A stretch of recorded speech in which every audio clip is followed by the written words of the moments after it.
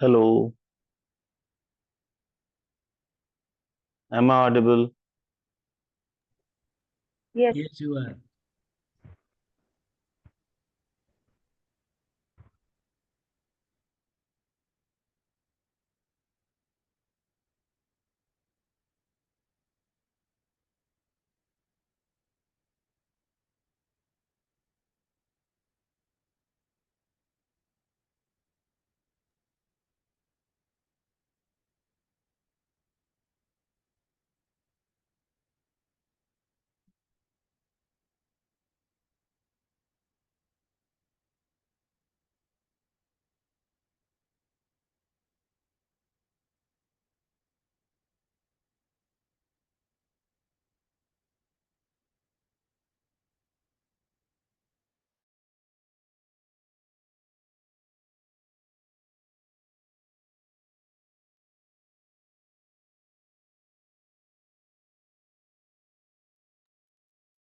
Am I audible?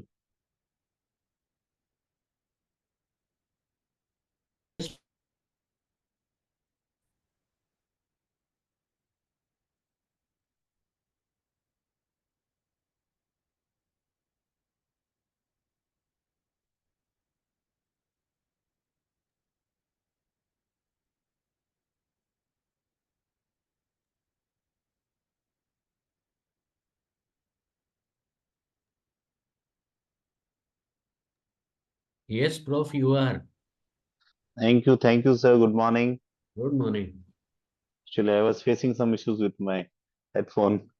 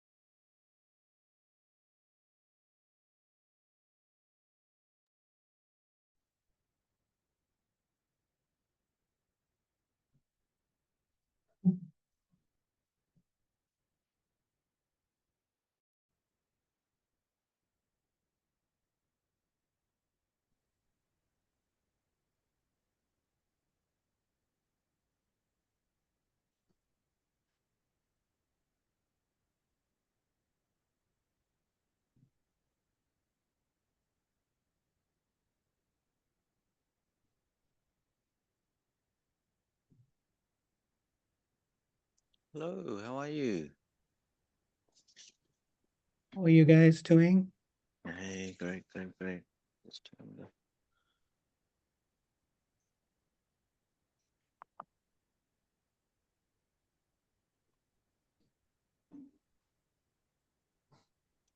Hey, Said, how are you? All right? Well, Fine, thank you. Dr. Kimchi, how are you doing? very good. Thank you. Very How's good. Dr. Vijay, how are you doing? And the rest of the team, how are you guys doing? Good? Shall we start, Martha? Yes, just doing my final checking. Can you hear me all right? Yes. Great.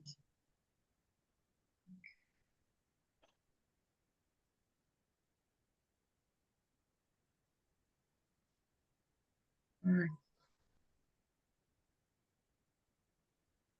Well, good morning, everyone.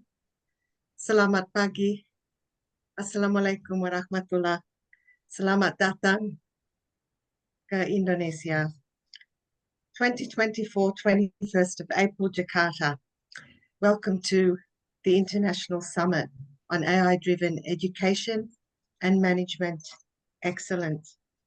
My name is Marta Hendra, and as you've probably gathered, yes, I do speak Bahasa Indonesia. I'll consider that as a plus in my role as moderator. I'm privileged and honored to be given this opportunity. And without further ado, let us start with the national anthem of Indonesia.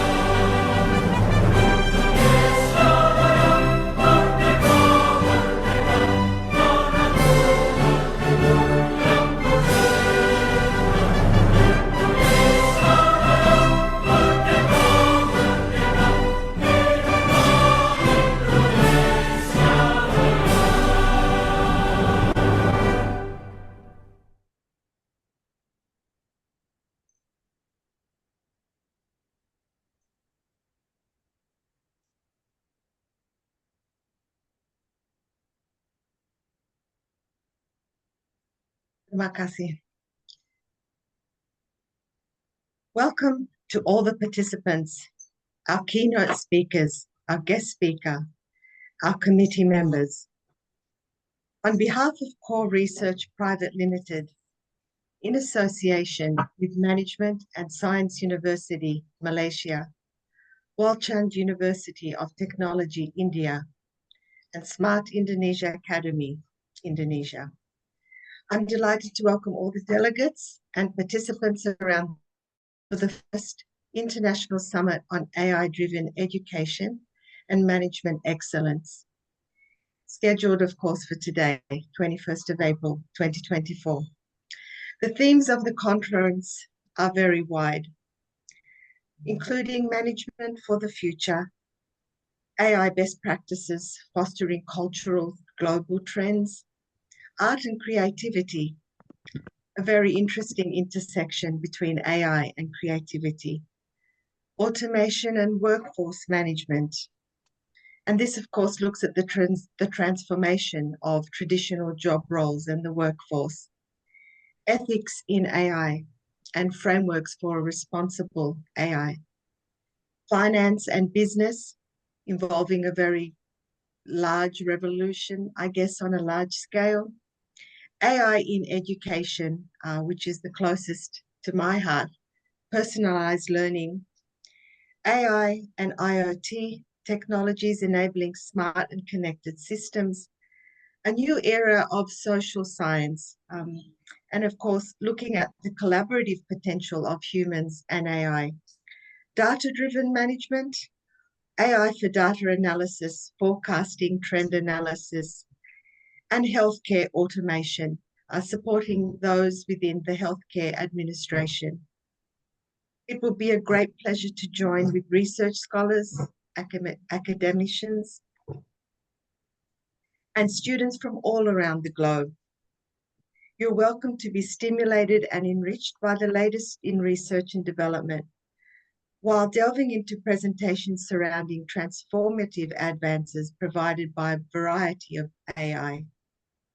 I'd like to congratulate the committee members, the coordinators of CRPL, and all the people involved for their efforts in organizing the effort and successfully considering and conducting the international conference, and wish all the delegates and participants very well. I'd also like to thank the academic partner of the conference and facilitate them, Management and Science University Malaysia, Walchand Institute of Technology, and Smart Indonesia Academy, Indonesia. I'd now like to invite Mr. Darshan Surya Sahu, Chief Scientific Officer of Core Research, to provide us with his introductory speech. Thank you. Thank you, Martha. Dear esteemed guest, speaker, and participants, it is with great pleasure and excitement that I extend a warm welcome to each and every one of you to the International Summit on AI-Driven Education and Management Excellence. As we gather here today, we embark on a journey of exploration, collaboration, and innovation in the realm of artificial intelligence, education, and management practices. In our rapid evolving world, AI has emerged as a transformative force with the potential to revolutionize industries, reshape economies, and redefine the way we live in and work.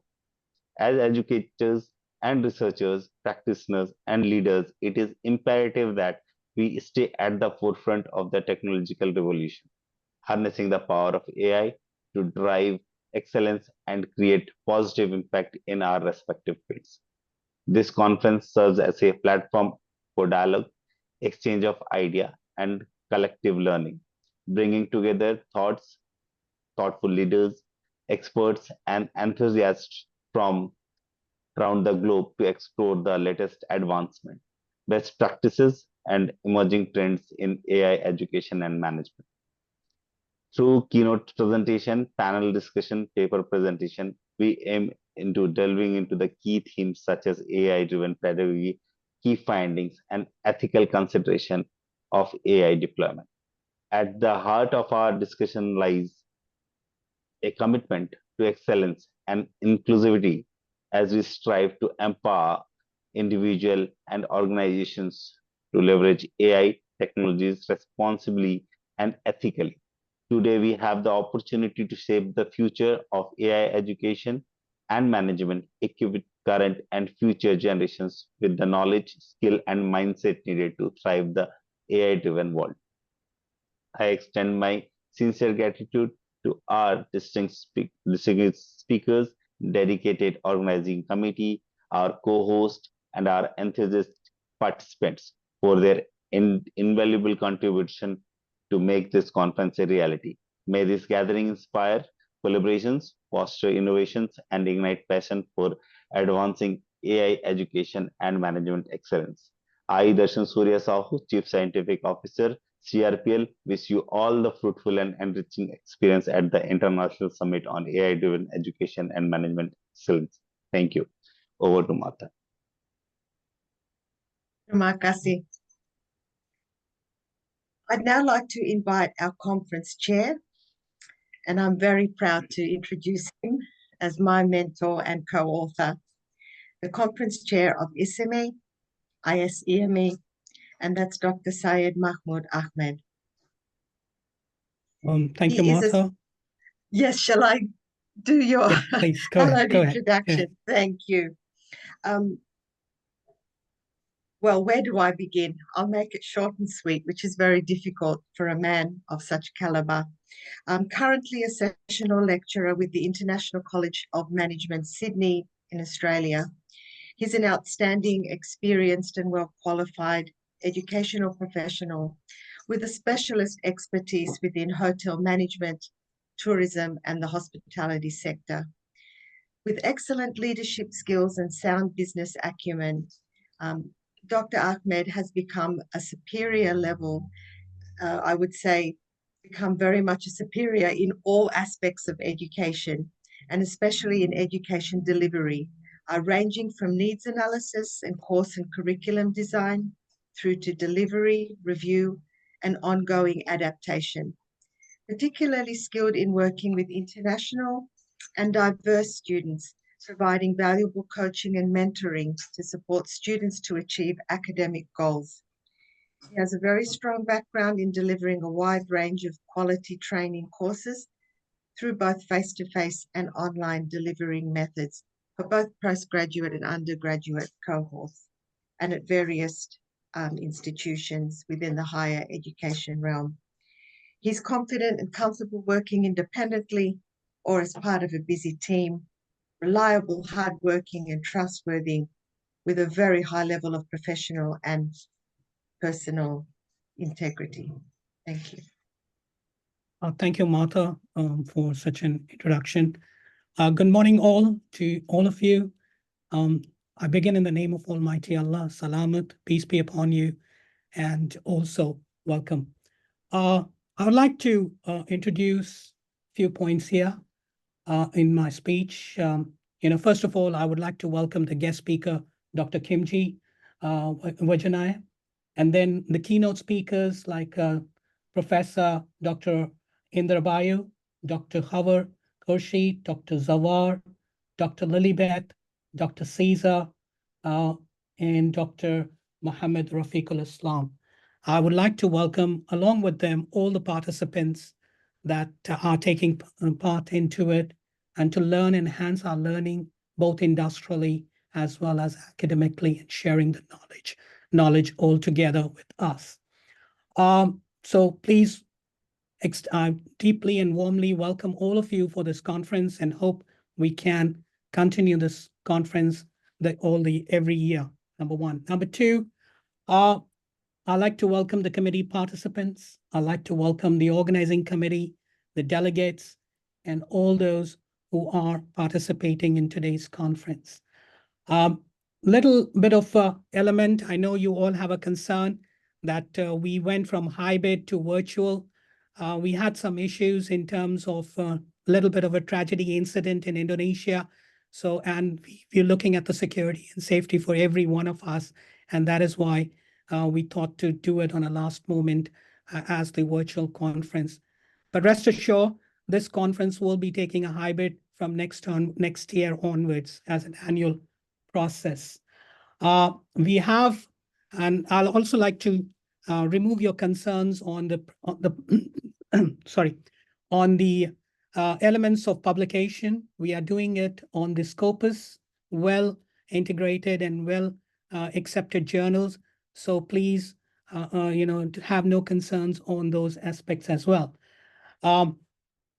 We are going to talk about proceeding in journals, as I've told you, and you can contact us, whichever journal would you like to present or submit your assessment abstract or your full paper, and we will abide by it, hopefully, and inshallah. We follow a very review process by organizers in order to submit and review the report to various universities that can request us through emails and stuff like that. We will continue the series of ISEME, like I already mentioned, next year and so on and so forth. So I'm looking forward for more people to grow in the society as an academics, as an industrialist. Therefore, I welcome everybody again. Thank you for listening to me. Over to you, Martha.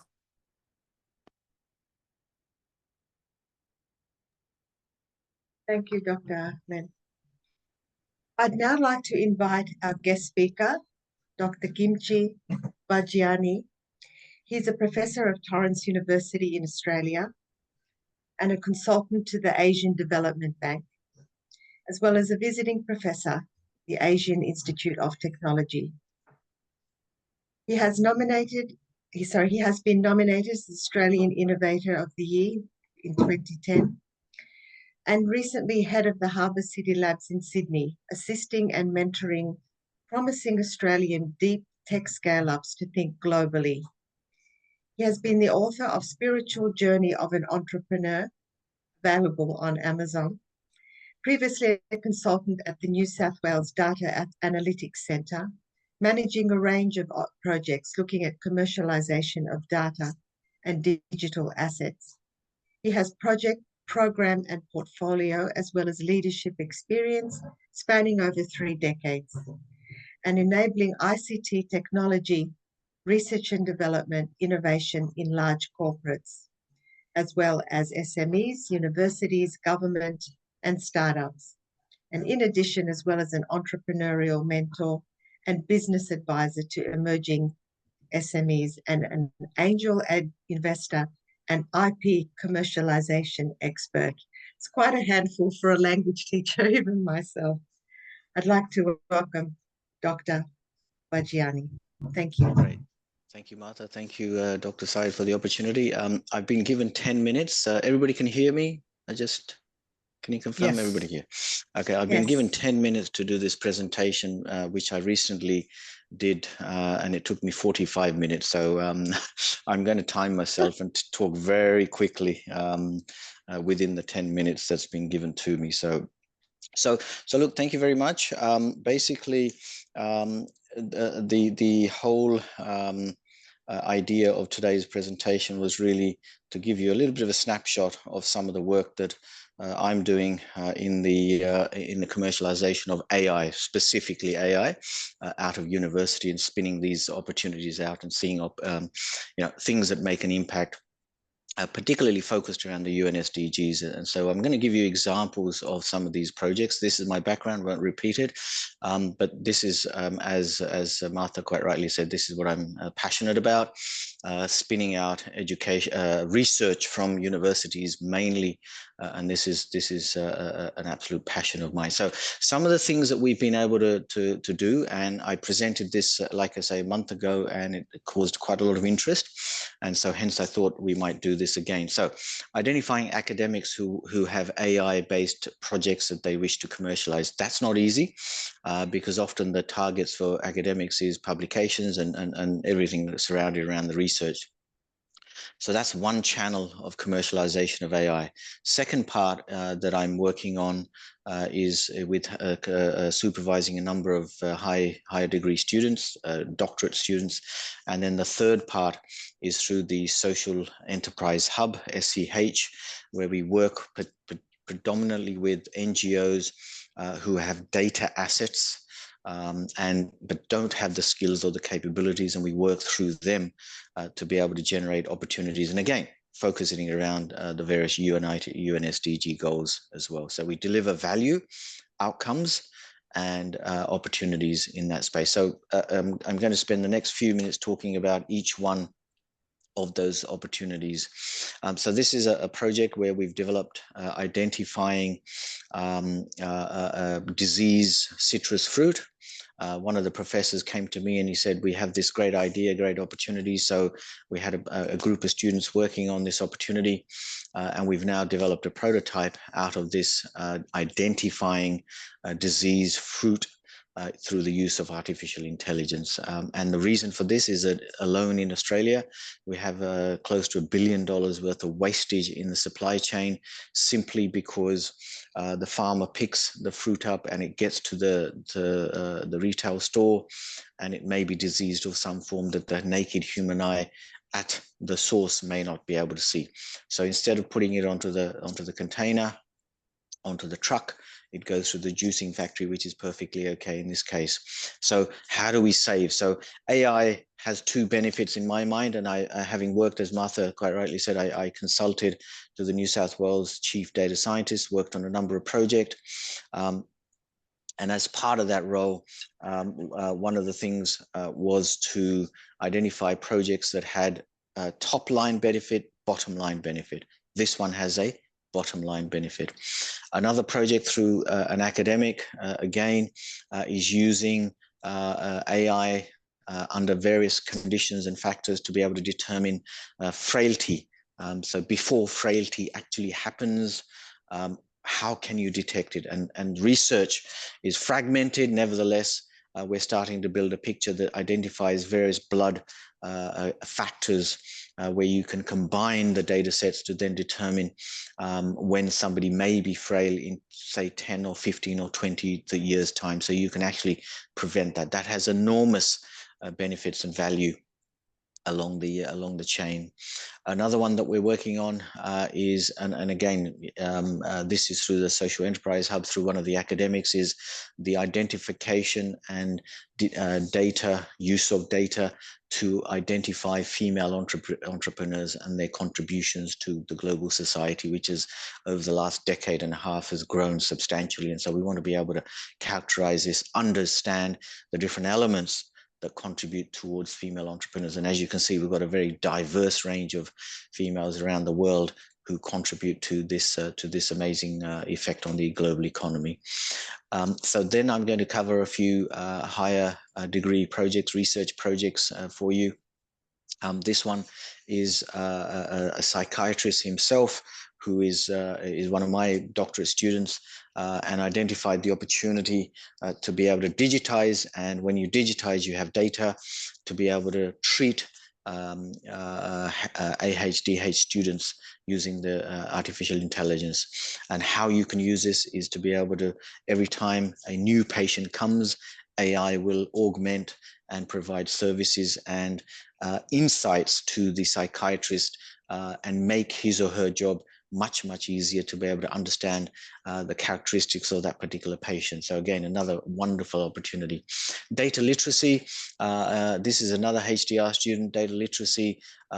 We've done some research, or the students done some research, and we found, particularly in Australia, and I would imagine most countries around the world, data literacy amongst a health fraternity is actually quite low.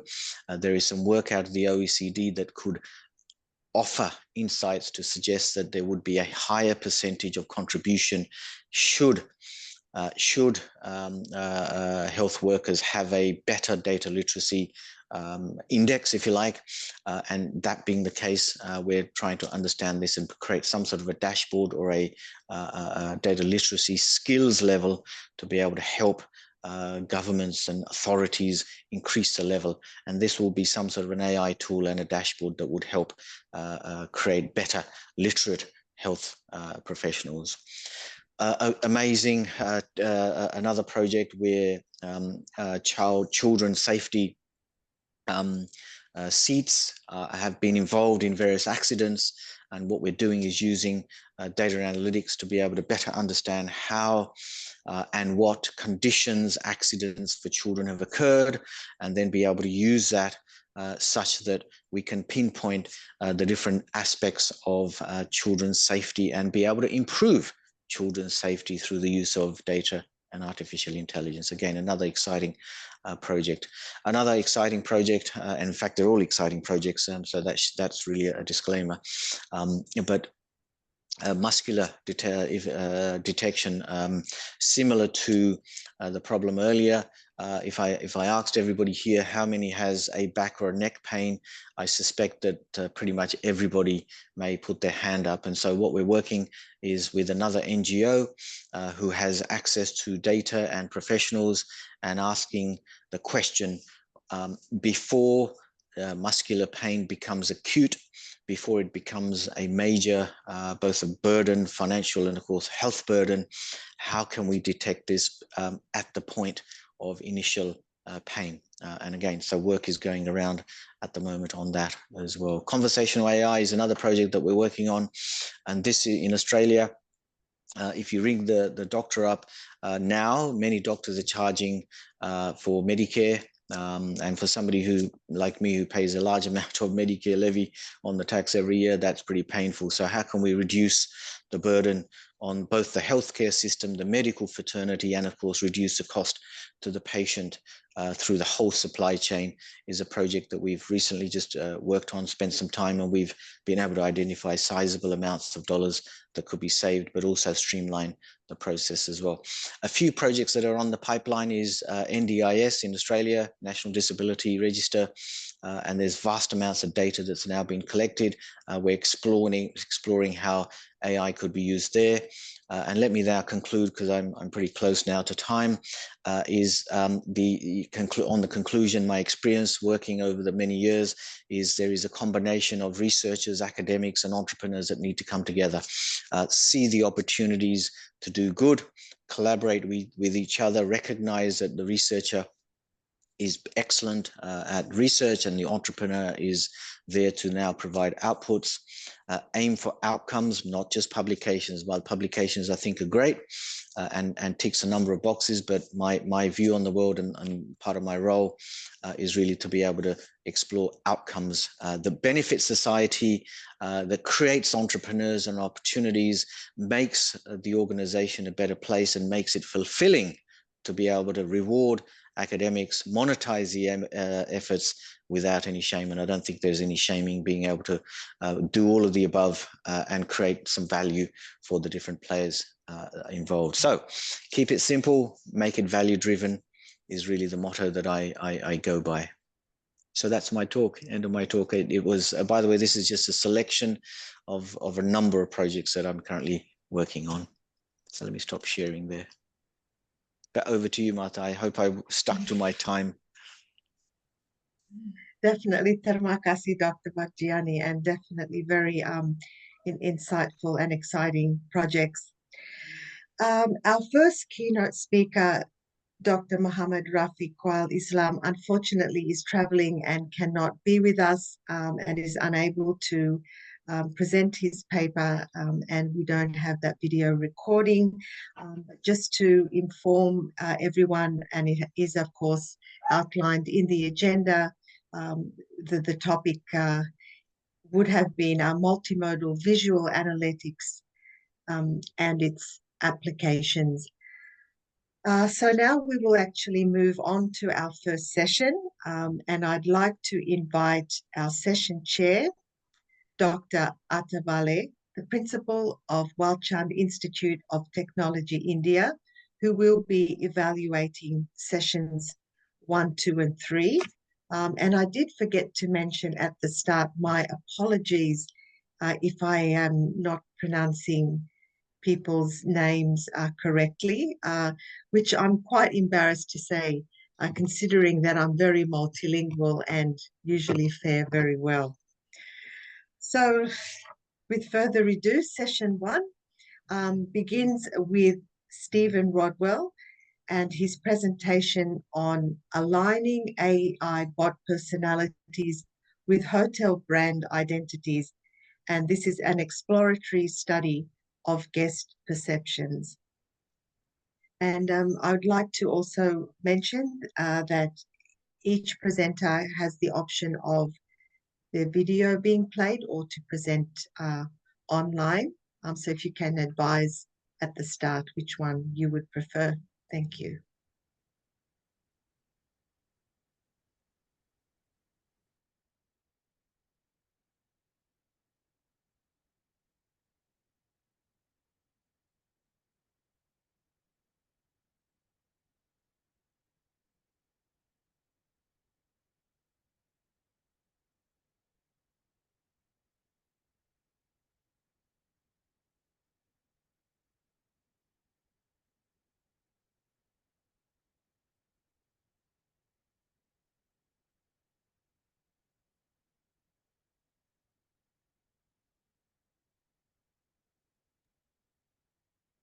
Ma'am, I'm Dr. Vijay. The first participant's name is not visible in the list of participants who are online.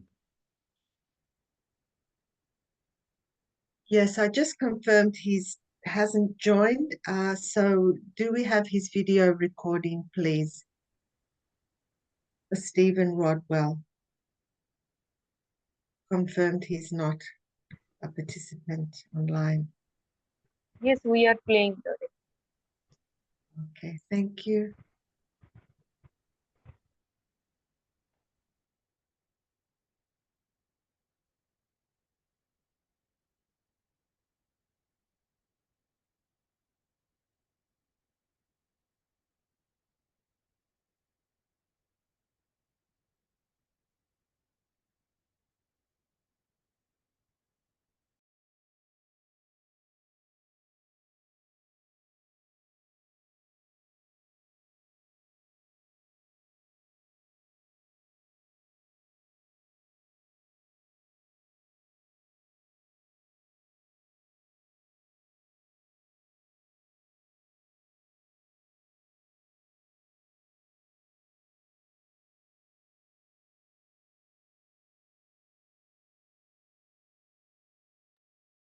Uh, Hello.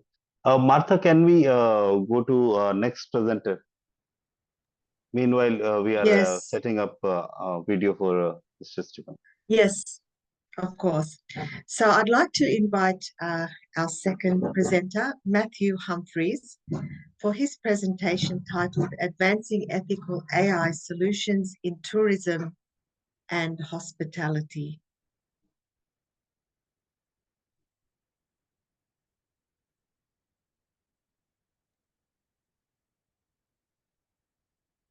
I don't think he's also there. No, so again, it would be a pre-recorded. Just double checking that we have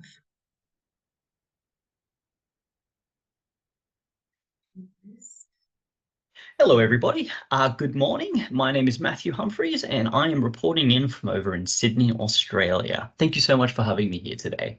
I'm here to talk to you about advancing ethical AI solutions in the tourism and hospitality sectors. Before I get started, once again, a very big thank you to the conveners of the ISEME conference for having me here today, as well as to my wonderful co-authors, Dr. Zawar Shah and Dr. Saeed Mahmood. Thank you very much.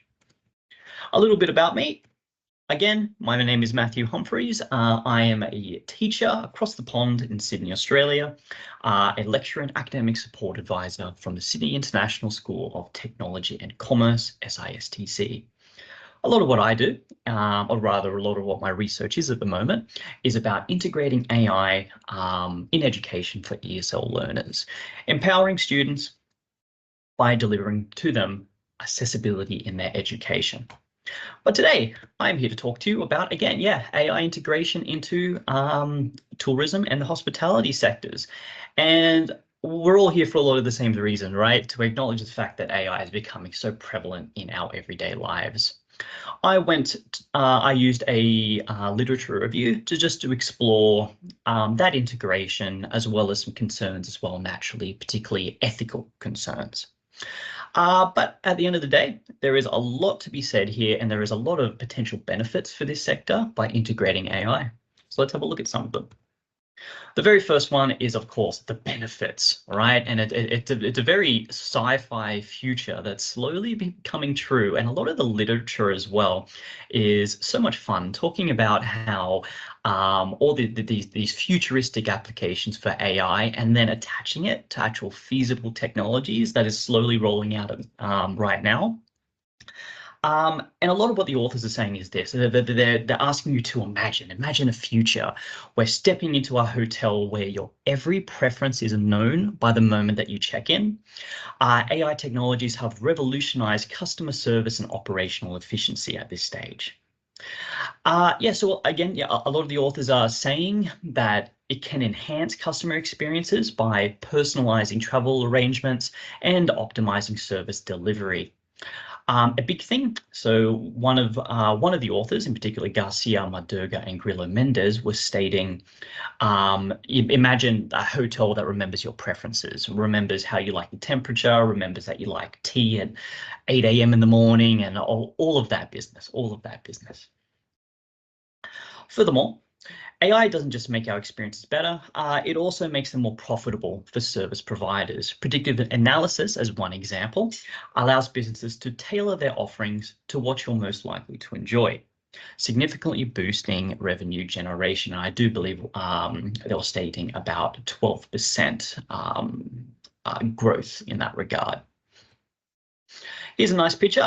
This is before the AI boom, but it certainly needs to be stated as, well, gimmicks are a huge selling point, aren't they? And Henna Hotel over in Japan here has one example of having these velociraptor robotics here. At this stage, certainly AI is a huge novelty. And I definitely see a lot of the synergy here with a lot of really fun experiences such as what we're seeing here. Now, it needs to be said that there are issues with what we see here in front of us right now, and I'm going to explore them very shortly, but not before talking about opportunities as they are right now.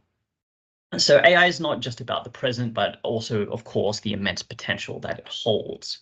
It enhances the quality of tourist experiences, bringing about an era of smart tourism, where every part of your journey is interconnected and intelligently managed, from airports all the way to hotels, and also taking one step further back as well to the actual planning of the experience. One author was particularly saying how AI could potentially monitor how you're going currently, and then could suggest that maybe you need a holiday. So I thought that was actually quite fun, actually sort of managing your lifestyle in a certain sense and say, hey, now's time to go over to Jakarta and have a holiday. So yes, it redefines entertainment and introduces novel experiences, as I just mentioned earlier. Robotics was a really big thing for this research. Robotic assistants and virtual reality tours really are just the beginning. These technologies offer both fun and functionality, transforming traditional tourism into interactive and a thrilling adventure. I mean, you're checking in with velociraptors and robots. It's a novel and fun experience that is definitely to be said. But also, of course, a huge talking point still even to this day is the environmental impact, and it does present sustainable tourism in such a way, right? Being able to optimize resources, for example, reducing waste just across the board. As we know, waste is such a huge issue. So knowing precisely what each person needs, yeah, sounds pretty good. We do definitely want to be integrating AI, but also making sure that we're being sustainable as we do so. All right, but it's not all just a bed of roses, as I'm sure you know, and every coin does indeed have two sides. The integration of AI does present significant challenges. Job displacement is one that appears in the literature quite a bit, as well as, of course, the aversion that some people might have with jobs being taken away. One article was particularly talking about how people do not view these really menial jobs like window cleaners and tending to the gardens as something particularly threatening. But as soon as we start using, rather proposing that we use AI for other really more human tasks, such as babysitting, for example, people tend to be a little bit more adverse towards that, fearing that the loss of human touch really does define hospitality. But yes, technical issues do need to be said. Some of these robot hotels have actually started cutting back on the robotics that they're using. Why? Because maintenance costs are so big, and there's so many unintended issues that pop up with using emerging technologies such as these. Most critically, perhaps, is also the data collection. It introduces privacy, but also security concerns. We must ask ourselves, how much personal information are we willing to trade for convenience? And that is an issue that keeps popping up in the literature, and provides a nice little segue to the ethical considerations, which really is quite huge. Ethics lie in the heart of AI integration. There is one story that Belk, the author Belk, in his 2021 article notes about his experience, rather their experience, going through an airport in China, a Yinchuan airport. And as they approached the gates, the cameras, the CCTV, knew who this individual was and provided information accordingly. As convenient as that was, the author couldn't help but feel like there was something that just was not right in that action occurring. So how exactly do we navigate these waters without infringing on individual rights? Data security and protection are paramount as we entrust AI with our most sensitive information. We must strive for transparency in AI usage and ensure accountability to maintain public trust. This is something also popping up in AI in education as well. Transparency is huge with the application of AI. So yeah, it is essential to design AI systems to avoid biases and promote fairness to all users. I do recall one article also stating, of course, that there are instances where AI have presented ethical concerns by the way of discrimination. In this particular case, favoring one particular group of people over another in regards to healthcare, just based off how they appear through scans and photographs. So in conclusion, AI in tourism and hospitality is a burgeoning field laden with promises as well as pitfalls. As we do chart this uncharted territory, let us embrace the opportunities while also diligently addressing the challenges as well, the ethical dilemmas. Together, we can forge a path that enhances both the efficiency of our services and the richness of all our human experiences. Thank you again, everybody. It's been an absolute pleasure. Thank you. Oh, and of course, here are my references. Have a lovely day.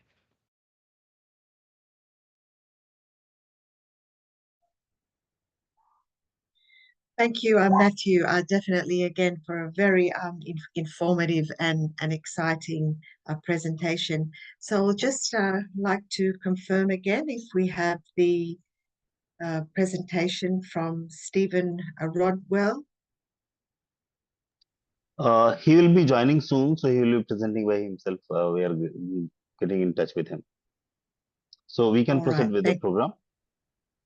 Thank you so much. All right.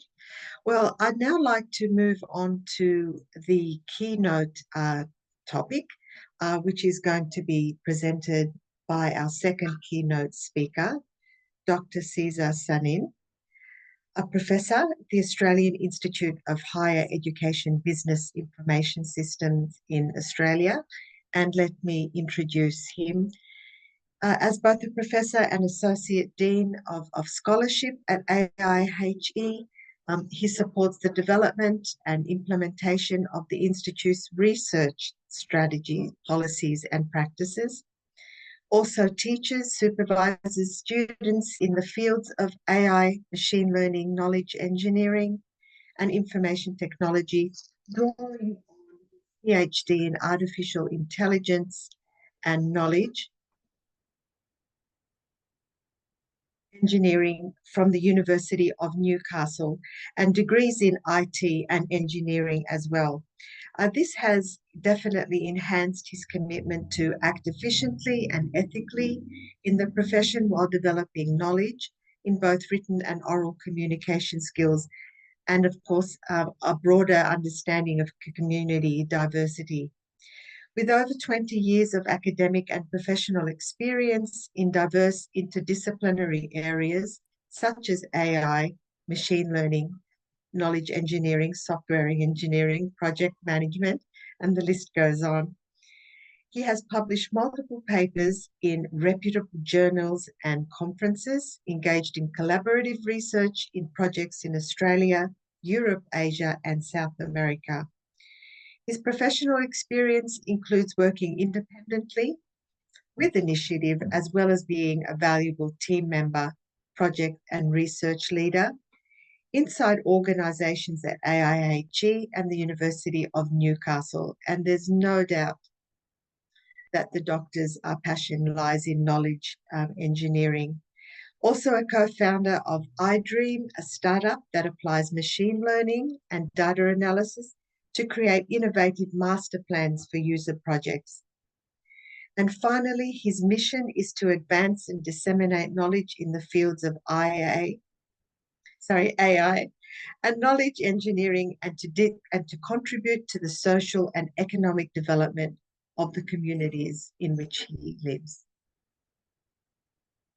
Thank you so much. And now we will have the keynote topic.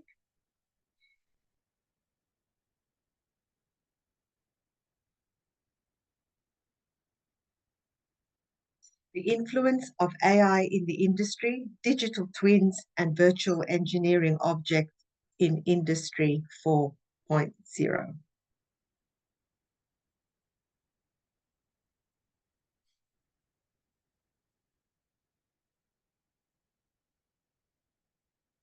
So Dr. Sazar, when you are ready.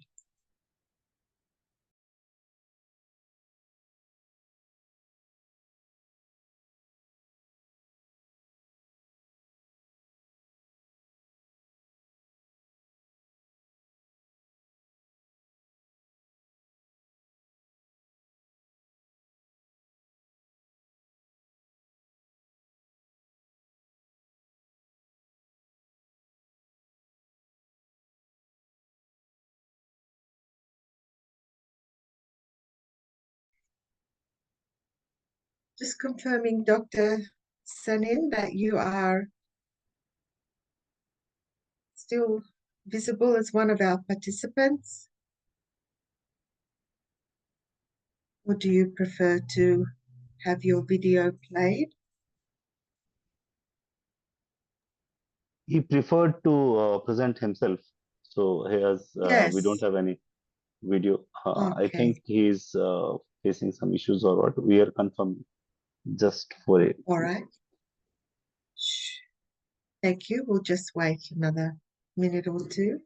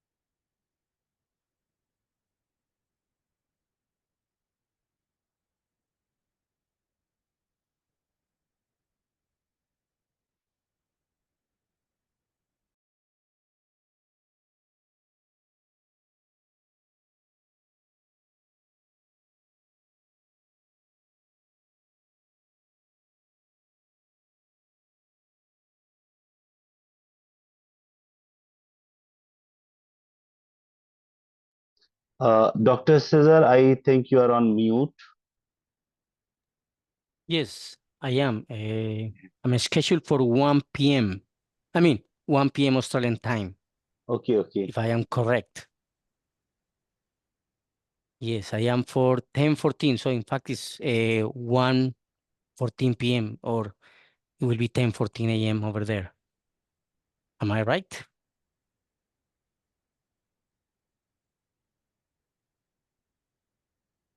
But if you are ready, we can go ahead. Actually, we have skipped one presentation, one or two Yes. presentations. So if you are okay with it, then we I'm all can. right.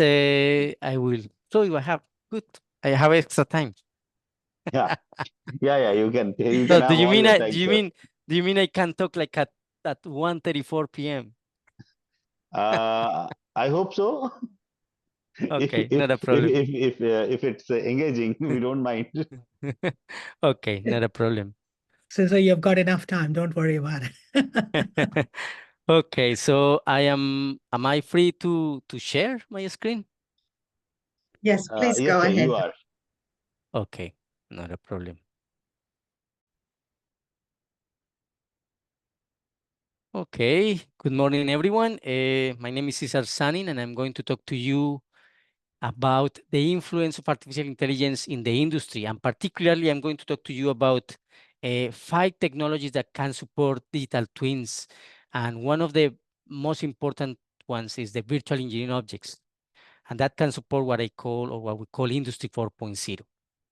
Okay, so that is part, or what I'm going to present is part of my work with the University of Newcastle here in Australia and the Australian Institute of Higher Education.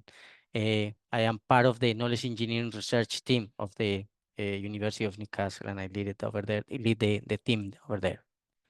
So the content, what I'm going to present is a little bit about the discussion about what is happening with the industry, then a little bit of background of the and challenges of that industry, and then I'm going to present 5 technologies: the set of experience knowledge structure, the decisional DNA, and then the virtual engineering object, virtual engineering process, and virtual engineering factory. I'm going to present, if time is allowed, a short example of an implementation with these technologies, and then I'm going to conclude. And at the end, I can answer some questions if there are.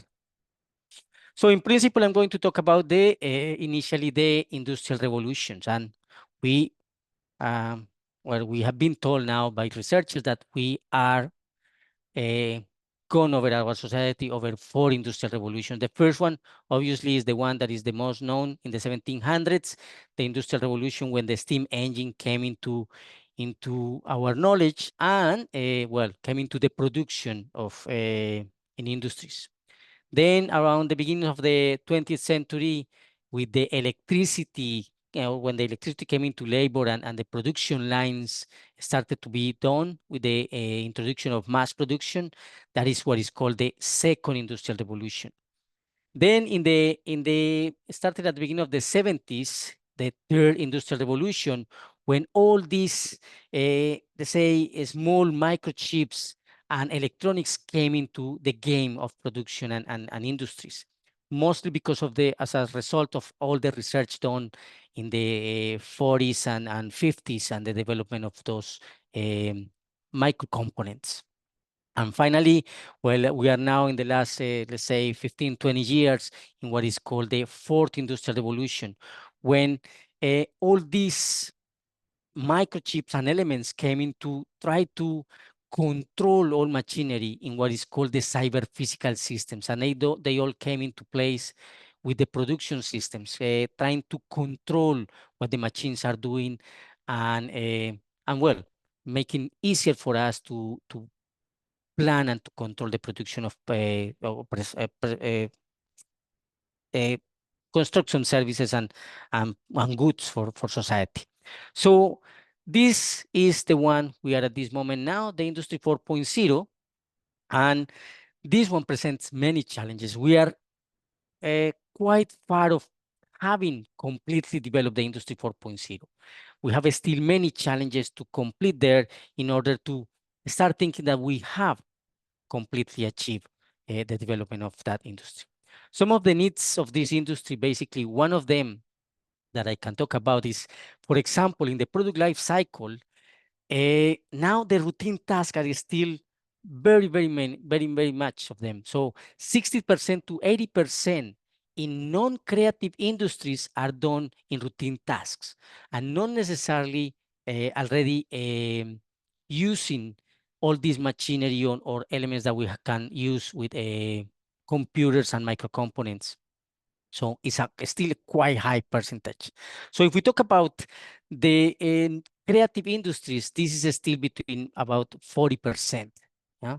Now, if we talk about the designer's time, well, a designer's time dedicate about 20% of the time just to search information, gather information, but it still is not automatized. So they spend a lot of time on that. Definitely those processes are all affecting what is the innovation that we produce in our society. And the amount of information and how automatic is the possibility to gather the information affects innovation. So we are in a world then where all this is still in developing, and therefore is evolving. Information knowledge is created on an everyday basis, and our environment is changing continuously.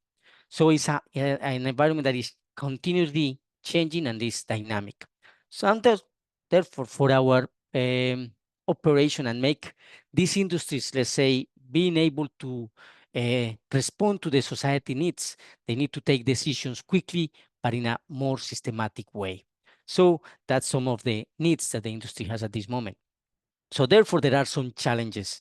And in particular, I'm going to present the challenges that are related to the area I'm going to present. First, we know that the technology is constantly changing. So on everyday basis, there are new models, new frameworks, new software applications, new ways to do things with the technology. And information and knowledge is not easy available. They come in different non-structured forms. They come from different machines that they cannot talk each other, not different let's say, applications, and they cannot communicate and they cannot share information. So it's not easily available. They are not compatible. And still, many of them are not captured in real time. So those are definitely challenges that we have to respond to. Respond to the constantly changing industries, technologies, not easy available, not compatible, and not on real time. So we consider that knowledge and information at this moment is not represented in a way that we can be or we can be sharing around. We can easily present to other or share among machines with people, with humans, and that's something that is still a challenge for the industry. So from the point of views of industry, they are looking at three elements. One, the manufacturing systems. Two, the machines. Three, the objects. And they are looking for optimization of the systems in terms of the manufacturing systems, optimization of the machines, and optimization of the assets. And how is that achieved? Well, basically by three things. We need more intelligent systems. So in that way, we talk about artificial intelligence and many technologies related to it. We need intelligent objects, and that comes with digital twins. We need the object to be represented in a digital world, and we need intelligent decisions. All those systems supporting and making easier decisions, quicker decisions, or supporting the humans who are the ones taking the decisions. So that's in terms of the challenge that we have to respond. Now, so for that purpose, or for responding to those challenges, we need to talk about technologies that support those ones. So I'm going to present first these two. These two are the artificial intelligence. Nowadays, everyone is talking about it. When the large language models were released, so everyone is now talking about artificial intelligence, and it's at the hands of everyone around the world. So artificial intelligence is the capability of a computer system to mimic human cognitive functions and, in principle, responding to two things: learning and problem solving, trying to mimic those two principal functions. But there is a tier one that is even more important. So the processes of artificial intelligence involve learning, acquiring information in a way that the machine is able to support some reasoning. And those reasoning involves the rules associated to the knowledge or the information gathered in order to, let's say, suggest, recommend some conclusions out of that. But the third one is more important, is the self-correction, and is related to a concept that was delivered or released in the 1960s, is the autopoiesis. So it's a way for the system to be able to self-control, self-correct, and self-determine certain things. And this one is coming nowadays or becoming more important. So that's why we can say that artificial intelligence is, even though we have quite advanced, we are still lacking in some elements of reaching what we were thinking or what we think artificial intelligence should be. Now, the other technologies that I'm talking in this at this moment is machine learning and knowledge engineering. These two technologies are subsets of artificial intelligence.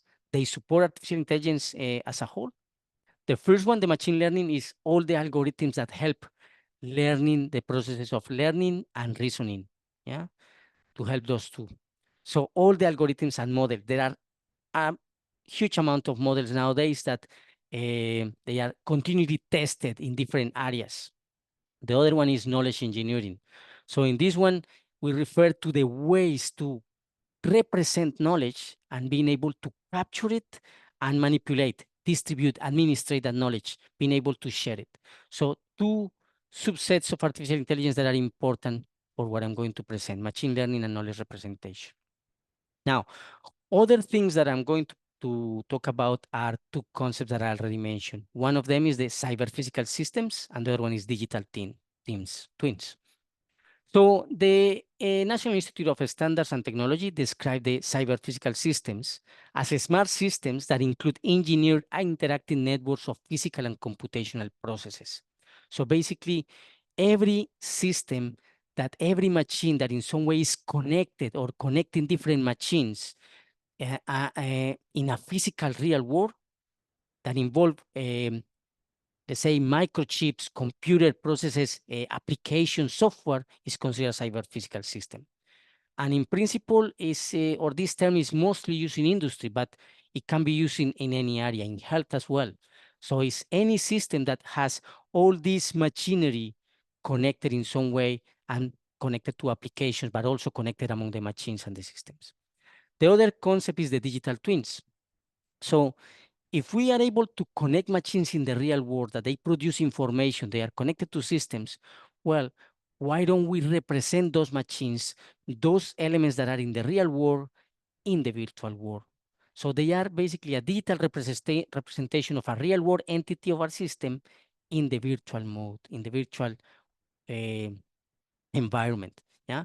Now they can be either representing a machine, a product, a process, or a service.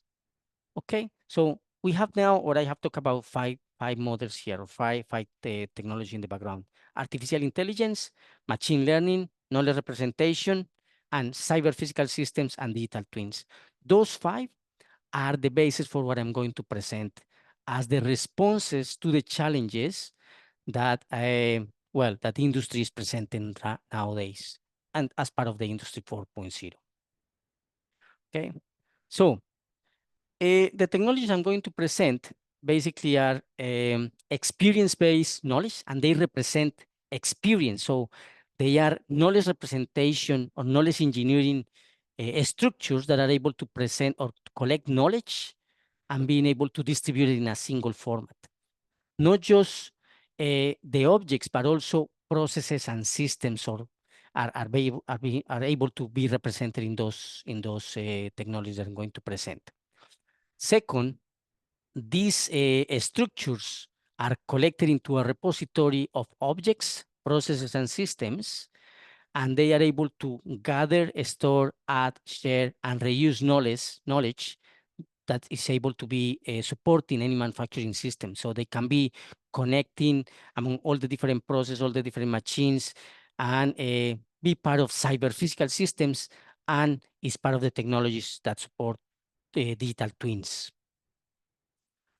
So the first two technologies are the set of experience knowledge structure, and the second one is the decisional DNA. I'm presenting these two together because they are developed together, and we'll see it in a moment.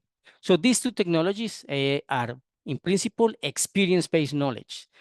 They are made to collect what is called a formal decision event. What do we call a formal decision event? So whenever a machine or a human, an expert, is taking a decision, or a system, an application is taking a decision that can be repeated over time. That's what we call a formal decision event, a decision that can be repeated or replicated. That decision is stored as an experience. It takes a picture of that decision and is stored. Now, it works on everyday basis, on day-to-day operation. When it stores every decision on day-to-day operations, it creates a big repository of decisions that can be replicated and can be the basis for artificial intelligence and machine learning models. Now, that knowledge structure is able to store and maintain, as I said, experiential knowledge, the day-to-day decisions. It's multi-domain knowledge structure because you can use it in different areas. We have been implementing these technologies in the areas of health, business, banking, industry, TV, in many areas. Okay, so it's a multi-domain knowledge structure. It helps or supports quick and optimal decisions and solutions. So when we have all this repository of experience of decisions, we can use that with machine learning technologies to recommend more decisions in a quicker way. So it's a way to automate decisions by using such experience. And this experience is able to be modified over time. So it's dynamic. There are new experiences coming on everyday basis. So we can even modify the previous experience with new experience, and it's shareable among different technologies that obviously use the same structures. Okay, so I'm going to try to explain it with this graphic. So the first one is what we call the set of experience knowledge structure.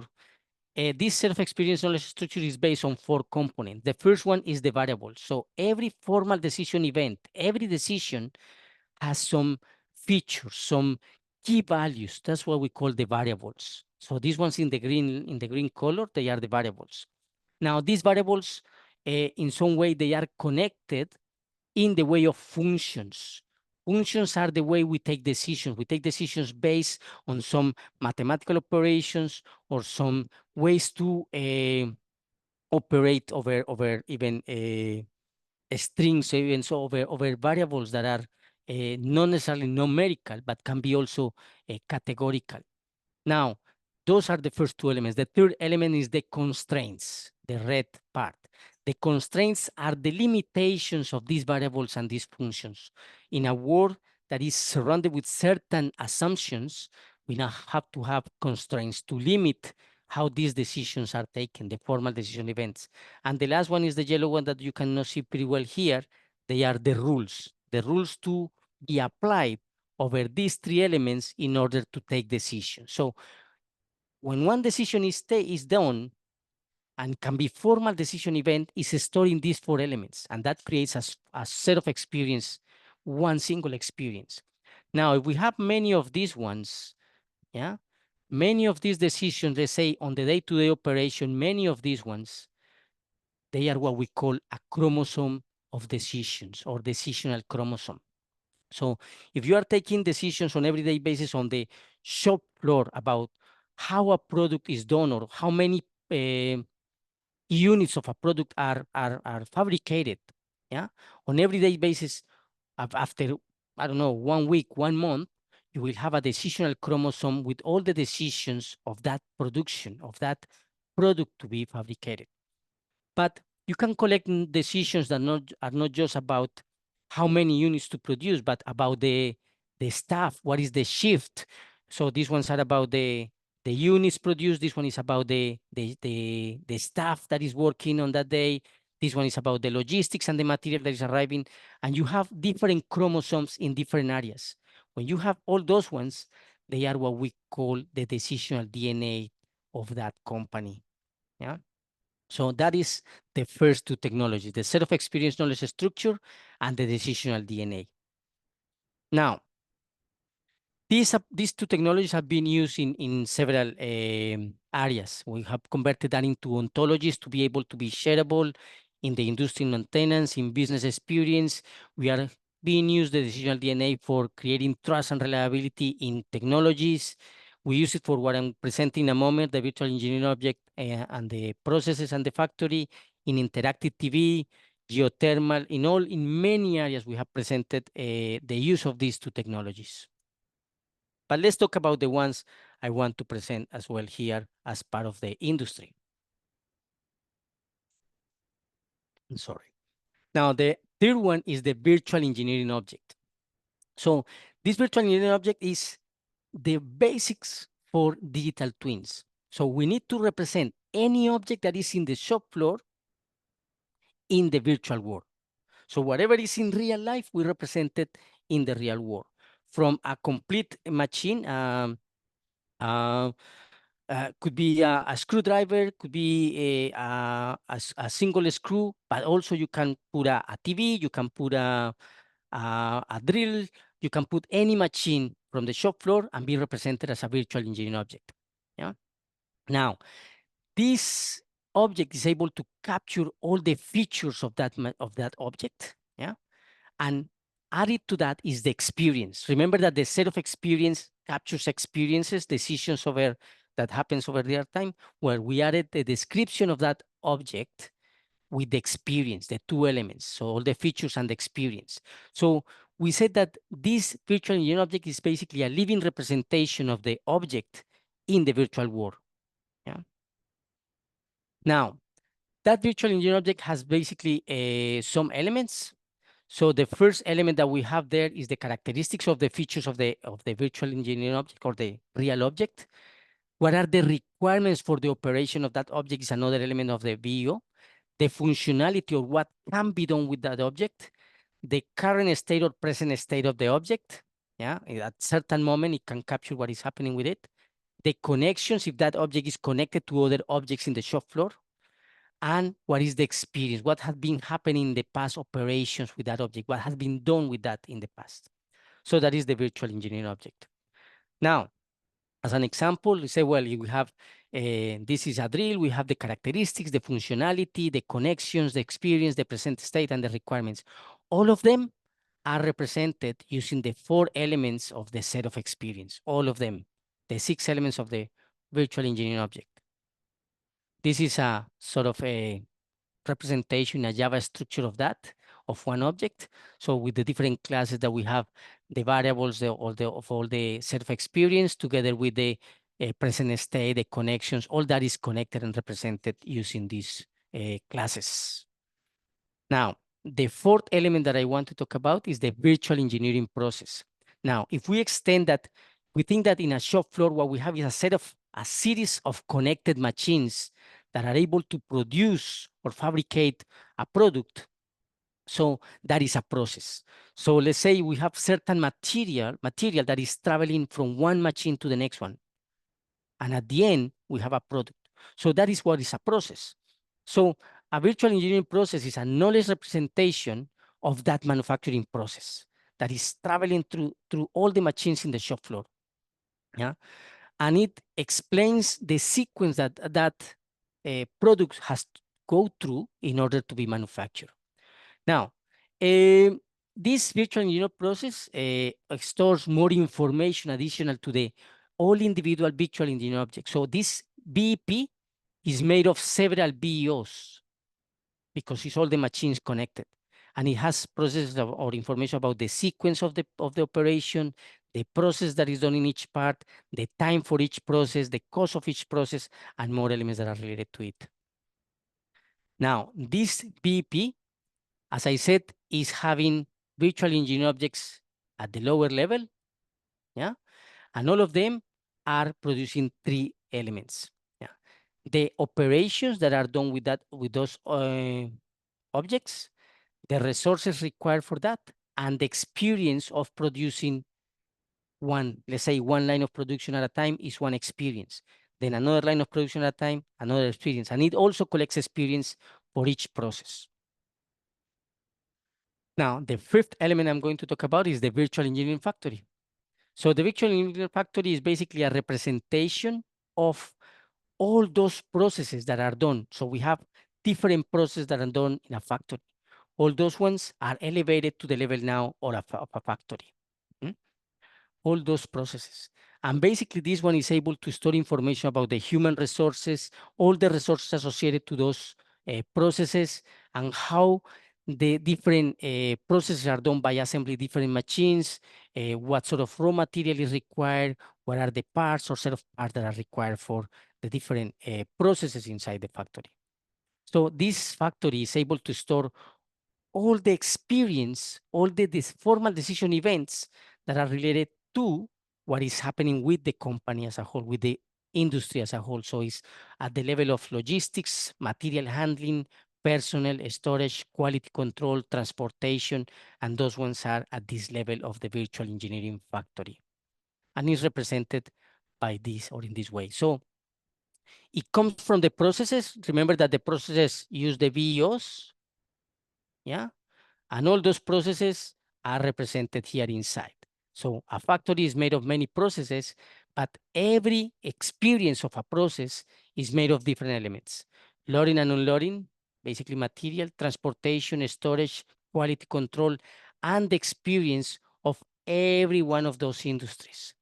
So these 3 elements that I presented here, as I said, the virtual engineering object, the virtual engineering process, and the virtual engineering factory are building up what is called a digital twin, not just for the objects itself, but growing to the level of processes and the level of factory, okay? And that is the idea, that we go from resources to processes to the factory, all those ones, managing different elements and growing in that way. So as an implementation that we have done in this case, well, basically we did a model that collect information from different machines. We use basically a unified architecture that collects all the set of experience and convert them into the different BEOs, BEP and BEF. So this is all the knowledge and experience.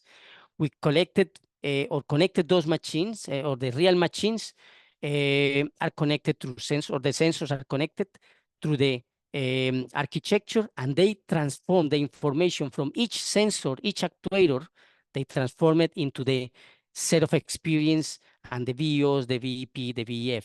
And that ones are transferred into what is our repository, the repository of knowledge and experience. Now, this repository obviously is connected to a database, and they are in a graphical user interface that allows us to present results to the user. Now, in principle, the model is not very complex. Has those three elements that are important: the real world, the sensors, the cyber physical system, the actuators, the knowledge and experience, the models and the structures that we have, and how to present or visualize that by the users. So in principle, in machine-to-machine communication, the unified architecture and the VO are there. In the cloud architecture, because this information comes to the cloud architecture from the unified architecture, we use Python to transform all that information into SOX, VO, VEP, VEF. Yeah. Now we use all the structures that I presented with artificial intelligence and machine learning in order to support some calculations, some decisions, some machine learning algorithms to support or to provide some with recommendations to the user. For visualization, we use Bokeh, which is a Python-based technology that transforms all the visualization that can be done in an algorithm to HTML. So it was done in a web-based system. And so in the real time, we have used all these three technologies, the OPC unified architecture, Python, and Bokeh, that collect all that, and then in real time, machines operating over there, and then here in the computer, we can immediately see what is happening, what sort of decisions are being taken and stored in the repository that provide information to us. So just flying a little bit through this is the implementation. We use Raspberry Pi to capture data. We stream the data using Bokeh. And this is a little bit of the process that we follow in order to see results. Yeah. So this was plotting information on real time from the sensors using Bokeh and presented what was happening with every sensor in real time in the computer. Then we use some machine learning models to capture and read the set of experience in real time also and check how was that going. Now, when the set of experience is captured, we can make queries. What would happen? What would be the best I don't know, the best number of a certain material, the better amount of certain material to produce certain amount of products? And it basically finds what is the most similar point for that production, and it will recommend, yeah? You will find the most similar set of experience based on what we require. Or we can calculate also what was happening with the status of the machinery, because we have all the features of the machine, what is happening within the experience, so we can calculate the health factor of the machines. And that was produced on real time as well. So there were lots of benefits in these models that we implemented. So there was interoperability, virtualization, real-time capability, and modularity. So with these ones, we reckon that we are responding to the challenges that I presented at the beginning. So we have a structure, unique structure that captures that information, is able to be in a single format that is able to be shared among different technologies, different machines, different applications. It's also on real time. Those were the main elements there. And well, this implementation, well, provide self-awareness to the product because it has experience, can see a little bit of what is happening with itself in terms of the health of the objects, for example. Yeah. It produces a virtual model of what is happening in real life in the physical world. And well, it helps production in terms of resources being managed more efficient. Yeah. In terms of virtualization, we have all the objects representing the virtual world. There are configurations for them, and we can know what is happening with those objects in the real life through our virtual objects. We can have objects or information in real time, and we can apply optimized decision-making models with the information that we are capturing and apply on real-time decisions of that. And then, well, we have also personalization and flexibility for each object. We can add new objects, we can subtract objects from the model, and that's why the model is dynamic, and we can talk about dynamic or modularity. We can say, okay, let's put this machine in this process, let's get rid of that machine in the process. And all those, let's say, experiences from those machines participating in certain process were captured. In conclusion, well, initially I presented, identify and discuss some critical factors and challenges in terms of industry, and in particular Industry 4.0. I presented a novel industry framework providing some ways to capture information in real time, and a structure that capture that experience and is shared. And well, at 3 different levels: at the level of an object, at the level of a process, and at the level of a factory. And well, I presented the video as a living representation of an object in the virtual world. And these knowledge representations are available for digital twins implementations.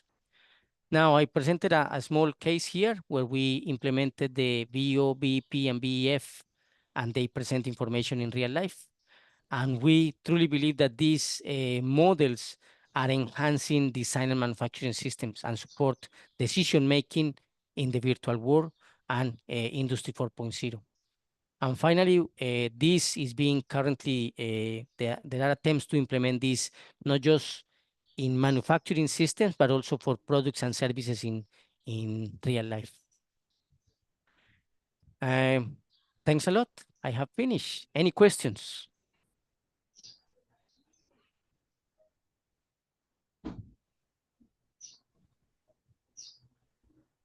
Oh, Thanking you, Dr. Sani. Thank I you so try much. not to take too much time, but I guess, well, I did it quickly. Thank you. A very thorough and very interesting presentation. Any questions from our participants? May I ask Dr. Sanin a quick question? Yes, please. Thank you so much, Dr. Sanin. That was beautiful regarding updating at least my knowledge, what's going on, specifically in terms of process optimization. If I'm correct, this is sort of process optimization for manufacturing, right?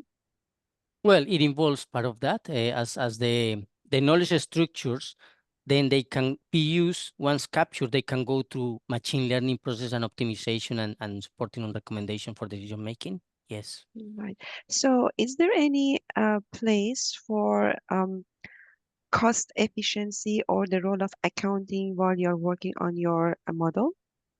Yes, yes. At the level of, let's say, machines or the object, where there are variables that are associated with the cost of the machine, cost for the machine operating itself. But then when you go to the process, it also has variables and features associated to, let's say, values of how the process is going, accumulating costs of that. And then when it goes to the factory, it's accumulating all those values that come from the object to the process and to the machine, adding the logistics of that one in order to manage costs.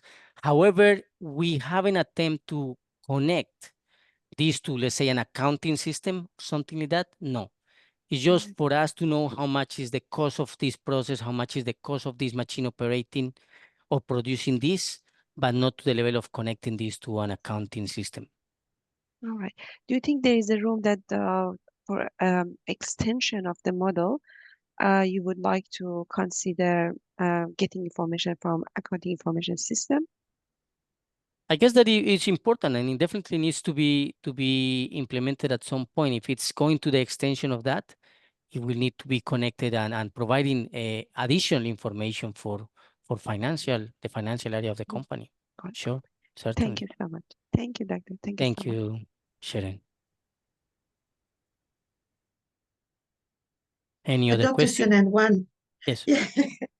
please. Kind of a question and also a comment. Your choice of word manipulate. How do you define, how do you see the word manipulate when it comes to information and knowledge and the technology? So I guess how AI will manipulate, that choice of word really fascinates me because I associate that very much with humans. You know, let me see. What you're asking is if that at some ways artificial intelligence manipulate information. That is what you Yes. mean. So Yes. let's say yes, it manipulates information. And when I say manipulates, it deal with information. So it collects the information, gather the information, and then manage it. But a little bit when the word manipulates with I don't know if I use it in the presentation, but if I use it, I didn't mean manipulate in the terms of trying to arrive to what I want to manipulate. For example, when you refer to manipulating a person or something like that. However, I think that artificial intelligence can, at some points, if it's in the wrong hands, can manipulate in those terms. That's why when we talk about self-correctness of artificial intelligence, we talk nowadays about what is called explainable artificial intelligence.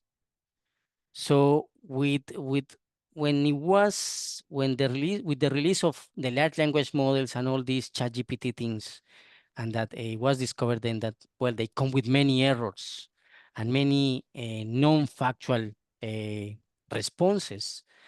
So came the idea that, well, we need explainable artificial intelligence as well to support that. So a way to identify where, when an artificial intelligence system is providing information, where is that coming from?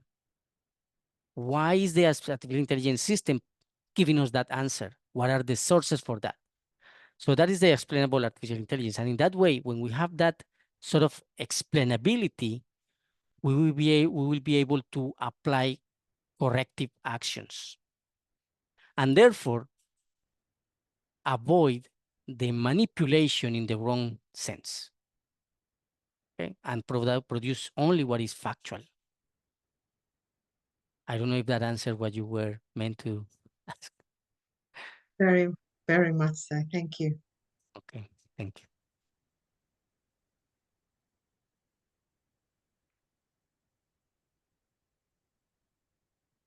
Any other question?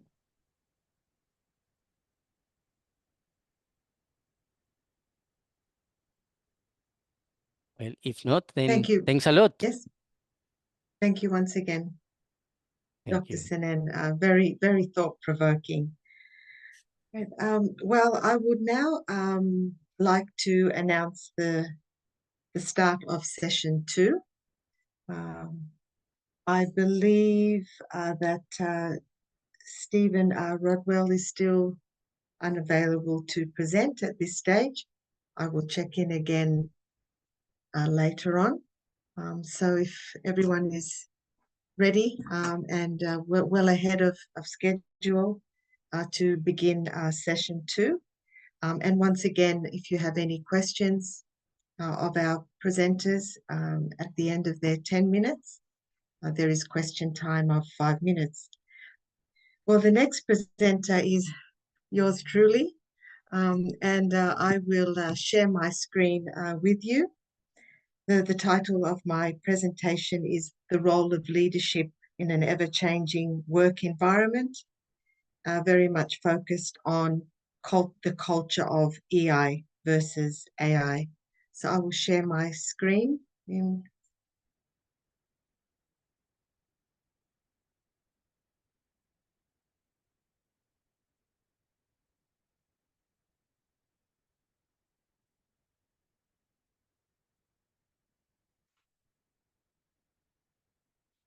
I've been teaching English and academic English through the ESL discipline for the past 35 years.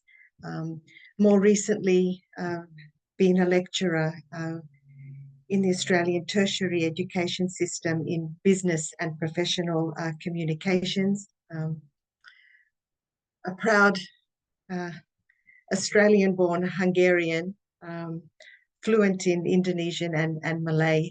My first degree being in Indonesian and Malay Asian studies, Southeast Asian politics.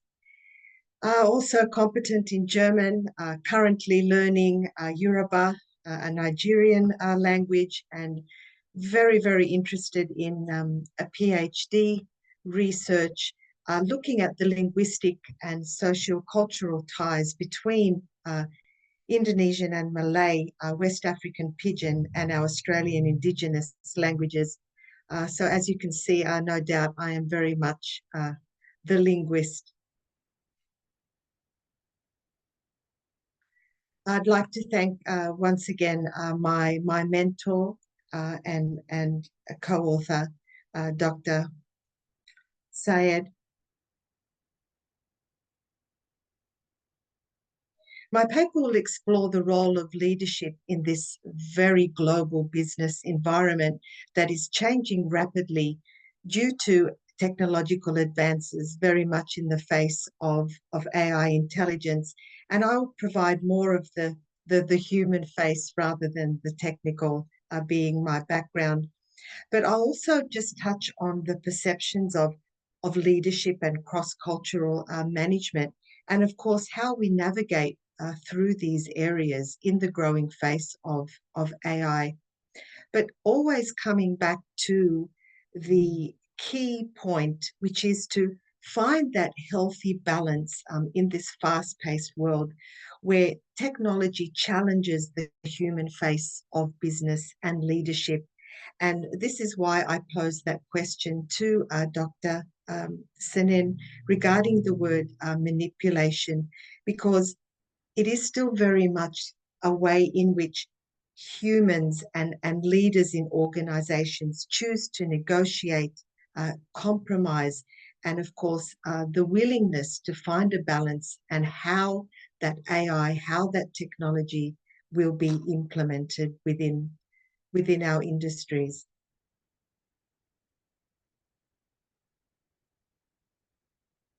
I posed these three questions and I'd like you to ponder them as I go through my presentation. How is managing and leading perceived among different cultures? And when it comes to the implementation of the technology that we are being faced with these days, because if managing is very much looking at the processes involved and of course deciding which systems to use, it is very much the leader who is going to decide how that information is delegated and what systems will be used. Also, will the technology continue to assist, or will there be more of an issue in regards to a hampering of the process of collaboration? Because as we move forward, we are continuously looking at how AI will assist. And of course, this will be moving across different cultures and different, even, landscape and religious and linguistic landscapes as well. And then, of course, the qualities and skills that are reflective of emotional intelligence and how this will be supported by AI. At the core of leadership and very much emotional intelligence is, of course, the honeymoon phase. And I think we're still very much in the honeymoon phase with AI. And no doubt in education within my discipline, the use of AI in a very,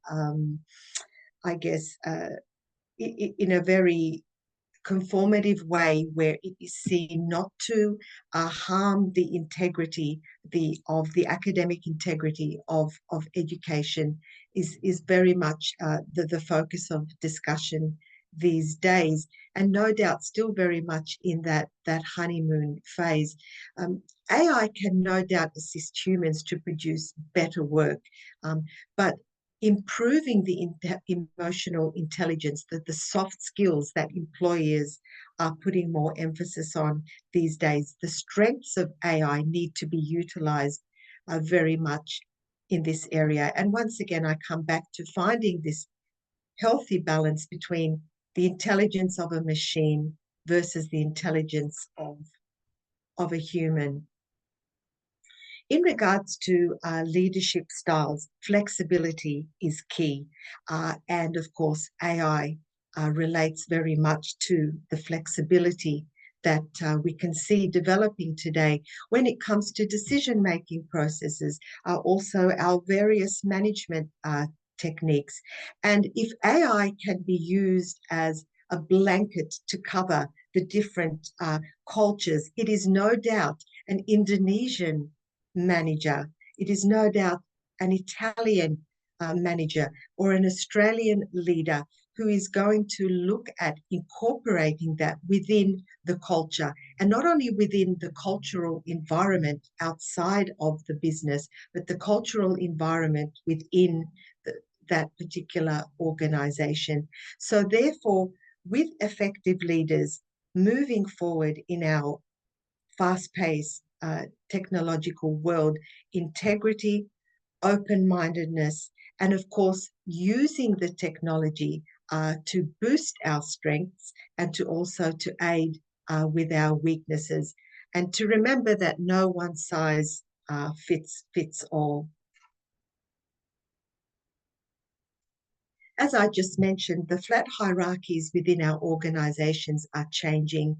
Our modern leaders are working through a process where they are inviting more and more up through the business organizational grapevine, more and more ideas coming from employees. It's no longer about exercising control, but rather about giving control.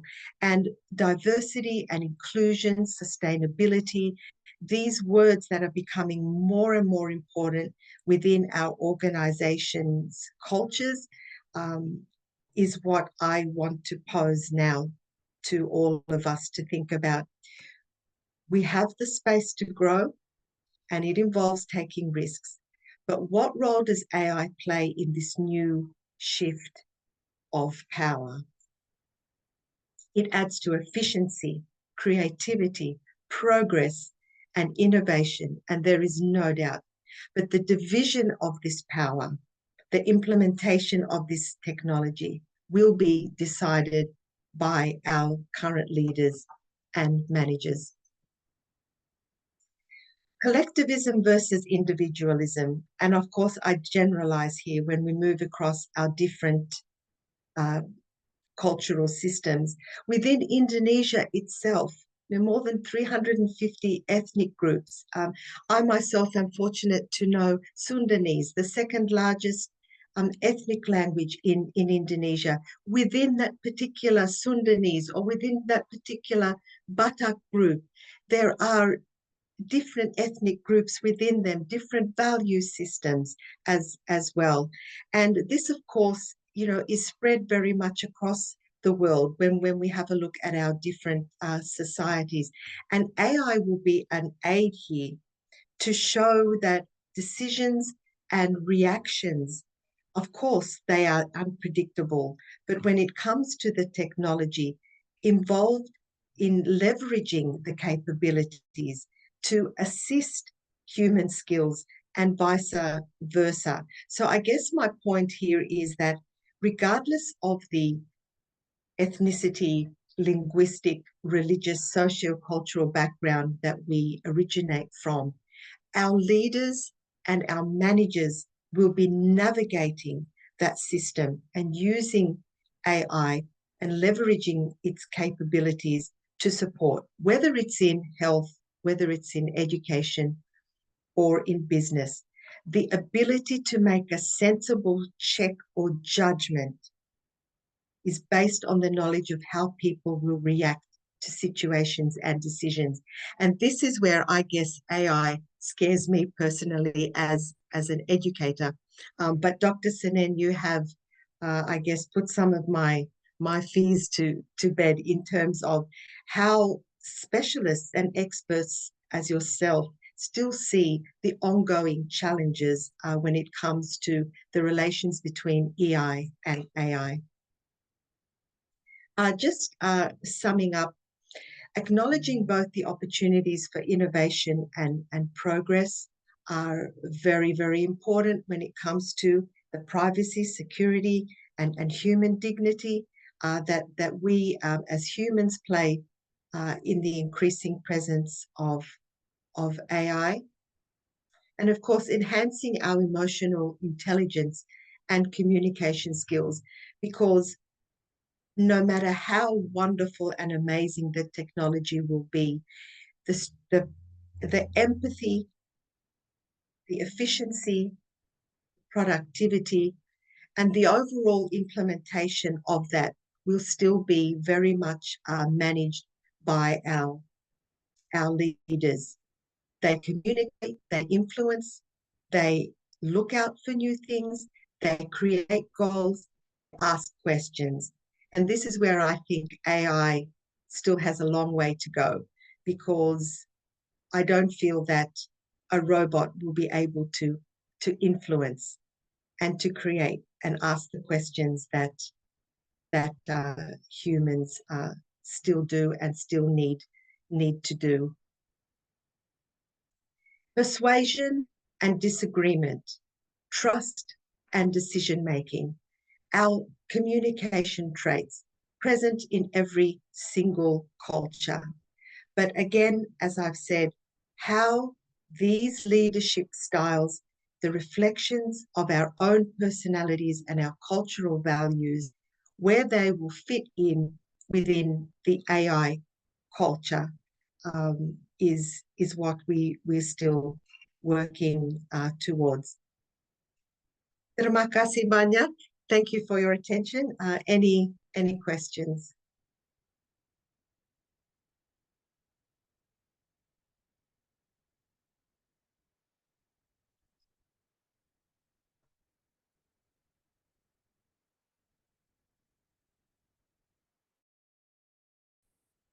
No questions. I'm not sure if that's a good or a bad thing. I hope I left everyone with some things to ponder and not necessarily confused. No, Martha, it was a nice presentation. Always human aspects. People like us who are from computer science background or background of engineering and all, they are always interested to know more, because that is an area which they have not been taught much during their when they got educated, or even when they pursue their research. It was a very nice presentation, thought-provoking. Thank you. Thank you. Thank you. All right, well, I'd now like to introduce Sharon Shafai, who happens to be one of my dear colleagues, and her presentation on the role of practical ethics governance in AI. Time to act, the question mark.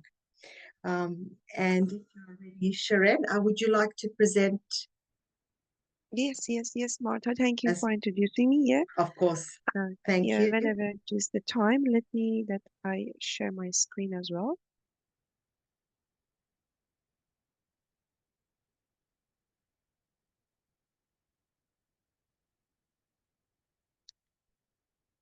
Right, I'm not sure that the screen share properly. Yes. Yes. Oh, good. Oh, good. All right. Good afternoon, everyone. First of all, I'm very delighted to have this opportunity to present my research on practical ethics governance in AI. Time to act for writing this paper. I'm very honored to have Dr. Said Ahmed as my mentor. Here, I would like to thank him for this distinguished mentoring. To start, I want to just quickly look at the definition of AI once more according to the American cognitive and computer scientist Marvin Minsky. He defined AI as the science of making machines do things that would require intelligence if done by men. So in recent years, in the process of developing AI, ideas are coming from neurology, cognitive science, philosophy, and other disciplines, which has turned into an extremely interdisciplinary area. However, the center of these definitions to emphasize the imitation of human intelligence by machines. However, they do not consider the involvement of other important decision-making factors such as ethics, norms, or values. So in contemporary discourse, there is considerable debate regarding AI involvement in many facets of human life, while suffering from harmonized ethical principles or ethical frameworks. And the temporal disparity between technological process and legal adaptation globally. According to the study on this topic and the literature review, I will be looking at three types of AI governance known as AI ethics, ethics in AI, and ethical AI. So through studying AI ethics, the main purpose is to develop ethical principles, guidelines, policies, and regulations and their future establishment to minimize AI-related issues or challenges. Ethics in AI, which is the second topic, is the area that focuses on these principles for the establishment of ethical frameworks, mainly for transparency, justice, fairness, non-maleficence, responsibility, and also privacy and security. Ethical AI, of course, which is referred to AI systems that operate ethically. Having said that, the main current struggle is that AI tools have the technological power, intelligence, and also autonomous functionality, which inherently present moral complexity. In instance of unethical AI practices, determining responsibility for harm caused by AI tools becomes a central question, often with unclear or elusive answers. By employing a secondary type of research for analyzing and synthesizing existing literature, research, and available data, the point of my research is to investigate a series of questions that which is mainly listed here in front of you. And for further research, the deductive methodology will be recommended. Through available literature on AI, the research question wants to investigate regarding preventive measures should be implemented to safeguard against potential harm posed by AI technologies. While making decisions, how AI tools apply ethics in their decision-making process. To what extent has there been global agreement on ethics and moral practices in the use of AI tools? What mechanisms exist to control the use of AI open sources and prevent their involvement in unethical or harmful activities? Is there any correlation between the origin of AI development and adherence to ethical guidelines? So let's look at quickly to the result of some industrial empirical research. I look at essays of research, and I found out one of them is very comprehensive. The data collection process was started in September 2021, ended in 2022, and a total approved 99 responses with more than 5 years working experience in AI project. I'm talking about technical people. From 20 countries across 5 different continents with different roles, from senior to junior manager, and different backgrounds actually participated in the survey. So based on the result of the survey, around 80% of the survey responded through transparency, or they believe transparency is the most significant AI ethic principle. So how we can define transparency with this perspective, which is providing detailed explanation of logical AI models and decision-making structure understandable to the system stakeholders. So it deals with the public perceptions and understanding of how AI systems work, and it is societal and normative ideal of openness. Around 70% of the respondents thought accountability is the second most significant AI ethics principle, and accountability refers to the expectation or requirements that organizations or individuals need to satisfy throughout the life cycle of an AI system. They should be accountable according to their roles and applicable regulatory frameworks for the system design, development, deployment, and operation by providing necessary documentation on the decision-making process of conducting regular auditing with proper justification. The third very common, frequent selected principle was privacy. Something again around 70% of participants believe privacy is very important ethical principle. Privacy here refers to preventing harm, a fundamental right specifically affected by the decision-making system of machines. So privacy compels data governance throughout the system lifecycle, covering data quality, integrity, application domain, access protocols, and capability to process the data in a way that safeguards privacy. Based on the same research and some similar research, we can actually talk about AI challenges as well, or ethical AI challenges. In this regard, different organizations and technology giants develop committees to draft the AI ethics guidelines. For example, Google and SAP presented the guidelines and policy to develop ethically aligned AI systems. So we have similarly the Association of Computing Machinery, known as ACM, Access Now, and Amnesty International jointly proposed the principles and guidelines to develop an ethically mature AI system. Specifically in Europe, the AI HLEG guidelines are developed for promoting trustworthy AI.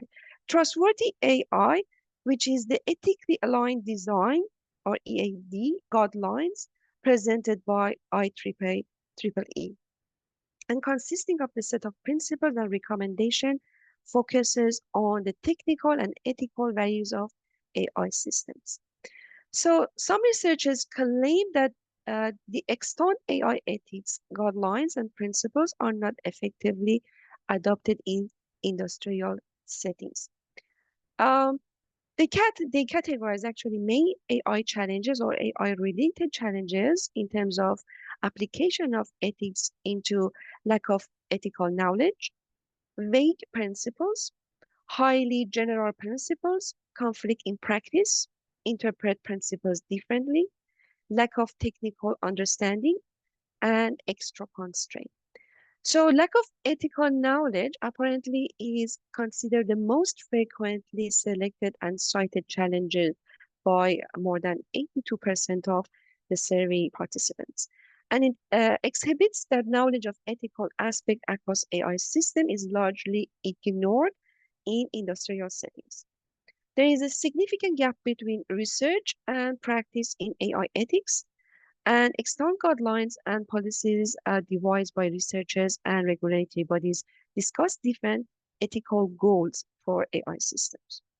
So, if you are going to look at the concept of AI justice is the matter of providing a useful term that productivity expands the ethical scope of inquiry and intervention. AI justice reframes much of the discussion around AI ethics, but drawing attention to the fact that the moral properties of algorithms are not internal to models themselves, but rather than the product of the social or social system within which they are deployed. So we are dealing with a variety of expectation or ethical codes. So if we're going to look at specifically to the result of the high-level expert group on artificial intelligence as a subsidiary of the European Commission, this is the matter of specific guidelines for trustworthy AI. The project started in 2018. The guidelines for trustworthy AI actually has three components regarding the matter of being lawful. I mean, AI tools and AI algorithms, AI-related outcomes should be lawful, ethical, and robust. Lawful, it means being compliant with all applicable laws and regulations. As the matter of ethical compliance, this is specific components or principles which is going to consider respect for human autonomy, prevention of harm, fairness, and explicability of the systems. And of course, the robust is both from the technical and social perspective, even with good intention.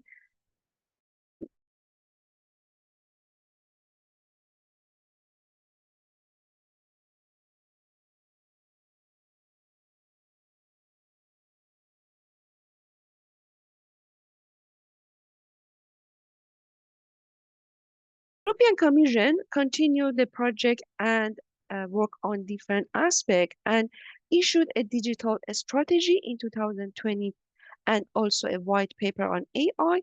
And this is the matter of, we can see a degree of compliance among global regulatory bodies, in that case within Chinese and Japanese counterparts guidelines.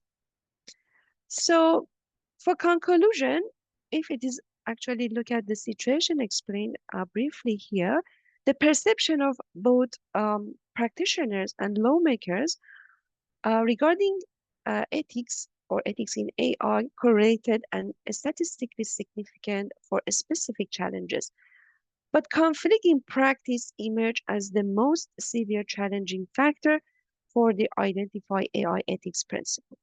The existing principles are too vague, generic, usually no match for a specific and complex AI problems. And stakeholders have different perceptions of the challenges raised because of obviously implementation of generic AI ethics principle.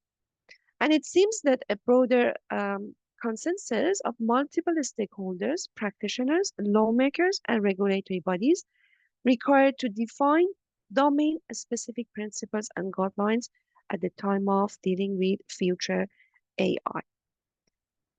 This is the list of the references I took to actually investigate regarding the ethics in AI. Thank you for listening to me and giving me this chance for presenting my topic. If is there any question, I'm happy to answer it.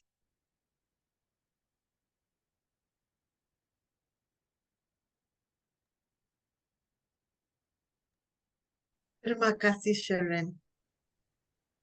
You're welcome. I'm gonna stop my sharing.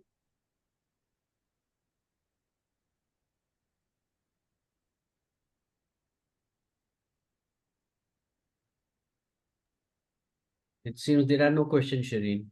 Oh, that's Thank you good. for your presentation. You're welcome. It's a very serious topic. It is. I reckon.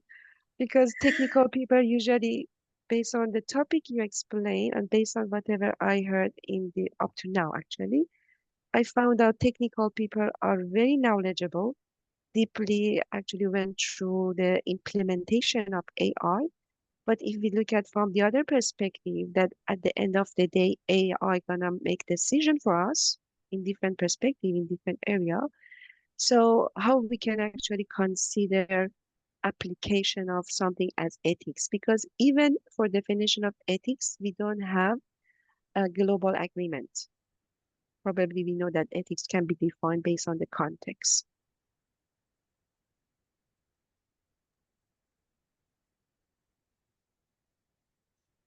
Thank you again, Sharon. I'd now like to invite our third keynote speaker, Dr. Zawar Shah. He is an associate professor in information technology at Sydney International School of Technology and Commerce in Sydney, Australia. He is an outstanding and well-qualified educational professional with many years of academic management and also leadership experience. An experienced teacher who has effectively taught units across information technology. A skilled researcher who has published many research articles and supervised many postgraduate research students. competent in all aspects of education delivery, from needs analysis and curriculum design, through to delivery review and ongoing adaptation. And he's particularly skilled in working with international students and providing valuable coaching and mentoring to support students to achieve academic goals. He's confident and comfortable working independently and also as part of a busy team. Reliable, hardworking, and trustworthy, with a high level of personal and professional integrity. And the topic of securing tomorrow, the role of AI in cybersecurity. Terima Thank you. kasih, Dr. Shah. You may begin. Thank you so much, Martha. This was a very long introduction of myself. Some very nice words spoken. Thank you so much. So, my topic today is securing tomorrow, the role of AI in cybersecurity. Thank you so much for Dr. Sayed for inviting me to give a talk on this topic, a very interesting and important topic in today's modern world. So that my biography already being told. So that's my name, and I did my PhD in 2009 from University of New South Wales in the area of wireless networks and computer networks. That's my main area of research in cybersecurity as well, and currently working as an associate professor at Sydney International School of Technology and Commerce. So my agenda for today is looking at AI and cybersecurity, this fusion of AI and cybersecurity, starting with the threat landscape in cybersecurity, what are major threats these days, and what are the limitations of traditional cybersecurity approaches that we have today, and then the benefits of using AI for cybersecurity, and then what challenges we have in using AI for cybersecurity, future trends and predictions in AI and cybersecurity, and then finally I will conclude my talk. So both are the key buzzwords: AI, cybersecurity. AI is rapidly being used these days, and cybersecurity, as you know, we have been using it for quite some time to protect our services, our servers, our data, our network infrastructure. For any organization these days, the most important aspect, the asset, is their data. They want to um, secure their data. Hospitals, banks, even universities, defense organizations, for them, data is a real asset and they want to protect it. Confidentiality, integrity, and availability, CIA, one of the basic concepts in cybersecurity. So we would like to leverage AI to strengthen our cybersecurity in this modern digital age. We want to empower the organizations to detect and respond to threats with more efficiency and safeguard their critical digital assets. And we want the organizations to enhance security measures beyond traditional approaches. That will be the real aim of AI, to go beyond traditional approaches. Evolving threat landscape today, more and more cyber attacks are getting sophisticated. More worms, viruses, attacks are coming in the market. Hackers are up to their task as well, creating havoc for us. Every modern day, you hear in the news more and more attacks. Different parts of the world. In Australia, recently, attack happened on the Optus, which is the biggest telecom operator. So these threats are getting more and more in this modern world. And with the advent of IoT, Internet of Things, the devices, the sensors we have, they're going to enhance the cyber threats. Hackers want to get the data, hack the data from these sensors. These sensors have little battery power, so putting our traditional encryption algorithms in them is a big challenge. And cloud computing, big resources available, freely available, cheaply available for hackers to use them. So threatscape, it is evolving, and the role of AI is getting very important. So AI will revolutionize threat hunting. Hunt the threat. What is the threats in the organization's infrastructure? Vulnerability management. What vulnerabilities are there? And it will enable us to have powerful predictive capabilities to improve threat detection and identification. AI's strength lies in its, of course, in its capacity to efficiently process and analyze immense quantities of data. So specific AI applications are in the market, as we see in my talk later on. They include automatic intrusion detection systems, advanced malware analysis tools, predictive threat intelligence platforms. So many companies are working Symantec, Microsoft, and others to bring these AI applications and tools in the market. So we'll see a few of them in the next few slides. So limitations of traditional cybersecurity approaches. We have static defense mechanisms there. We have static rules in the firewalls, in other devices we have, and they struggle to identify new and evolving threats, which we call as zero-day exploits. Exploits who are very new. No one knows how to mitigate them. So if such a threat comes in, our traditional cybersecurity approaches don't work. Human limitations. Humans are limited in their ability to process the data, to identify complex attack patterns. And false positives and negatives are coming in as well, making life difficult for the cybersecurity engineers and administrators. Speed of response is slow. Manual intervention is slow. So if a malware or a virus enters your system, uh, by the time you detect it, it can wreak havoc in the network or the servers. Skill and complexity is increasing. More networks coming in, wireless networks, 5G networks, moving to 6G, Wi-Fi networks, wired networks. So lots of networks, heterogeneous genius networks, data coming in, devices, mobile phones, laptops, smartphones, servers, desktops. So many devices came in, so many devices, data, network. The traditional cybersecurity approaches are difficult for them to manage the cyber threats along all these devices and networks there. And cyber crimes are increasing. I mean, 1.5 trillion amount earned by cyber criminals for cyber crime activities yearly there. So 80% of cyber crimes are the phishing attacks in the technology sector, where someone will send you an email saying that they are from a bank and the website will be very legitimate looking, and you will give your username and password there. In reality, that was a fake website. So cybercrime stats also tells that the cyber crimes will be increasing in the future as well.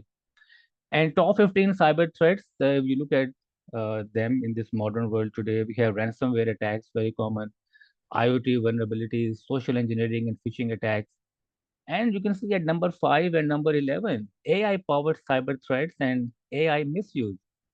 So AI, as I said in the beginning, is very important for us to help us with the protection, but AI is a double-edged sword then. So this means that it can be used by the hackers to carry out attacks against us as well. So we look at this later on in the talk as well. So yeah, so benefits of using AI, lots of benefits coming in. Malware detection, your viruses, worms, and other bad softwares, we call them as malwares. They can be identified and blocked quickly. Intrusion detection, someone is entering your network, some attack is happening, can be detected in real time. Phishing prevention, someone detects send a fake email or a fraudulent website link to you, can be detected. A behavioral analysis, unusual login by someone, unauthorized access attempts, suspicious file notifications can be quickly picked up. So faster response time would be there, identify the threats quickly, a better detection rate, continuous monitoring will be there in real time, automated the task of monitoring and taking action, scalability. More and more data and traffic comes in, and AI tools and techniques will scale up quickly. So that's indeed a great benefits for us. And then various AI techniques have been used in cybersecurity. Machine learning, of course, has been very widely used for anomaly detection, deviations from normal behavior. AI, ML algorithms, machine learning algorithms can pick them up. Threat intelligence, algorithms analyze large data sets to extract valuable insights and patterns. Then deep learning, another branch of AI using neural networks, can go in further detail and detect advanced malware analysis, biases and worms that are difficult to detect. Deep learning algorithms can detect them. Image and speech recognition. So these deep learning techniques can enhance the detection of visual and auditory cyber threats as well, such as identifying malicious images or voice-based phishing attempts. Someone tried to imitate a voice of someone of your friend can be detected as well. Then we got natural language processing. Sentiment analysis can be done. Analysis these models can forecast behavior and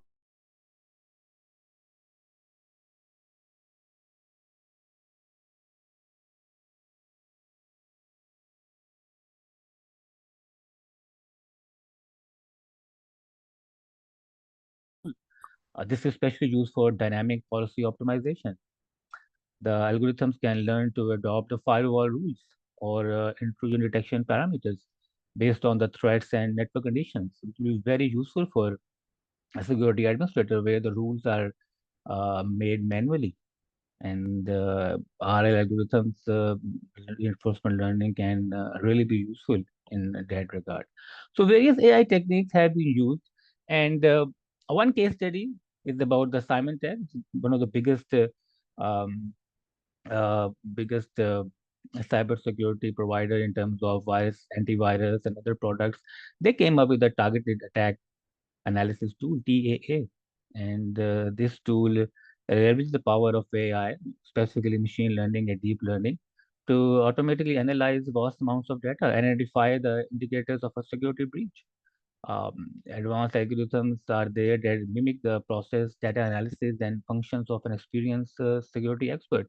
And TAA tool is considered as the major advancement in threat detection and incident management there.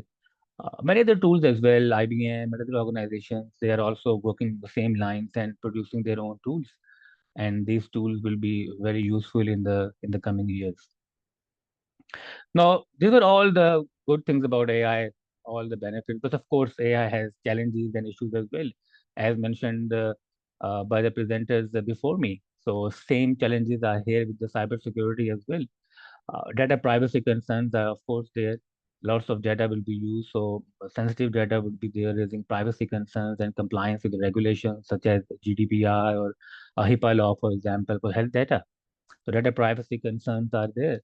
Adversarial attacks, hackers can come in and modify or manipulate the input data to deceive algorithms. So AI models and data can be modified by the hackers, and the cybersecurity would, the AI algorithm would totally be giving wrong output there. So these attacks are very common as well these days. Hackers are trying to use AI for the attacks. Biases in the algorithm. So if AI algorithms are biased, the data they are working on is biased, the training data, leading to unfair or discriminatory outcomes there. As mentioned previously, explainable AI by Dr. Caesar. So explainable AI is of course there. You may find that AI algorithm is blocking certain kind of traffic coming into your network. For example, the traffic of WhatsApp or Zoom traffic, and you'll be thinking why it is blocked there. So if the data is not good, biasness is there, then this kind of unexplainable events would be there. So this means that human involvement is of course there, as mentioned by Martha earlier. So human involvement will definitely be there. And skill gaps and training needs as well there. There's a significant shortage of skills as well. People expert in both these areas, cybersecurity and AI. Um, there are not many in the market, so this has to be there. So if they are not experienced, then poor implementation and misconfiguration would be there, and that will lead to inadequate protection against cyber threats. So these are some of the challenges facing AI in cyber security. Now, AI powered cyber attacks, of course, a major challenge. AI, the algorithms and the models, they come in the hands of the hackers, then they can wreak havoc. They can make some malware and malicious software that can be undetected.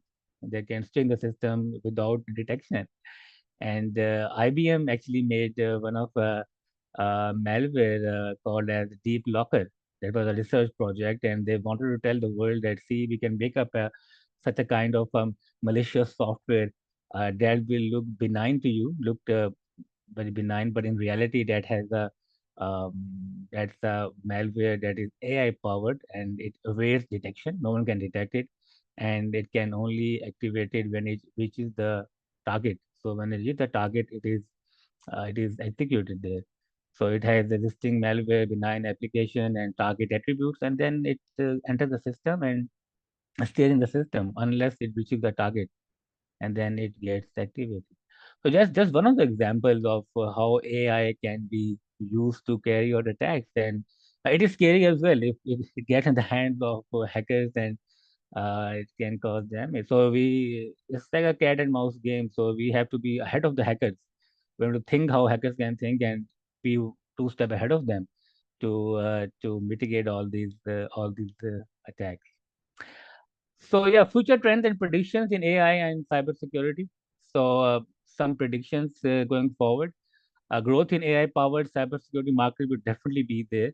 It is predicted that compound annual growth rate will be 30% from 2022 till 2030, 80.83 billion US dollars. Studies suggest that. And this growth can be attributed to several factors, including organizations are scared of cyber attacks. So they want to use state-of-the-art technology using AI to protect themselves. Proliferation of devices coming in, more and more devices are coming in, more organizations are connected online, making cybersecurity even more important. And with the AI coming in, more organizations will try to use the AI-powered cybersecurity to protect themselves. Emergence of AI-enabled threats would definitely be there, as I mentioned earlier. There, most commonly seen AI-fueled cyber attacks would be the phishing attacks, where someone will send you a fraudulent email or a fake website trying to get your login details. AI-powered malware, just as a deep locker I told. DDoS attacks, denial of service attacks would be there. Deep fake attacks. So AI-powered attacks will definitely be there. Hackers are there. The black hat hackers, of course, they would be exploiting AI to carry out the attacks. So more than one in cybersecurity specialists work for companies that suffered AI-fueled attacks. Medium-sized companies were targeted more in the US. Studies this in the US recently done last year. 41% medium-sized companies are more likely than micro and small companies to be targeted. And then other generative AI coming in these days, Chat GPT and GPT-4. ChatGPT in the academic sector, we know students are using ChatGPT to do their assignments. They cut and paste from ChatGPT and put it in their assignment. So yes, ChatGPT can be used to carry out cyber attacks as well. Recently, it has been shown in the literature that hackers can use the ChatGPT's APIs and softwares to carry out attacks like sending the emails and creating malwares and so many other attacks as well. So this clearly indicates that AI-enabled threats would definitely be there. And like I said, we have to be two steps ahead of the hackers to protect ourselves from these AI threats. Integration of AI, other emerging technologies would definitely be coming in. Internet of Things, IoT, small sensor devices are used in homes, offices to make them smart homes, smart offices, smart agriculture devices to make the agriculture, farming more smarter.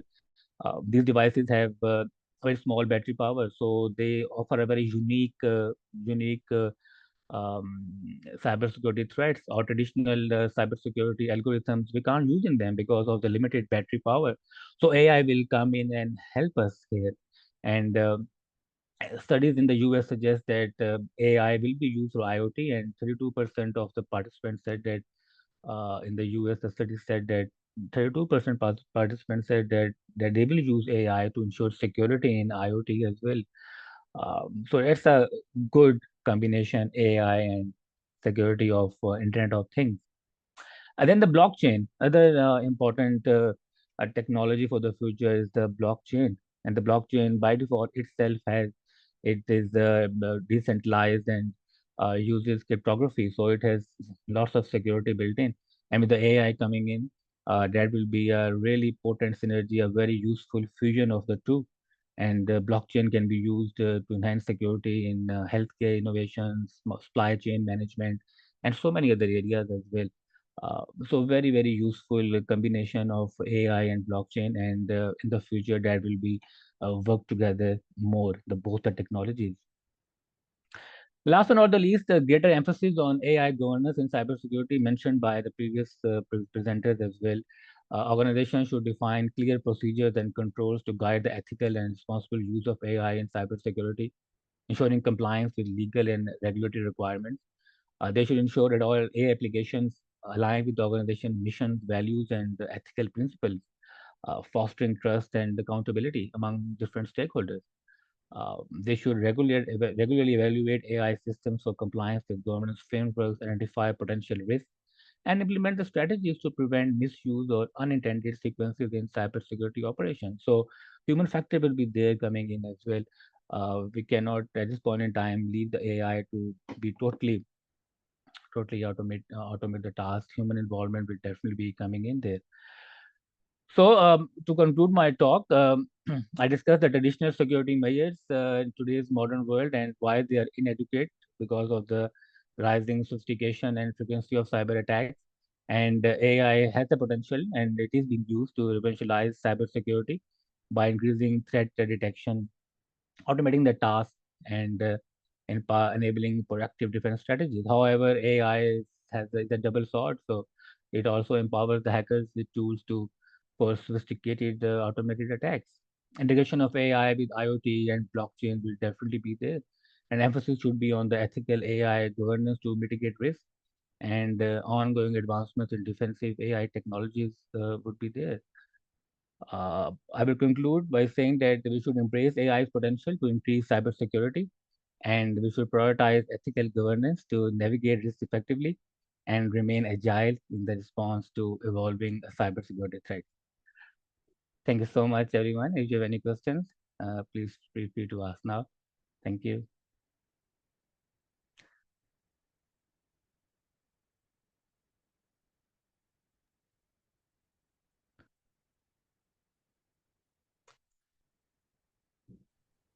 Terima kasih, Dr. Shah. If there are no further questions. Before we have a 15-minute coffee or tea break, I'd like to introduce one more speaker, and this is Professor Mesfer Alwadai from King Khalid University, who is going to present on a topic very close to my heart. And can I say, Alhamdulillah, it's wonderful to have another presentation on soft skills. And of course, in his area, in regards to the undergraduate students and their perceptions on the importance of soft skills for education and a future career. So I'm especially excited for this presentation. Thank you so much. Professor Alwadai, you may begin. Yeah, hello everyone. This is Mr. Al-Wadi. I'm talking from Saudi Arabia. Thank you all of you for your amazing conference. And it's my pleasure actually to be with you and to share my knowledge and with outstanding professor. My presentation actually it's about perceptions of undergraduate students of Islamic studies and the importance of soft skills for education and future career at King Khalid University. As you know, we have today a huge shift in Saudi Arabia, but after we declare the Saudi Vision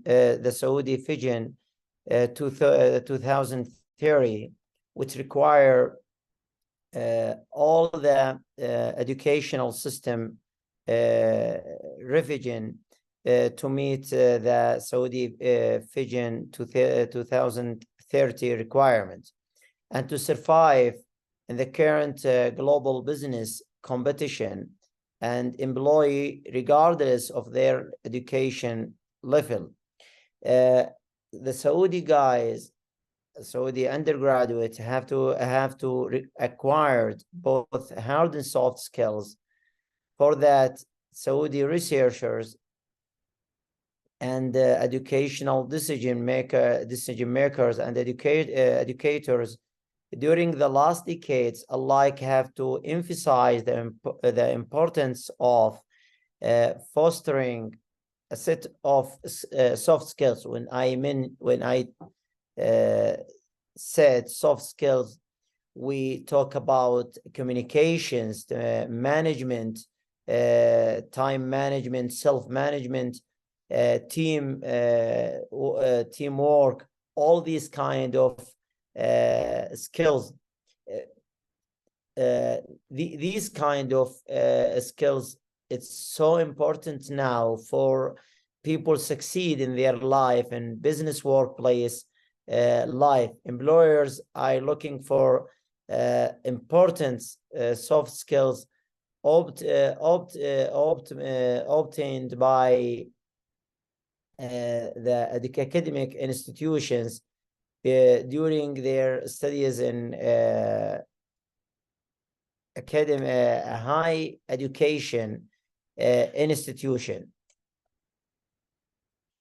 In Saudi Arabia today, vocational and academic academic institutions related to skill emphasize the soft skills, which consider be the most important topics today during all that decision maker and controversial and debatable topic, because it's, as you know, people receive soft skills from different aspects and different angle regarding to the how those skills gonna help educate undergraduate students to succeed in their life and to cope with all the obstacles that maybe appear during their work life in skills. For that, I obtained my research, which talk about soft skills during high institutions environment. This skills, this research aimed to identify that the importance of the improving of soft skills for Islamic undergraduate students and examining the Islamic undergraduate students' perceptions on the importance of soft skills for education and for the future career, which gonna be after their graduate. This research, my research attempt to answer the main questions of this research: how Islamic undergraduates perceive soft skills. If we try to have a solid infrastructure, a solid ground for students' receptions of soft skills, we can go move forward after that during our implementation plan and university activities to accelerate the process of improving the soft skills. We try to answer the sub questions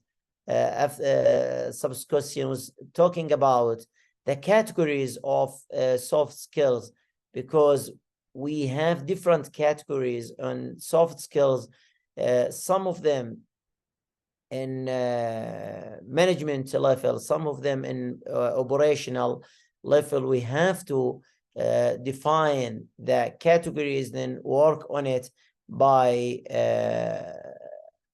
improving a plan. The main research questions, as I mentioned, it talk about soft skills. We found a lot of number of soft skills that students wanted to have practice during the undergraduate experience in terms of preparing them for future career by hands-on experience and sharing this kind of experience with their peers and the faculty member, and try to correct the misconceptions of soft skills and try to have some kind of opportunity to practice in these skills in real life. We try to catch them by distribute different kind of surveys and have some kind of interviews to hear how they perceive soft skills and what the main what's the most important soft skills for them by their investigation in the workplace environment. We have three most important soft skills for them. The most important one is about communication.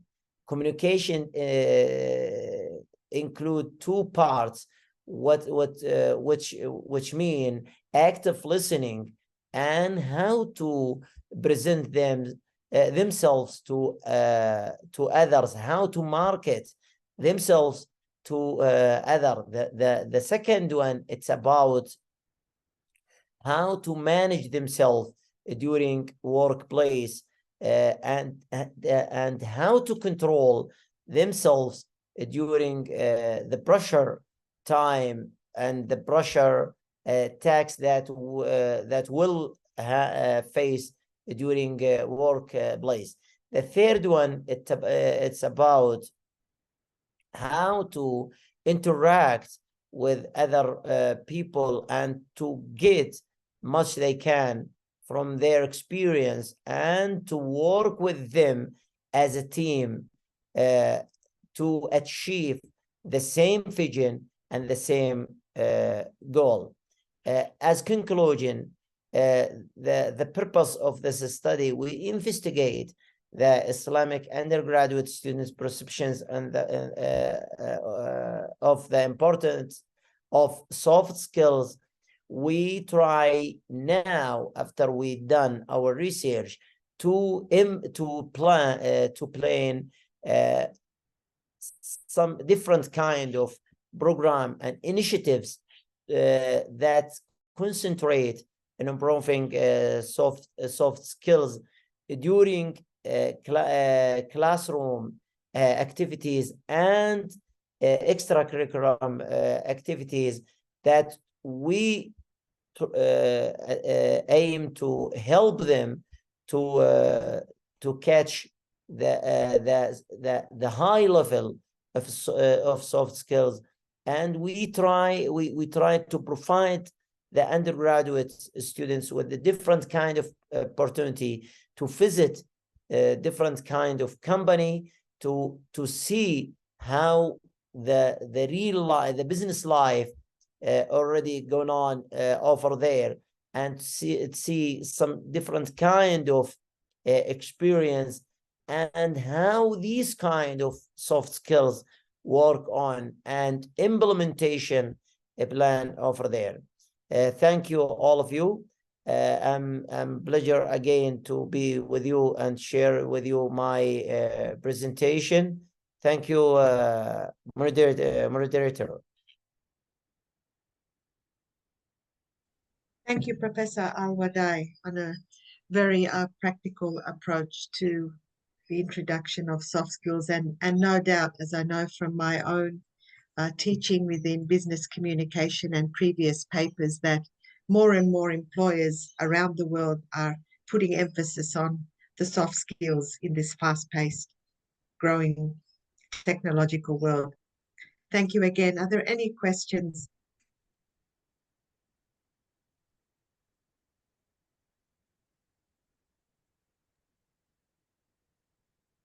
No? Okay. Yes, please. Permit me to say something. Professor Mesfer, go ahead.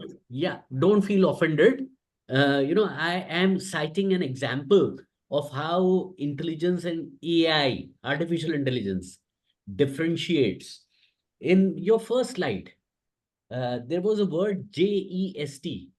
Instead of just, you wrote jest. Jest. It's a typo error, it seems. And now, if we look at the meaning of jest, jest, going by AI and the programming, the structured way of looking at things, jest means a joke or a prank, something said or done to amuse people. Whereas you meant just, J-U-S-T. I could immediately understand that. So, in case if this AI doesn't incorporate all such things, it will be really difficult to work with AI. So when we talk about geographies and same AI working in 5 different continents, the way we pronounce, the way we speak, the way we understand things, I don't think a fit for all case version of AI is possible, including ChatGPT maybe.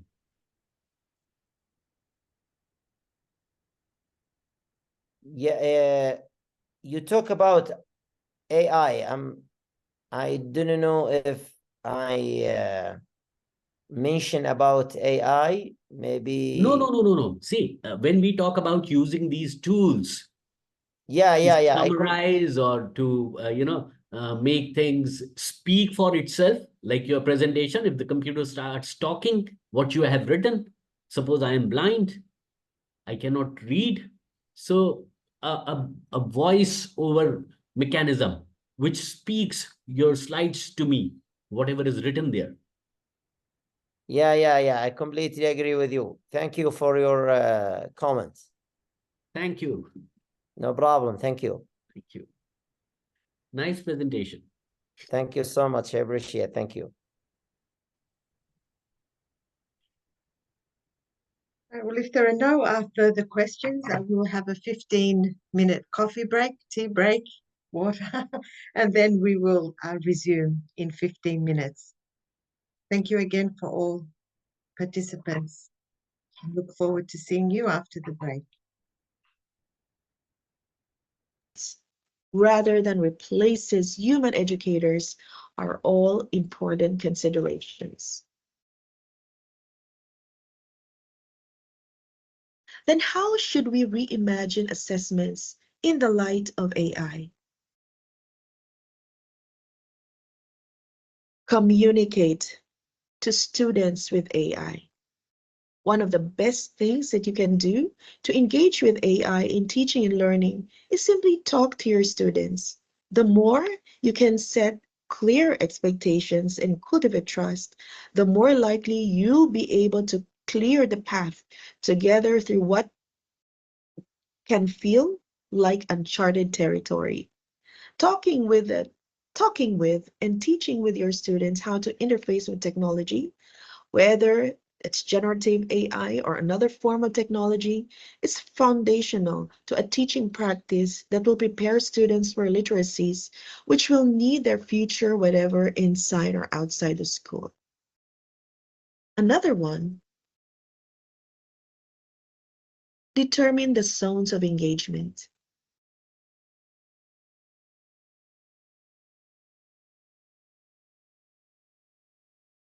The first one is AI-free assignment, with which no AI use allowed.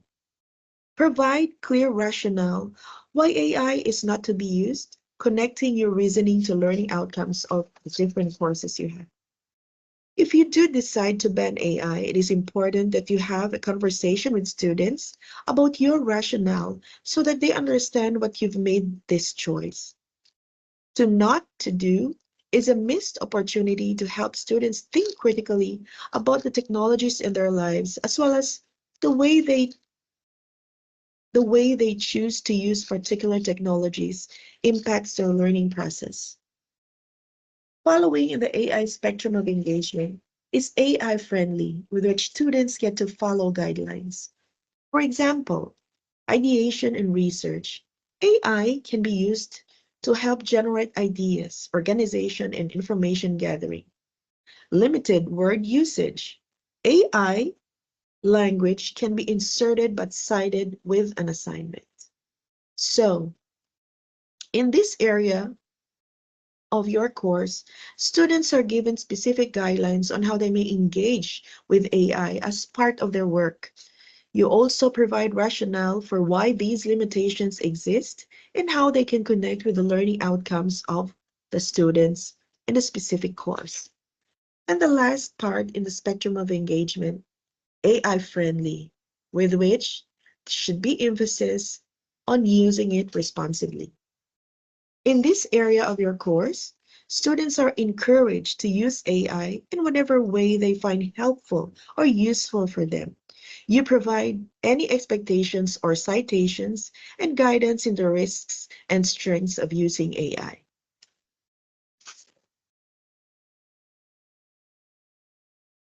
As we reimagine assessment with AI, are our teachers ready? So there has to be a group with which they will focus is to introduce to faculty the generative AI to assist in the development of approaches to accommodate whatever form of response faculty deem appropriate. In your organization, there might be teachers who opposes AI. So when a teacher opposes AI because there's so much focus on academic integrity, there might be a group of teachers as well that are AI hesitant, unsure on how to engage with AI and its connection to learning. Another group might be AI informed, with which they will follow a teaching path that they might not be using AI, but responding to it meaningfully in other ways. And the last, AI engaged teachers. They incorporate AI in the ways that supports formative learning.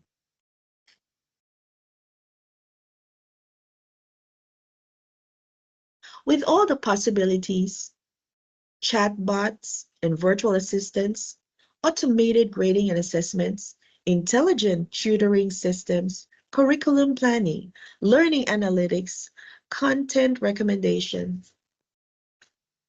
The marriage of AI in education is a journey of innovation, collaboration, and empowerment. It's reshaping how we learn, teach, and prepare for the future. As we embrace AI's transformative potential, let's remember that the heart of education remains the unwavering dedication of educators and the boundless curiosity of learners.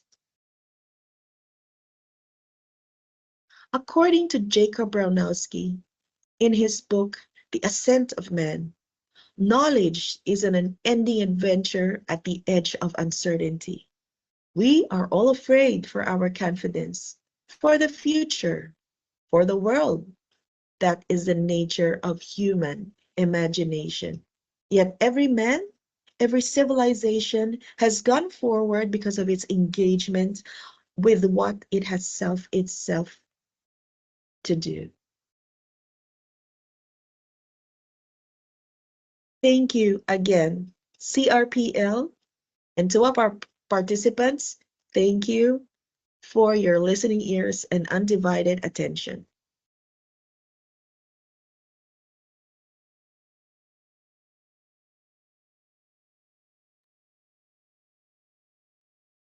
Thank you, Dr. Eslabon. Terima kasih banyak. Any questions?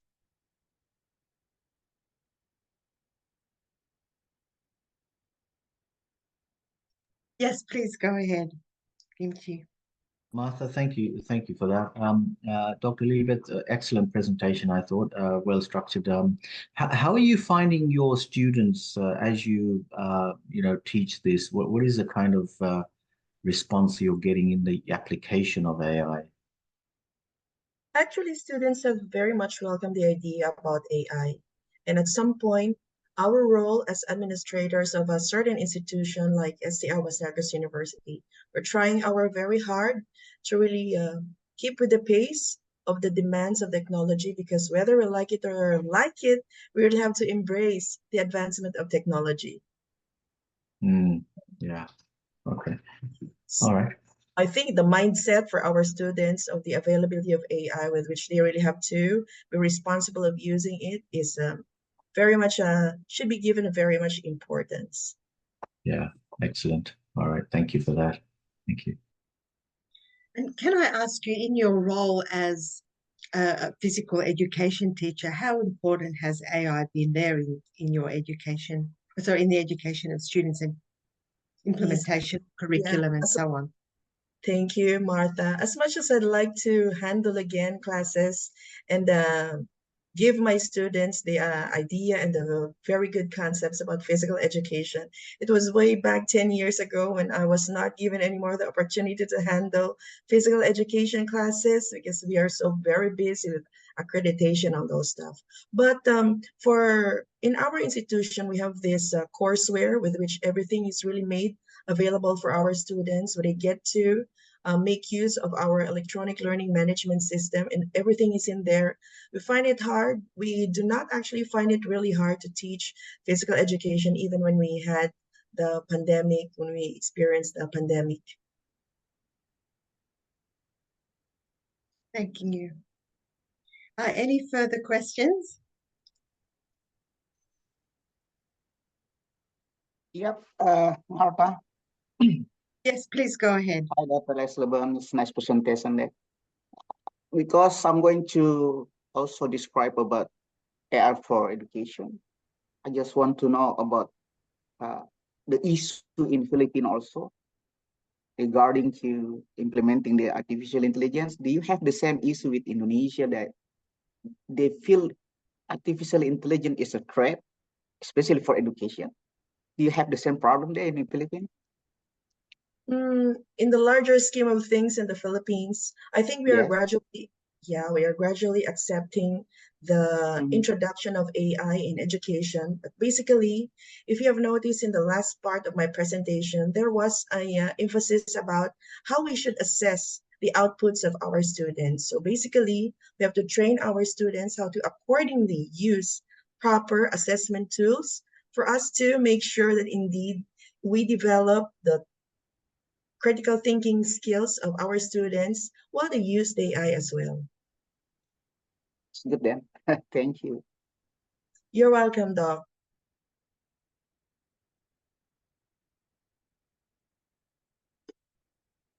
Any further questions?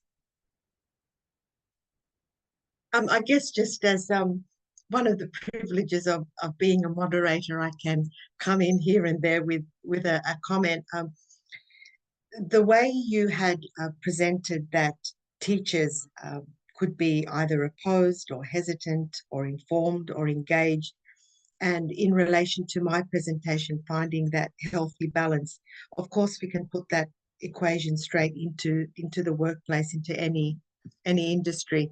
And I think this is where I guess the honeymoon period is continuing between EI and AI, and the fact that we are moving forward and looking at this, you could say, healthy balance between the hesitation, the engagement, the level of knowledge, and so on.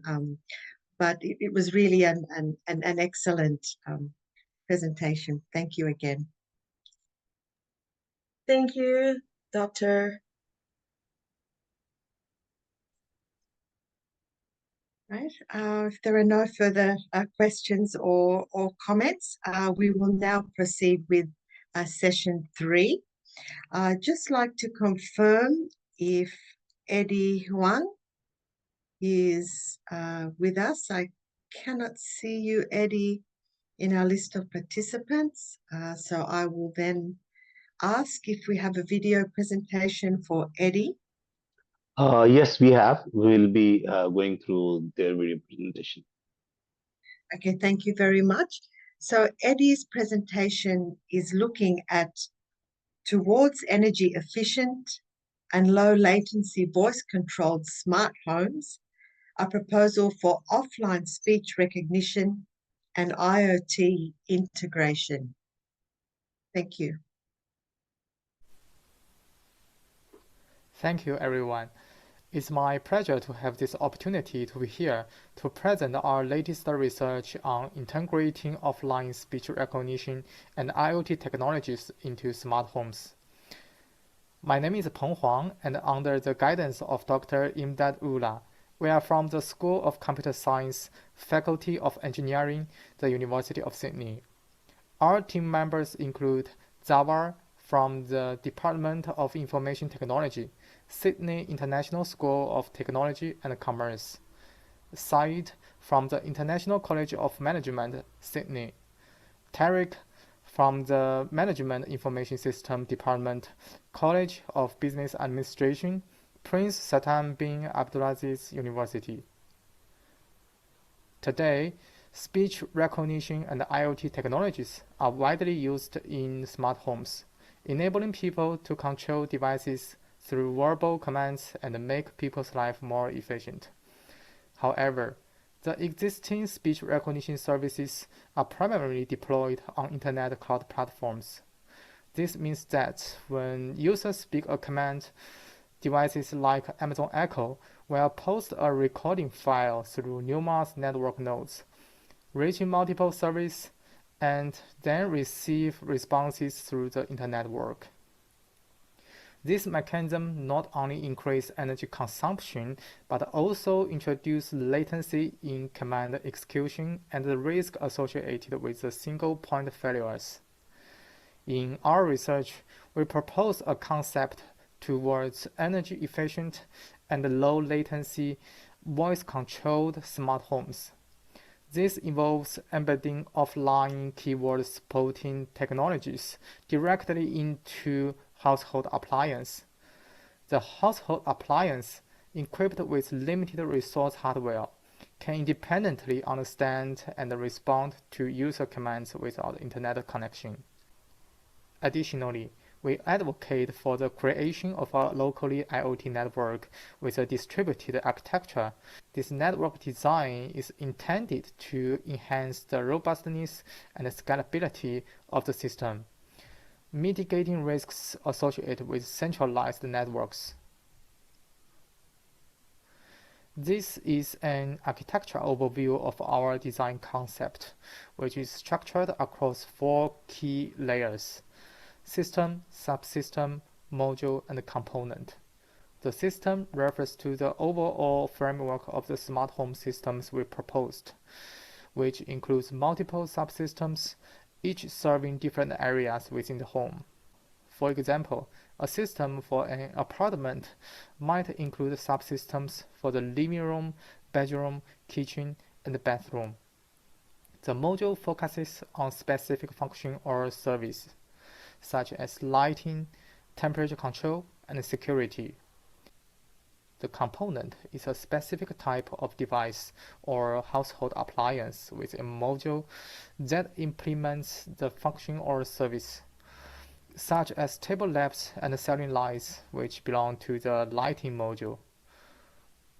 We have categorized the internal units of an electrical product into 5 components based on their purposes.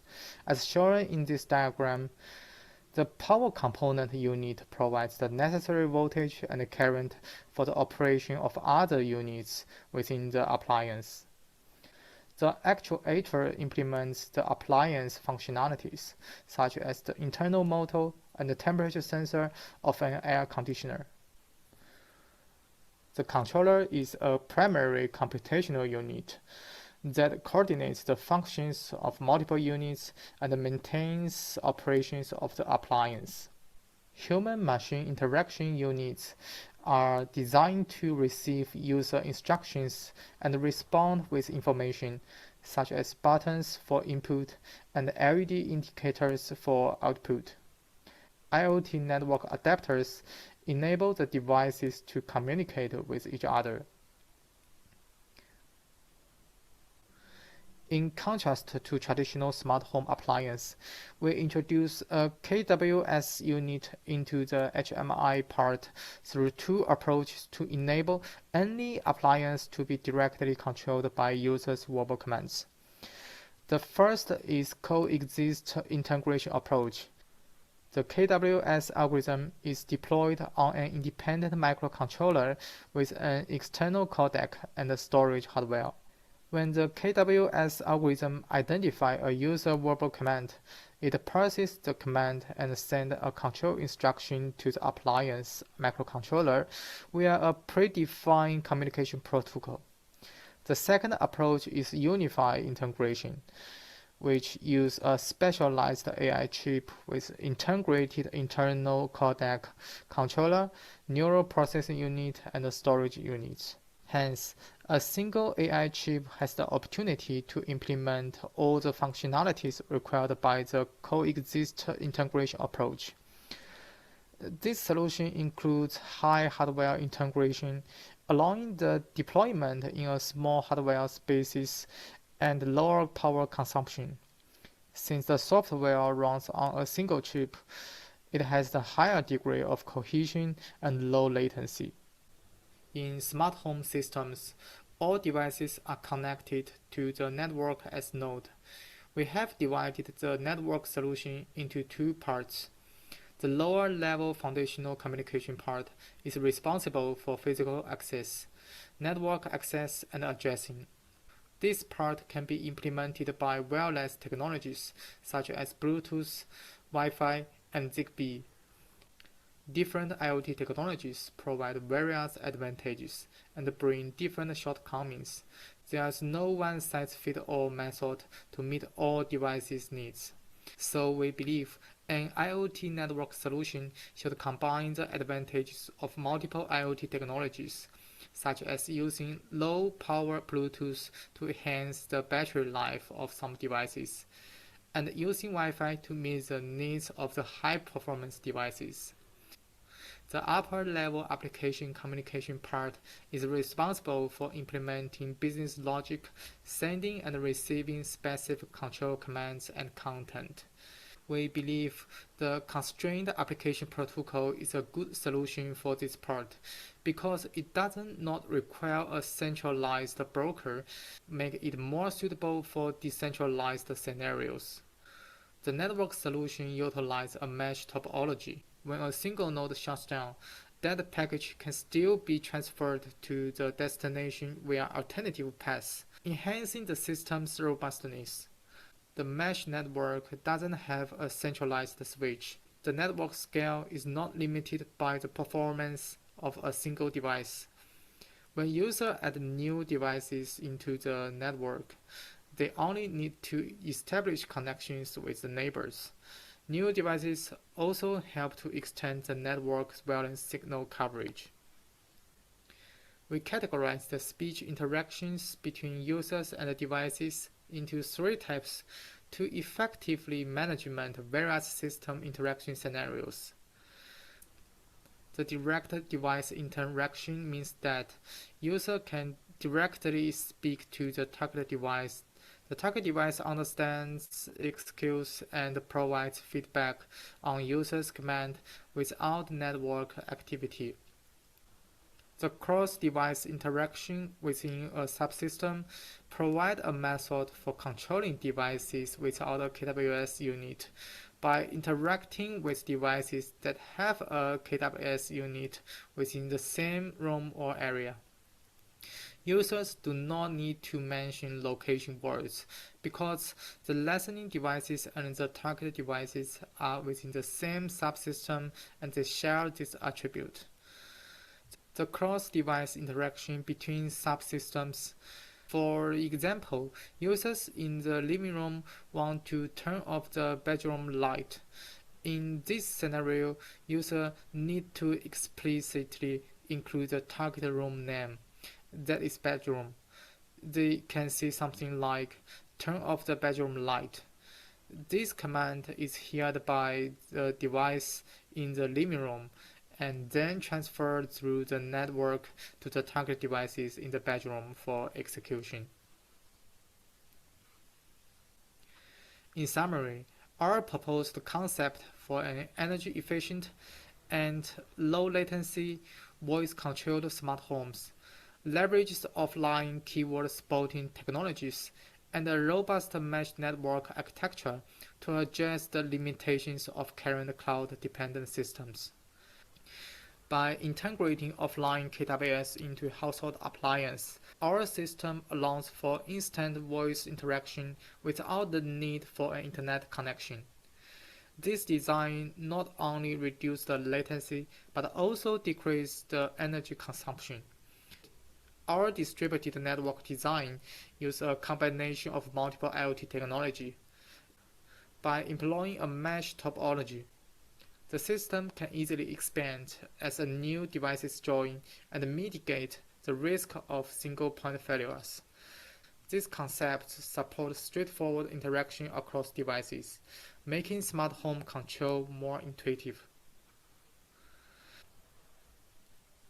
Finally, I would like to thank Dr. Imdad Ullah, the team members, and everyone who helped with this project. Also, thanks to the organizers of the conference for providing this opportunity for communication. If you are interested in our research, please contact us via email. We are looking forward to discussion or collaboration with you in the future. Thank you all for your patient listening. See you again.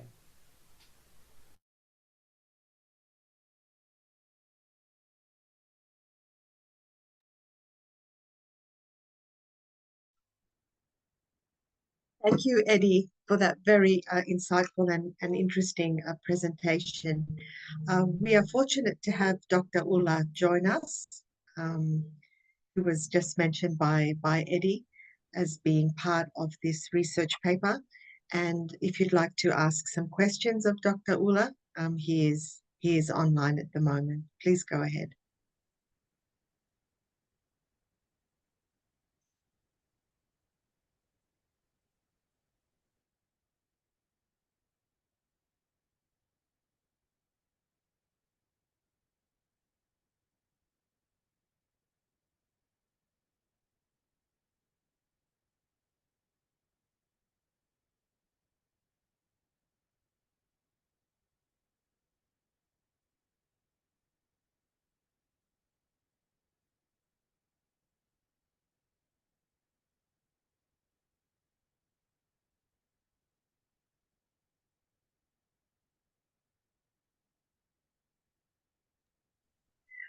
Perhaps, Dr. Ullah, as you are with us and there are no questions, perhaps there are one or two points that you would like to highlight to us.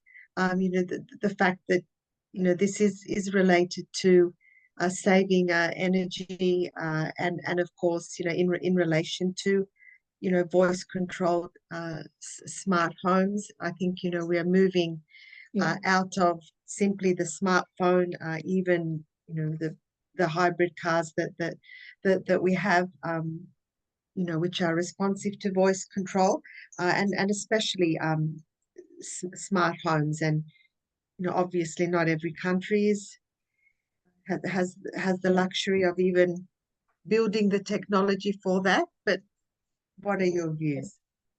Yeah, actually, this student was quite interested in this project because usually with Amazon, what happened, like you actually send all those commands to the Amazon web servers, and then all the processing is actually done on the server, and then you get the response locally. So what he was trying to do, like he wanted to do it locally on the smart home, within the smart home system.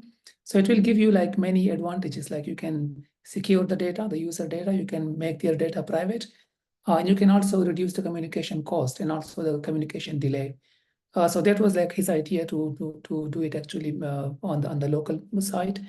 And then the second thing is like usually this one is a voice recognition, but he was interested in the speech recognition, which means that you can also look for executing some patterns.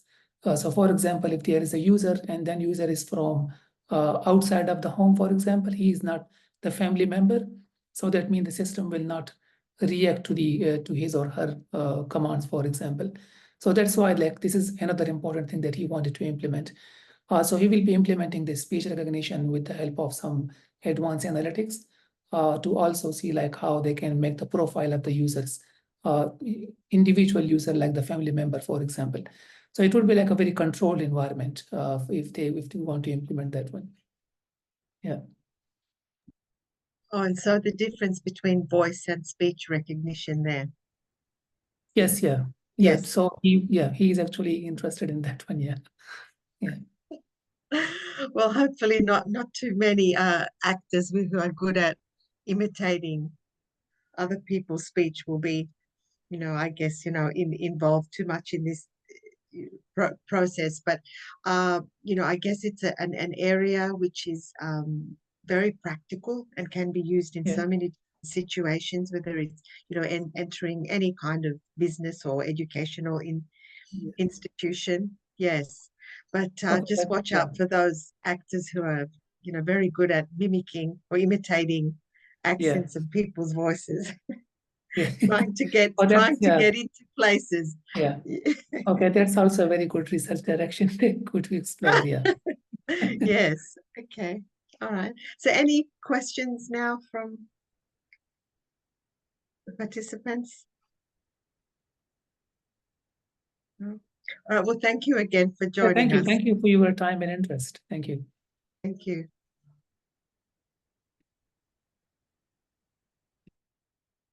So now we move on to our second presenter, and I'd like to invite Evangeline Barcena for her presentation on documentation and annotation of Dumagat indigenous games. And I'm just going to confirm that you are happy to present now online virtually, or would you like your video to be played? Yes, ma'am. Good afternoon. I will present it personally, virtually. Terima kasih. Thank you. And please go ahead. I will share my video presentation. Sorry.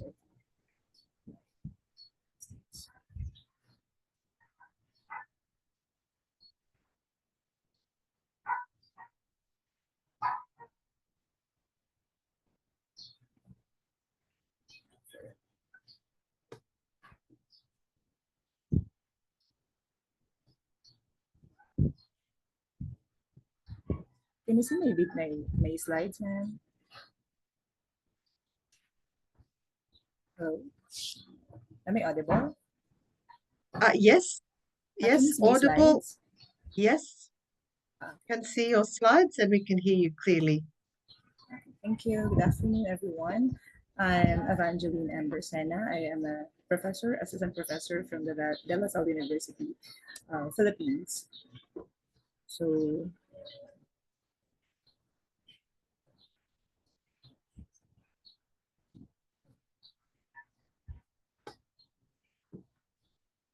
okay, for the research abstract, this research comprehensively analyzes and documents indigenous games unique to the Dumagat community, which is in the Philippines, focusing on their titles, nature, background, materials, mechanics, execution, and skills.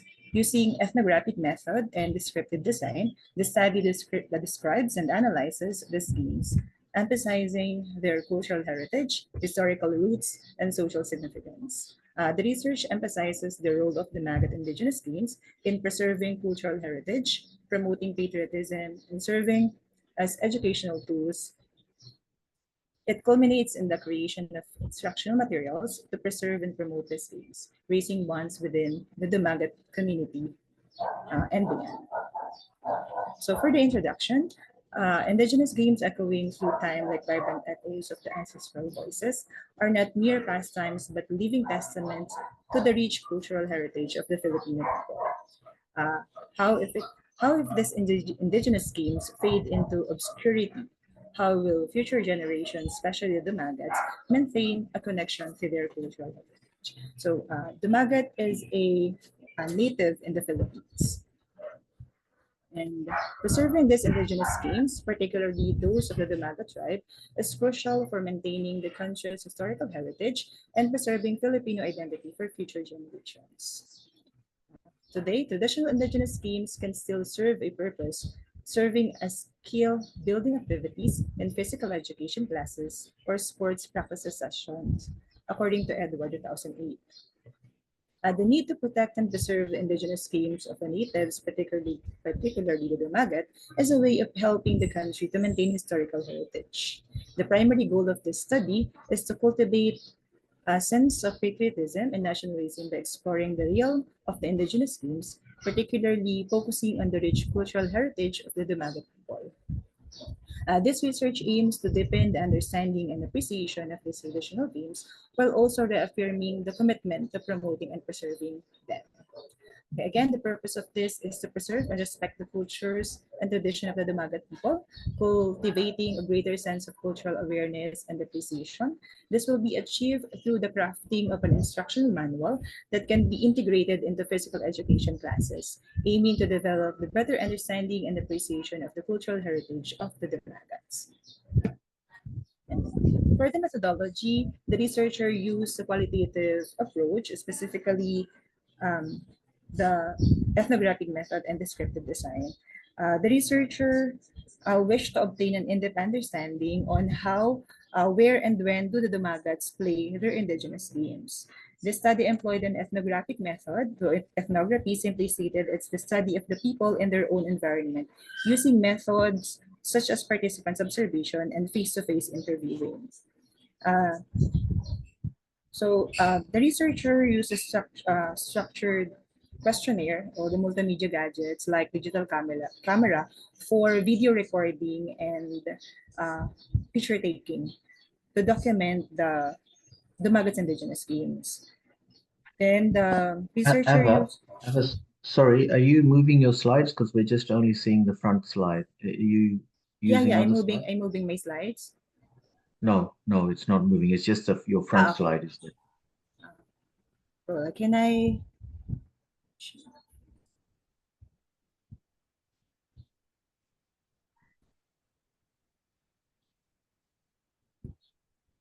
Am I in a methodology? Can you see my slides? Yes, methodology. Moving Thank now. you. Thank you very much. Okay. The research also used the structured questionnaire, the multimedia gadgets, to document to video records the different indigenous games of the Dumagats. And then there are two major questions. This where the ethnic games, what are the ethnic games of Dumagat of Sitio Paglitaw, Barangay Calawis in Antipolo City, and Sitio Masla, Barangay Katambungan, Infanta Quezon play, and what are the cultural and educational implications of Dumagat indigenous games. And there are no specific interview guide, but there are we do a follow-up questions. These are first is where the indigenous games originate, what are the mechanics of the games, what rules were followed while playing the games, how old were the participants of the game, and what materials were needed when playing the game, and last, on what occasions are the games being played. And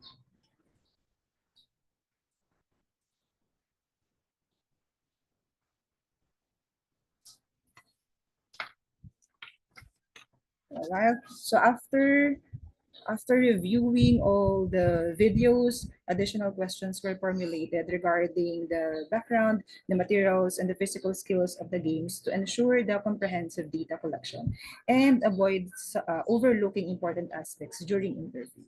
So after the multiple times of carefully reviewing the videos, recording of the Dumagat indigenous games, here are the following were the indigenous games of the Dumagats tribe in Sitio Paglitaw, Barangay Calawis in Antipolo City, and Sitio Masla, Barangay Katambungan, Infanta Quezon. So the first one is the Mali, number 2 is the Patayagan, 3 is Pagbu, 4 is Grebis, Tendek-Tendekan, Pada Salem ni Saled, Pabarahan. So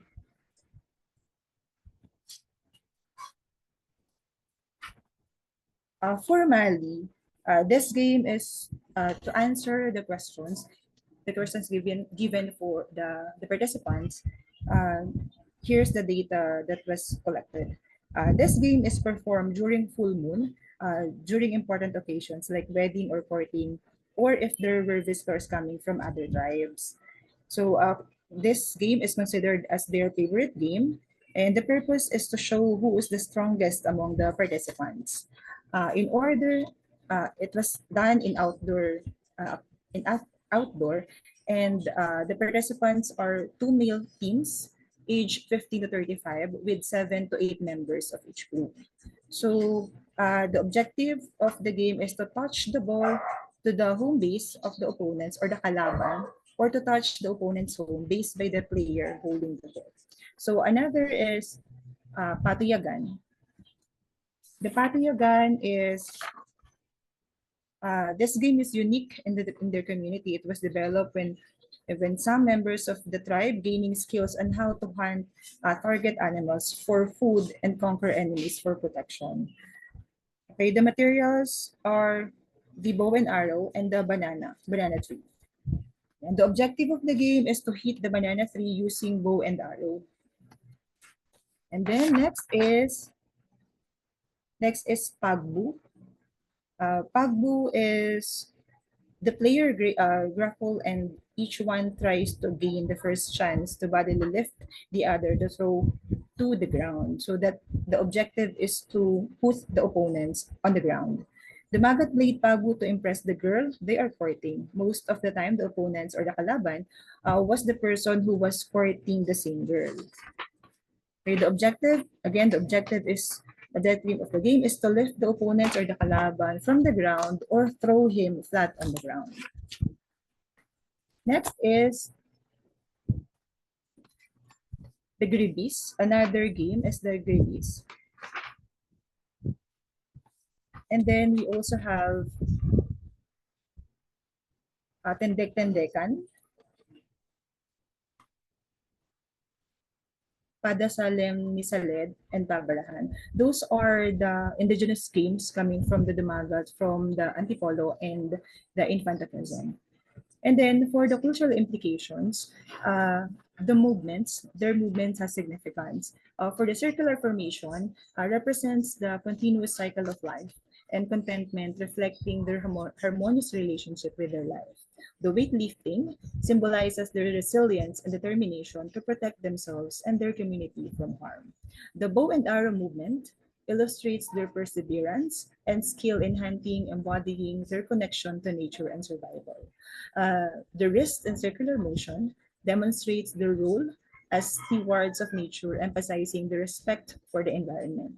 Running, which is almost all of the games as running, it shows their agility and strength, highlighting their ability to sustain themselves through hunting. Hand movement, which is the chop hand movement, represents their familial bands and protective nature, reflecting their commitment to loved ones. And the swim signifies their adaptability and resourcefulness, essential skills for survival and livelihood. Pagtapak, this is a Tagalog term. It represents their cultural beliefs and practices reflecting their spirituality and community values. Another is trunk and knee possession, demonstrate their humility and respect for tradition, showing their reverence for cultural practices. Kneeling down signifies their gratitude and reverence for life, reflecting their spiritual connection to the world. And last is jump, symbolizes their bravery, agility, embodying their readiness to face challenges and protect their land. And for their educational implications, Dumagat indigenous games offer educational implication for transferring knowledge to future generation. These games promote patriotism, unity, and cultural appreciation, making them valuable for physical education classes and recreational activities in school. Playing indigenous games promotes peer interaction, teaching players to follow rules and negotiate consensus, which translates to understand societal rules. Another is, according to Garcia of 2002, notes that the Dumagat's values such as simplicity and love of country can serve as example for environmental conservation. And next is the instructional material that the researcher made was useful in preserving the cultural heritage of the Dumagat. And last, these games also promote camaraderie and bonding, especially for urban indigenous youth, reconnecting them to their cultural roots. And for the conclusion, the 7 Dumagat indigenous games shows that Dumagats were creative, brave, determined, and contented people as seen from their games. Dumagat indigenous games are not only valuable for promoting patriotism, unity, and love for one's own culture, but also for use in physical education classes and other recreational activities in schools. These games reflect the customs, traditions, and cultural values of Dumagat people, making them rich resources for cultural understanding and physical education. Their incorporation into physical education classes and other school recreational activities can enhance students' understanding of cultural diversity and foster a sense of pride in their heritage. The various aspects of this game, such as their origin, the age, group of players, game mechanics, materials used, execution, and the skills required, provide a wealth of information for interpreting and creating an instructional manual. Such a manual would not only serve to preserve these traditional games, but also contribute to the more comprehensive understanding of Dumagat culture for generations to come. Actually, the manual is also done for this. There's an available manual for this. Okay, and for that, thank you very much. Again, thank you for the organizers for allowing me for the opportunity to present this research study. Thank you.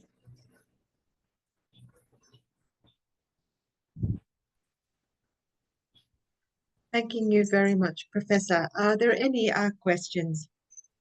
Marta, I might just jump in if that's okay. Of course. Yeah, Ava, thanks for that very innovative use of the technology. Have you been able to come back and measure, if depending on the how long you've been doing this initiative, have you been able to sort of get some outputs and value on the program that you've been running? This one we haven't applied this in our school, but before when we do this, we stayed in the community of the Damagat to be able to get the authenticity of the study. And we stay in their localities. Mm-hmm. Okay. Thank you. Yeah, excellent. Thanks. Okay. Any further questions?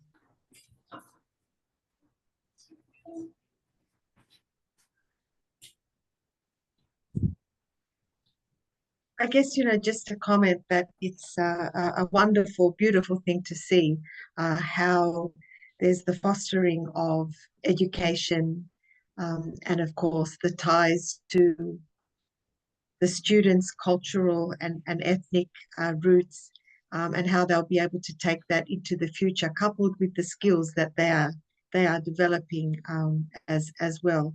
And also, credit to your university and your faculty in particular, to be making the time and the effort to give them the opportunity to, contribute towards their own education as well as for your own studies. So I commend you for that. Thank you. Thank you very much. Any further questions or comments?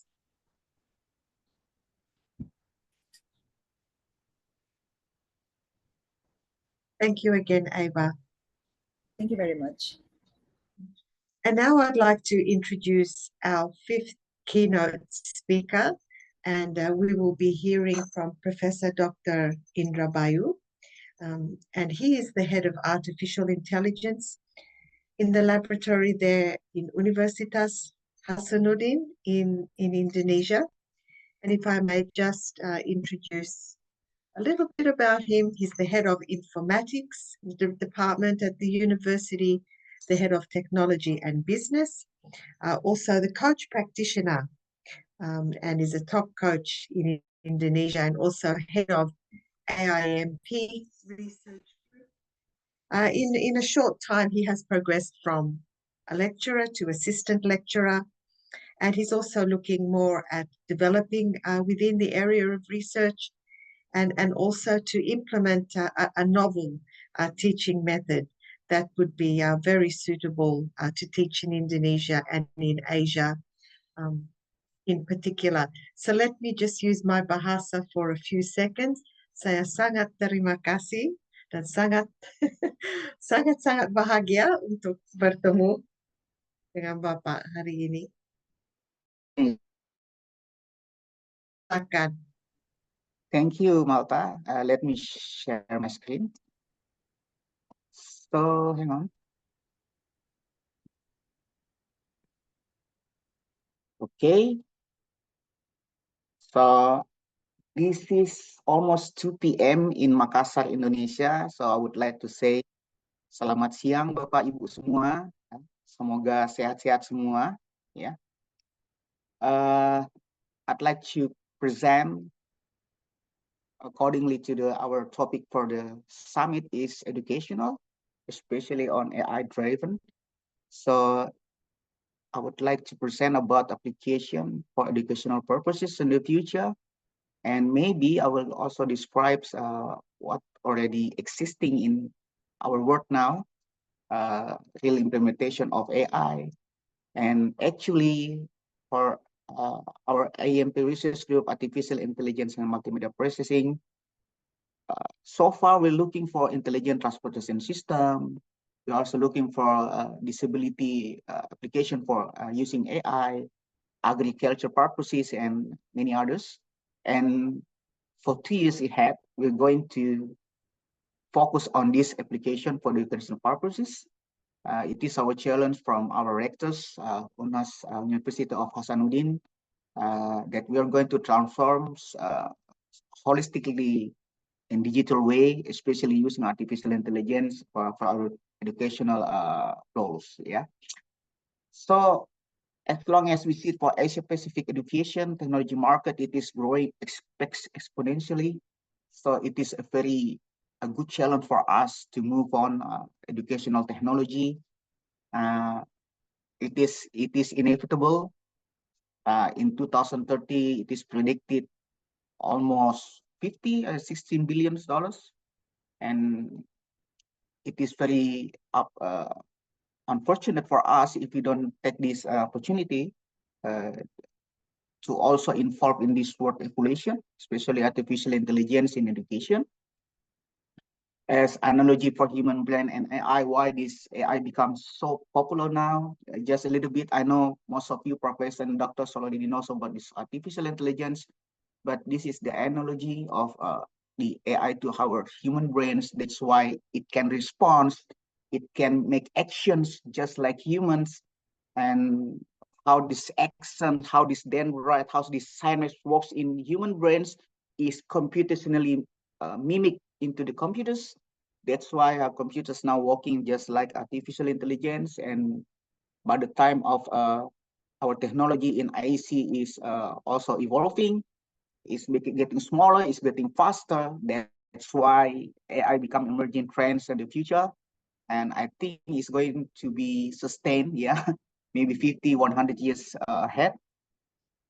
And also, why does education need to use AI technology? So AI enables better personalization of learning, just like Dr. Esleben, if I'm not mistaken. Yeah, already mentioned about these education transformations using AI. As we know that our students is very personalized, we cannot make them uniform. We cannot assume that all the students have the same ability. So that's why by using this AI, we're gonna have more personalization, more specific, more attention, more focus that we cannot use by ourselves as human, but we let the AI do it for us to help them customize, to help them personalization of our students. The second one is to develop skills in the most effective and efficient way. I will show you later on about how the two sigma problem from Dr. Benjamin already shown that it is drastically improvement of knowledge of student from the exams. Yeah. And the third one, AI can assist in identifying patterns. Yeah. It is very hard. It is very, what's that? Powerful in show patterns, in finding patterns that we as human cannot do it. Yeah. because our limitation as humans. This is the two sigma problem by Dr. Benjamin Bloom, already discovered. As you can see that the final exam score, if we only use conventional classrooms, it is using the distribution normal standards like this. As you can see, the final exam score is very, a standard distribution as used to be, in our class. But after using the mastery learning, it is directly going to the right side, for final exam score, as you can see. And if we use individual tutoring, it is also become to the one tail side on the right side. Mostly our students will get highly marks, and also high comprehension on our lectures, using this individual tutoring. But the problem is, do we have time as lecturers? Do we have time as teachers for individual tutoring? And it's going to be high cost if you use tutorials and use other stuff, especially in my country and maybe like in Philippines and maybe in Thailand. We are very limited in a budget, so that means using AI to help us individual tutoring will be very helpful, and this can be solved by the two sigma tails problem that Dr. Benjamin Bloom has already discovered. So this is the use of AI will help us from the SDG, also from quality education number 4. With AI we can achieve this, and especially AI expected to solve these two sigma problems that we cannot afford, maybe because of cost and maybe because limiting budget from educational. So using AI, we will have the tutorials, support. And this is some of the already existing in educational sector using AI, like personalized learning, lesson material recommendations. As you should be, we can recommend that materials accordingly to the some kind of algorithm that the students use, from the habits, from the interests, we can directly make a smart contents, we make personalized, learning for the students using this AI, also for practicing and everything. As I said earlier, that we cannot make uniform for all our students, that they have the same quality, they have the same knowledge, so using this AI will help us to kind of make recommendation and smart content for specifically to the students, and also we can have analyze students' emotions, prediction of students' psychology conditions. She said that maybe in class sometimes the students is very low esteem, and it is very hard for all the teachers and also lecturers to see which one of students, especially for the big classes, let's say 40 to 50 students in our class, let's the computer vision analysis for us, so let them do it for us, who got the low esteem, who got problems, who got sadness and everything for emotion. This is also one of our AMP research group already working on, about how to see sadness, anger, and everything from face recognitions. In fact, now Lenovo, already have this virtual classroom platform, we can also find some things like to prevent bullying, this is also happening in Indonesia, bullying in a class, so we can prevent this using the computer visions. And also for intelligent tutoring system, like the what Dr. Benjamin said, the two sigma tails problems, using the artificial intelligence, it is lighten the teacher's work, will also speed up the teacher's work, will help us in tutoring, direct feedback to students 24 hours, 24/7 days, without resting, we can have resting in our bedroom while our AI tutor help us solving the problem with our students. Now, in fact, the IBM, Jill Watson, they said some kind of Jill Watson's tutorial obtain confidence level of 97%. 97%. The students even doesn't know that they're talking to the AI. They think they're talking to the real tutors, that makes this AI become very what's that, promising technology for education. And also the intelligent security system for point predictions. Usually we use sensors, now we can use computer visions, and we can make specific targeted. As we know, for fire in schools and also in university, the directly some kind of, you know, mitigation of fire, yeah. So all the water sparkling, work, all the rooms and all the buildings, which is not, I believe, is not efficient. Especially, it's only one room is got the fires, yeah, and then all the buildings got flushed with the water. By using this computer vision, it is specifically can what's that, distinguish the fire. Yeah, using the robot, we have developed robot for what's that to mitigate, yeah, the fire because it's getting bigger, yeah, because sometimes usually the fire is smaller first from the smoke, yeah, also from little fire, something like that, and we can mitigate directly with robots, yeah. And natural language processing, this is also one of our particular research in IMP research group. We have Ibu Anurani Mustamin as our doctoral students now, working on this, how to make advanced chatbot, yeah, not only common chatbot that usually use the database and answer manually and answer customized based on the database. With advanced chatbot, it can directly evolve, yeah, just like human answering the question from our students. So hopefully this 2 to 3 years ahead, our research group can make this for our campus. You know, also Trinitin, yeah, before we stop meeting the paper, we use Trinitin. Now we also, but the problem with Trinitin, as I concerned, that we need to some kind like, you need to eliminate also the references because it will make higher for plagiarism similarity. Yeah, I believe all the professor and researchers here knows that this problem, because if we don't eliminate the references, we don't eliminate the what's that, the institutional and things, it is directly what's that, sense as similarity words. So we also try to develop kinds of like Trinitin that it is automatically what's that sense that this is references, this is not the paragraph, this is not the state of the contents, so it is eliminated by itself, yeah. So it is lower the similarity without using it manually, yeah. That's what we're going to evolve develop the next 2-3 years ahead.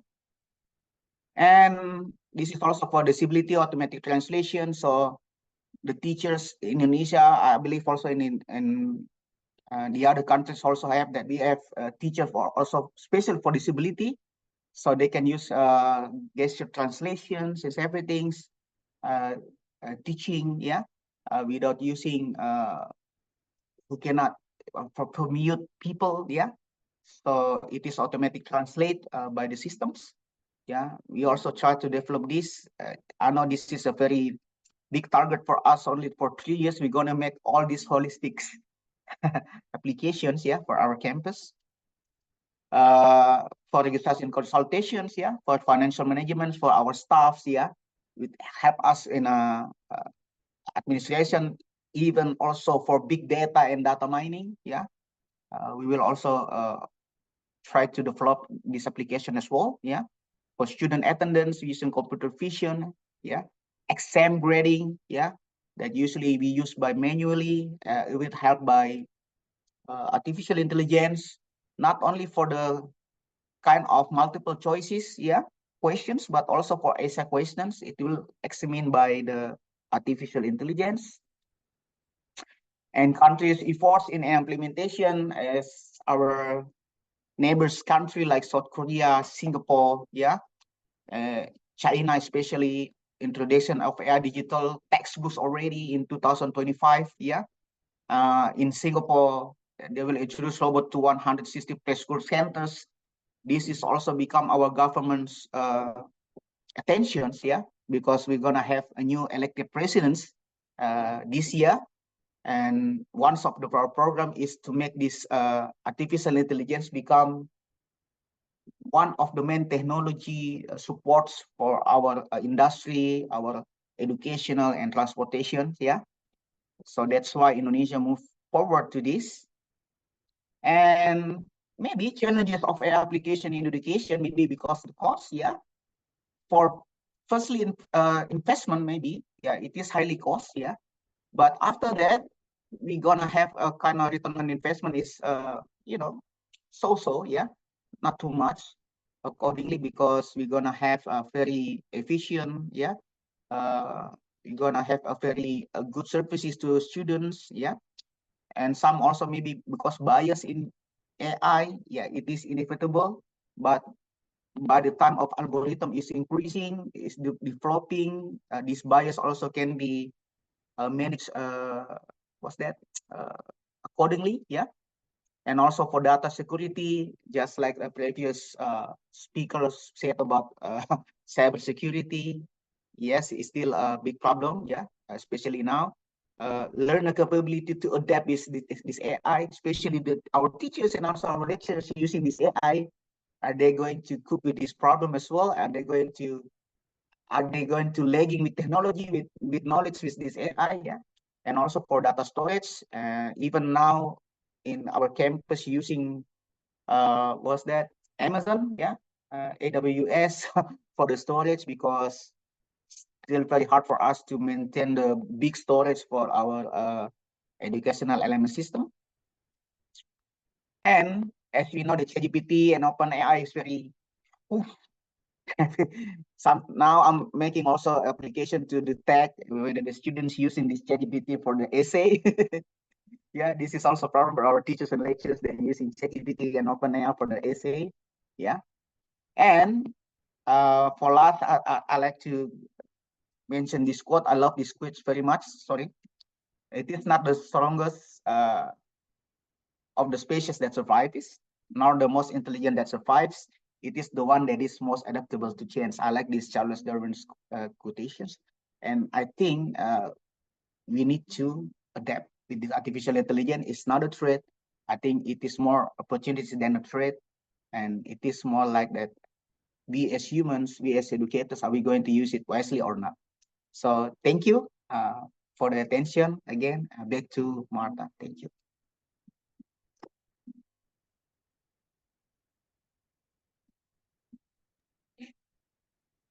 Terima kasih banyak, Dokter. Are there Terima any kasih. questions?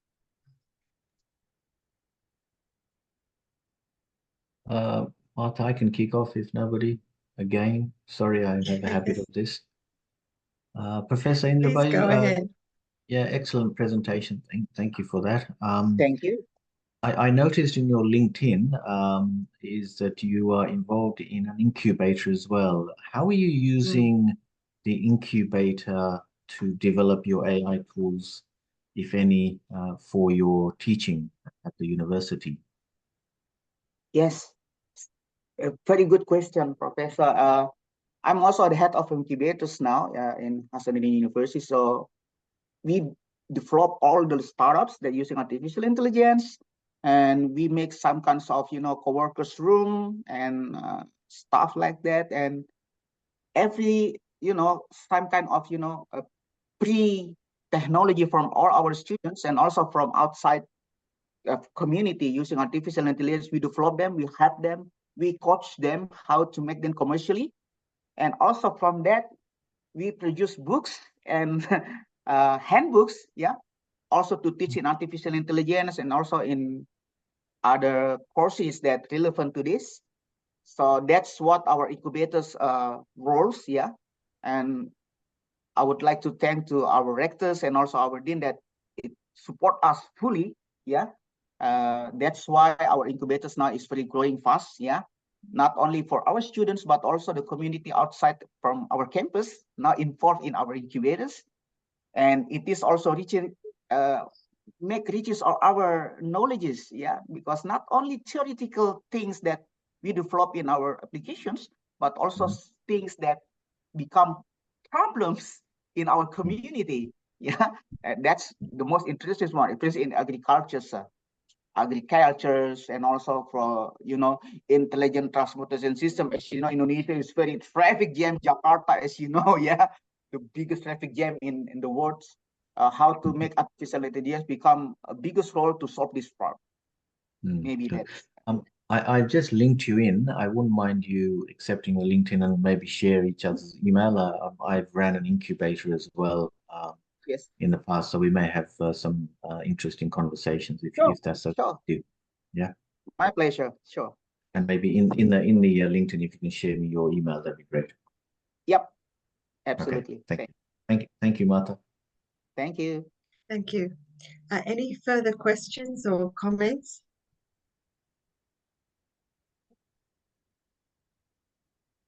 Oh, well, Doctor, I'd just like to say that it's very, very refreshing and rewarding to see that, you are so passionate when it comes to the technology and developing the systems and providing so much of this AI capability across a broad spectrum of the university in so many different applications. But at the same time, you see the role of the student as being a student first and foremost, which really makes me proud as a teacher, as an educator, and the fact that the use that they are going to get out of that, as both students and as both, individuals, especially when you mentioned bullying. And I'm still thinking, when it comes to bullying and of course being able to recognize, you say the face recognition, you still might need a helping hand. You still might need a hand on that shoulder. We still need that human interaction, but this is an area, of course, which is especially relevant to our smartphone generation. I know that the students that I teach today coming from Nepal are very different from the students that I taught 20 years ago. And they're just so much more open-minded, so much more streetwise. But it's very good to see that you have that passion to retain the humanity in the face of AI. Yes, thank you. Yeah, and I totally agree with you, Dr. Mata, that we cannot count fully on the artificial intelligence, especially for bullying mitigation. Yeah, using computer vision, so we still need hand on human, right? But at least with AI, we can do kind of early warning for the school and also intervention. Yes, yeah. Very, very important word, intervention. Yes. Any other comments or questions? Well, we are going to break for lunch now and resume in 1 hour. Sampai berjumpa lagi, Dokter. Sampai jumpa lagi. Semoga semua sehat. Terima kasih. Sama-sama. Alhamdulillah. All right. We will resume in 1 hour. Thank you again, everybody, for your attention and cooperation.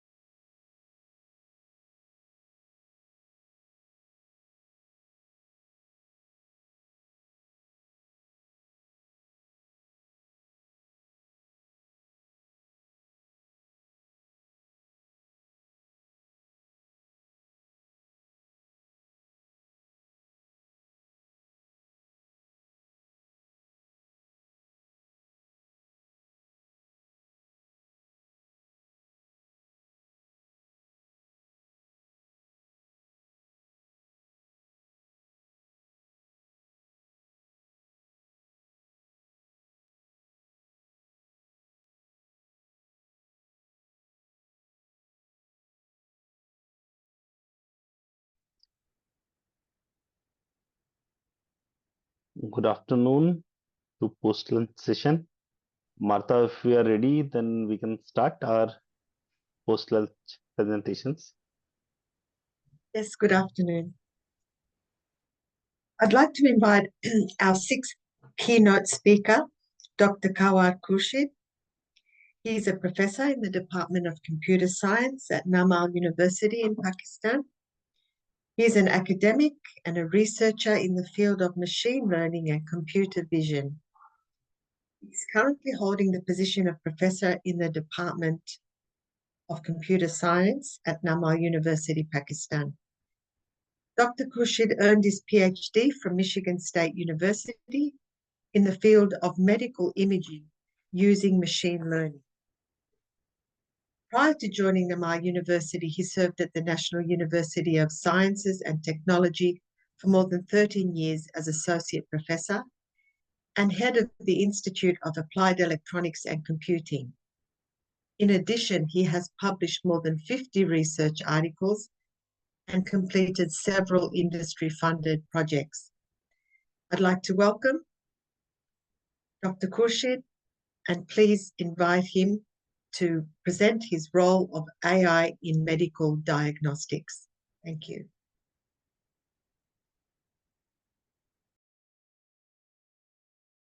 Thank you very much, Martha. I hope you can hear me. Yes, we can hear you. Let me share the slides.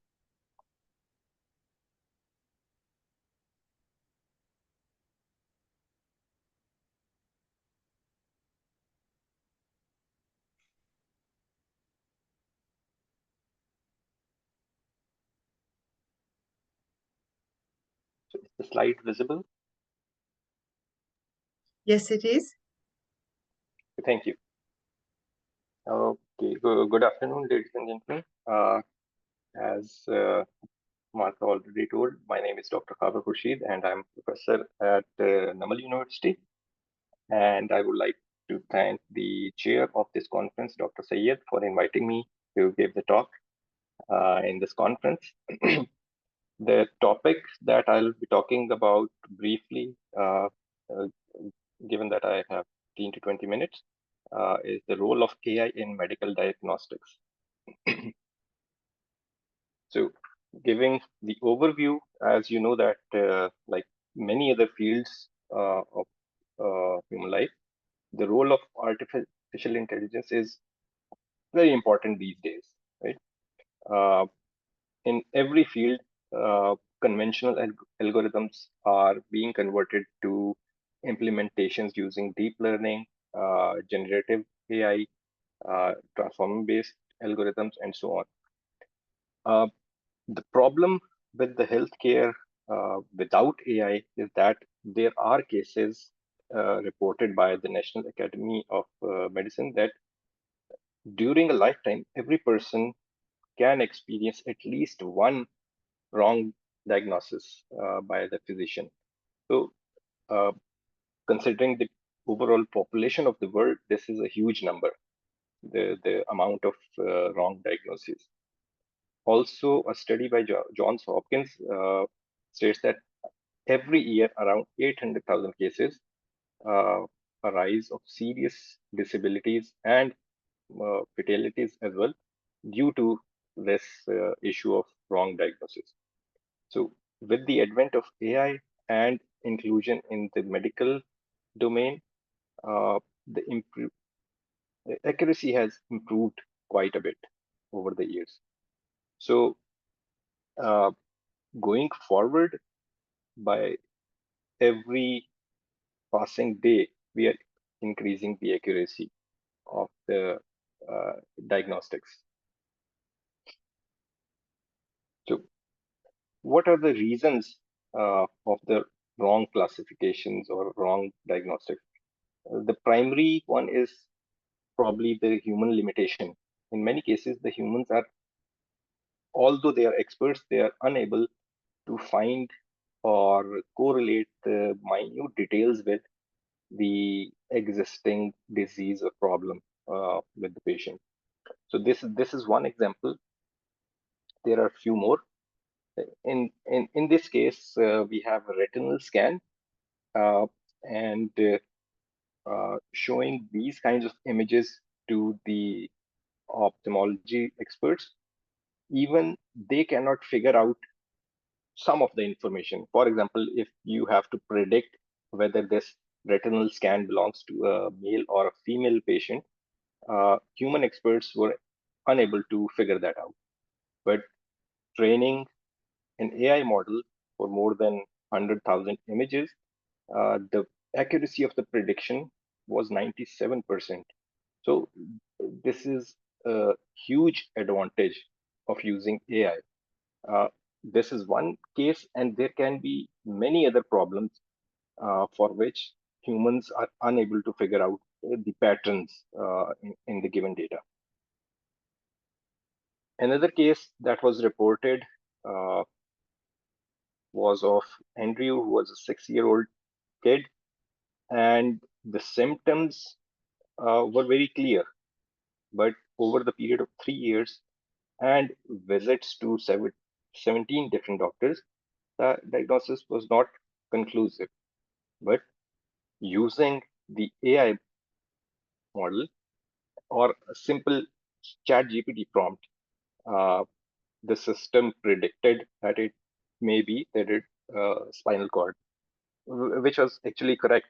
And by treating this problem, the kid was cured.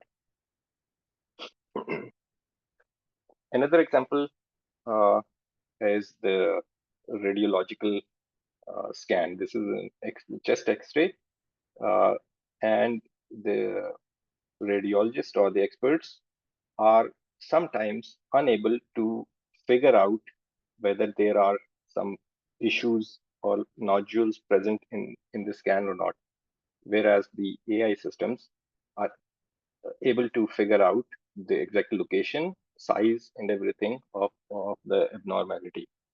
And this problem, actually, I have personal experience that my aunt, when she was undergoing the chemo, the scan showed that she was clear of any remaining cancerous cells.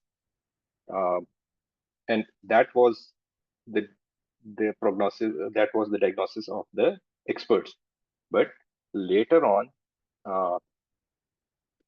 when her condition deteriorated, they figured out, they analyzed the scans again, and they told that they missed minute change in the scans. So these can happen, but if you supplement the information using the AI technology, probably these kinds of cases can be avoided. So a famous quote by Andy Young, who is considered the father of machine learning and deep learning. And this is a very old tweet that was published in 2017. And so we are now 7 years past this post. And at that time, the systems were able to figure out the pneumonia cases better than the radiologists. So you can see that after 7 years, the accuracy of the automated systems are in some cases far beyond the capability of the human experts. So what are the reasons that we are seeing so much incorporation of AI in every field? The main reason is the availability of data. So this is not specifically related to medical data. Every kind of data, the size of data is exponentially increasing every day. So if we talk about medical records over the past decade or so, we have collected data for problems in every field. So whether it's radiology, whether oncology data, whether it's any other field of medicine. So we have a lot of data, and we are able to use that to predict design the models to predict problems in those data sets. So the data is one aspect. The other is the ability to design complex algorithms.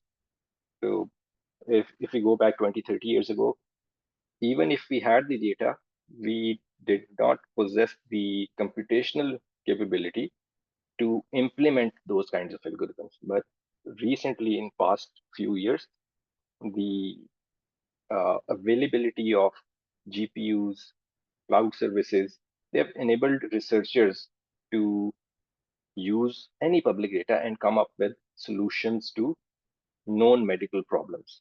So these are the two reasons why we see the algorithms of AI in every medical domain. So there are a lot of use cases, as I mentioned earlier as well. You can have physician assistants. The physician does not require to take notes manually. So whatever the conversation is going on between the patient and the physician, the AI can automatically transcribe, understand, take notes, and the patient can or the doctor can focus solely on the patient rather than busy in taking notes. Similarly, robotic surgeons are available. Clinical decision supports are using AI, personalized medicine, cognitive radiology. And this radiology is a very broad spectrum. If you count the modalities, there are so many different types of modalities in radiology, and every modality has numerous problems. So for every modality, every problem, we have solutions that use AI algorithms. Similarly, remote treatments, workflow optimization, uh, they all use AI for better optimization, better management, better results, and so on. So if we talk about the advantages of AI, of course, using AI models, we can rapidly advance in different types of treatments. Uh, also, the diseases can be predicted early at the earlier stages, and of course, more accurately. Human errors can be avoided. Decision for the treatments are rather rapid, and the overall reduction in treatment cost. So if we reduce even a single minute of the healthcare professional, that amounts to hundreds of thousands of man hours over the year. So that is a significant cost that we can reduce just by eliminating 1 minute of interaction between the patient and the physician. And the most important that I think is the early prediction.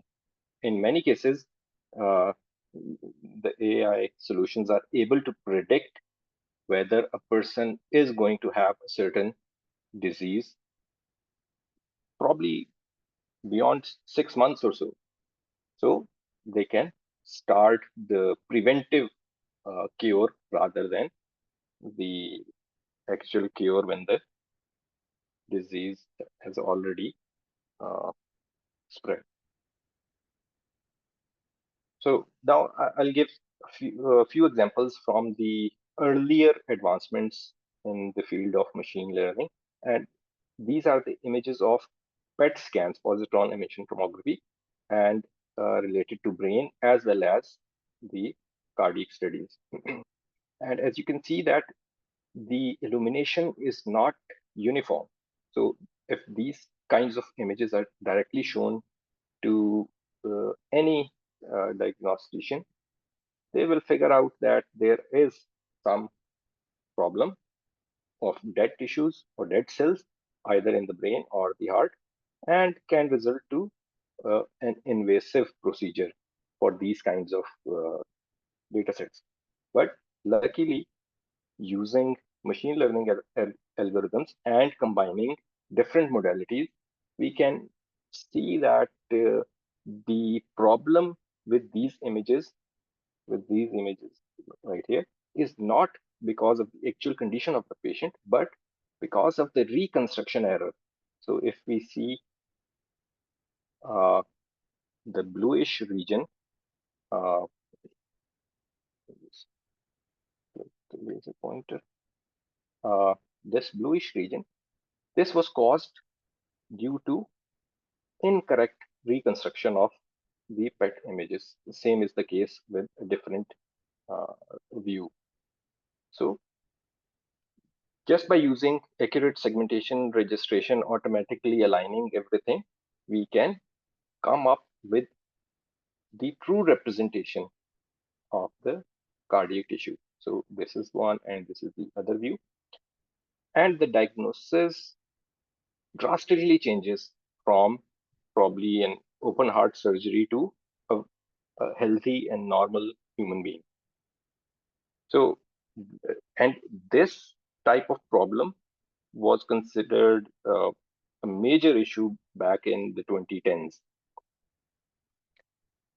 Also, in some cases, despite aligning the data, the output was still not correct. And the scientists figure out that despite using the CT scan, which is the background and the contours are from the PET images, the data was acquired at a, a systolic state of the ECG, at which the size of the heart is at its minimum. So when the heart size is at its minimum, no matter what you do, you are not able to align the PET data with this type of cardiac CT scan.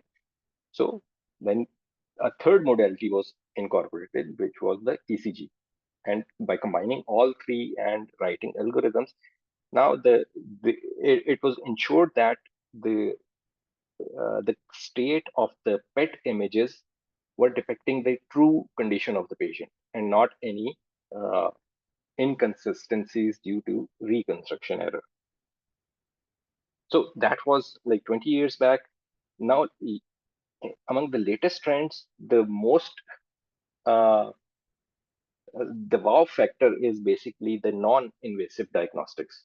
So researchers are all around the world are trying to figure out ways and means where contactless and non-invasive methods can be used to figure out different types of diseases. So this is a very famous study. Even the CEO of Google, Sundar Pichai, also mentioned this in his talk, that just by using the retinal scan and a simple RGB camera, the experts or the scientists are able to figure out some of the diseases like diabetes, blood pressure, kidney and liver disease, Alzheimer's, even Parkinson's, and predicting whether there are chances of heart attack or stroke. So if we talk about these problems, it's even very difficult to comprehend that just by taking the image of an eye, you can figure out these serious issues with the person. And all these studies have been published in the last 5 years. So these are very recent studies, and they are published in the top venues like Nature, Lancet, Neurology, etc. This is one other example, and this is taken from a talk by Dr. Eric Topol, who is a renowned cardiologist at Scripps Research Institute, California. He has over 30 years of experience, and he mentions that just by looking at the ECG signal, even a person with his experience is unable to comprehend how age and gender, kidney disease, atrial fibrillation can be seen just looking at the ECG signal. So humans are unable to find these small patterns which deep neural networks are able to find. This is a work that we are also carrying out in our lab that basically deals with human vitals using visual data. So just by using RGB camera and in some cases IR data and acquiring the facial imagery, we are able to calculate the SpO2 level, temperature of the body, blood pressure, heart rate, sugar level even. So a few years back, I think people would not even have thought that this can be possible. So these are the things that AI has enabled us to do or to achieve during the past few years. Another thing that we have been working on is related to the wearables, something like smart socks or smart shoes. There are other, of course, commercially available wearables that measure different vitals of the human body. But just talking about the shoe or the sock, we can figure out from the pressure patterns of a person that whether there is some problem even related to the spinal cord of person or not. So significant problem can be detected using very simple methods. So of course, I talked about only a few of the fields, but AI is incorporated in radiology, cardiology, oncology, pathology. Different set of pathological slides are being now analyzed using AI algorithms. Dermatology. Actually, this dermatology is also a very important field because all the data is visual. So for the visual data, the results are very promising for the machine learning algorithms. And specifically for the dermatology patients, in many cases, the patients do not want to consult uh, the uh, the experts for one reason or the other. And if there are automated algorithms available, the diagnosis can be acquired just by using an image and that software. Similarly, ophthalmology, dentistry, even psychology, everything is now using AI. So I hope I have time left. Oh, okay, so probably a few more minutes. Yes, please So go ahead. that was, sorry. Please go ahead. Okay, I'll just try to wind up in 5 minutes. So the previous slides incorporated the technical aspect of AI, but also a very important aspect is the ethical issues related to the use of AI for medical diagnostics. So there are numerous concerns, very valid concerns, such as patient privacy and confidentiality, because all the algorithms need huge amount of data. And uh, in the developed countries, of course, they have rules and regulations, and the patient confidentiality is ensured. But in several other countries, the data is shared without anonymizing the patient information. So that is a very big concern. Similarly, bias and fairness in the algorithms. If we use data from a specific region, so that will bias the training algorithms and will result in treatments that are good for certain group of people, but they may not work for other group of people.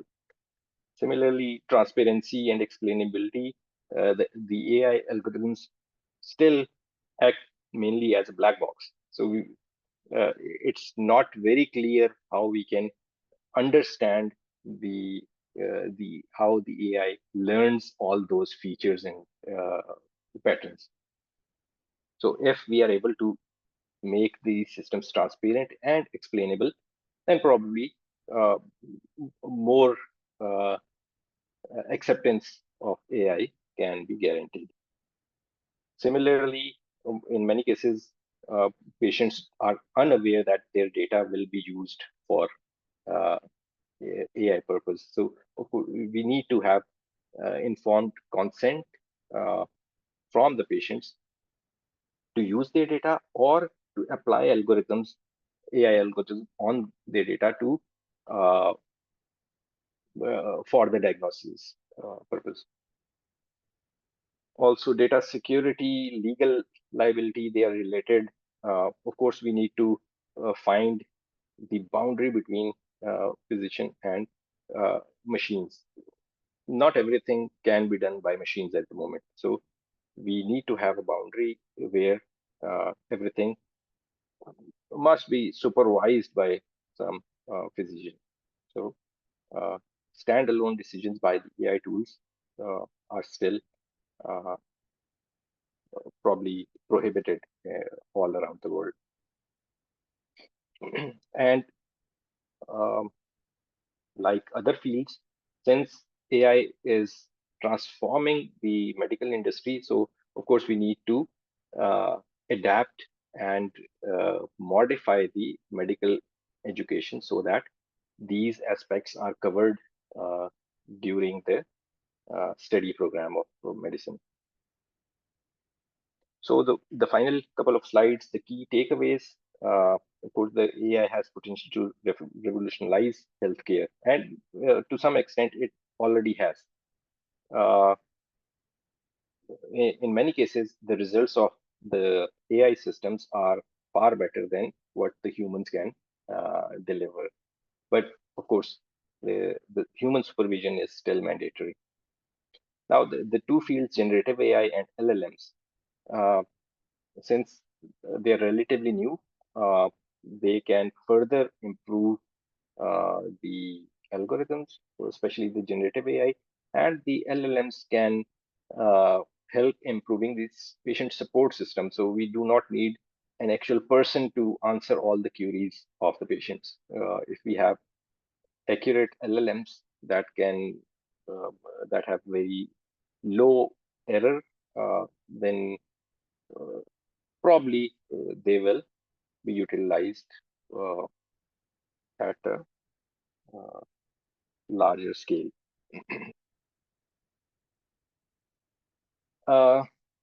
In the end, I would like to say that in order to replace physicians, we need to converge towards artificial general intelligence. Right? So currently, we do not have the general intelligence. So the algorithms cannot reason, plan, solve, think abstractly, and so on. Until we have AGI, the AI models are only supplementary. Right? And a survey conducted shows that most of the people think that by 2030, we will have artificial general intelligence. So that's all from my side. If you have any questions or comments, feel free to ask. Thank you.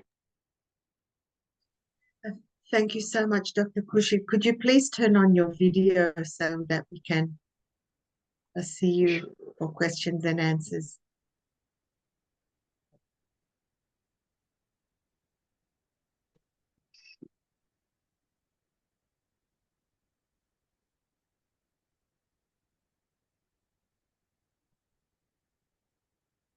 So should I stop the screen sharing or? Yes, you can stop the screen sharing and just turn on your video. Okay.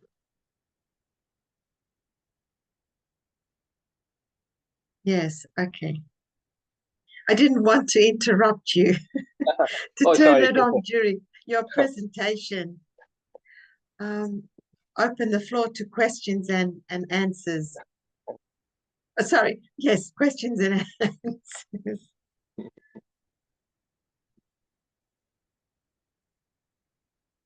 So some of the work we are doing in our lab, but most of the work I have taken from other experts and the research groups all around the world that they are doing in this field.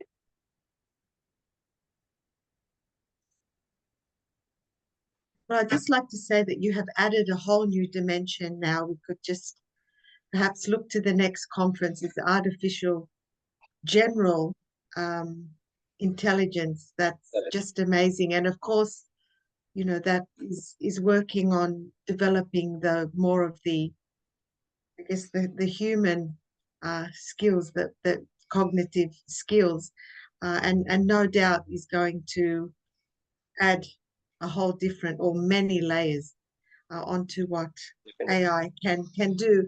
And just like to, you know, commend you on how easy you made it to comprehend such a difficult field, you know, being medicine and health, and how practically you took us through the steps in an area which of course is relevant to all of us, our health.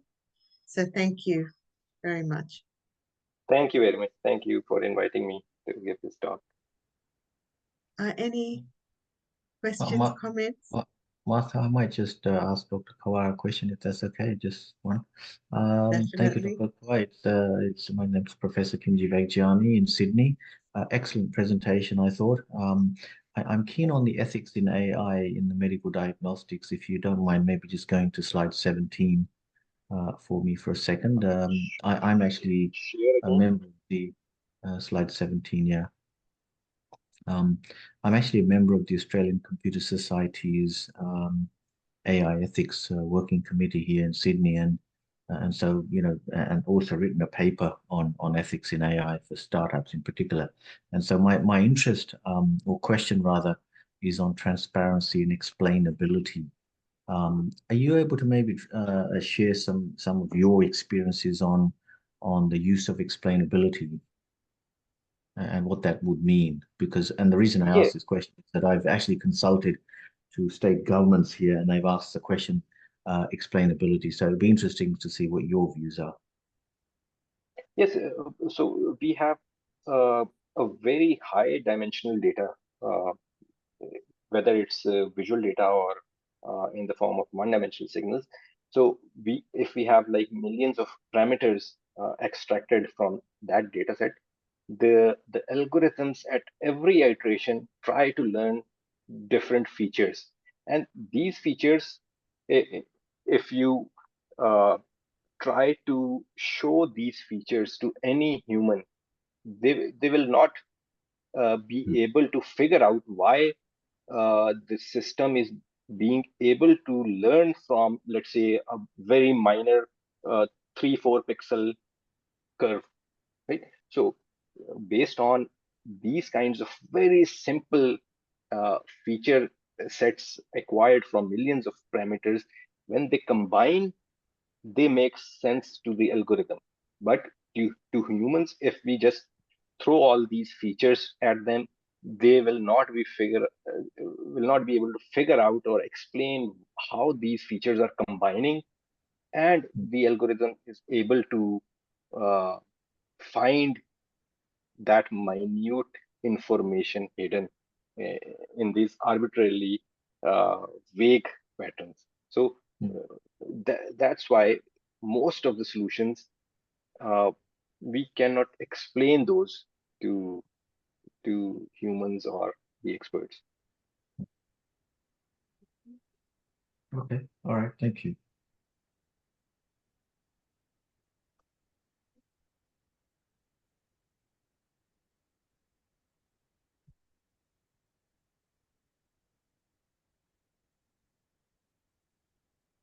Can I just have a comment on it, please, if you don't mind?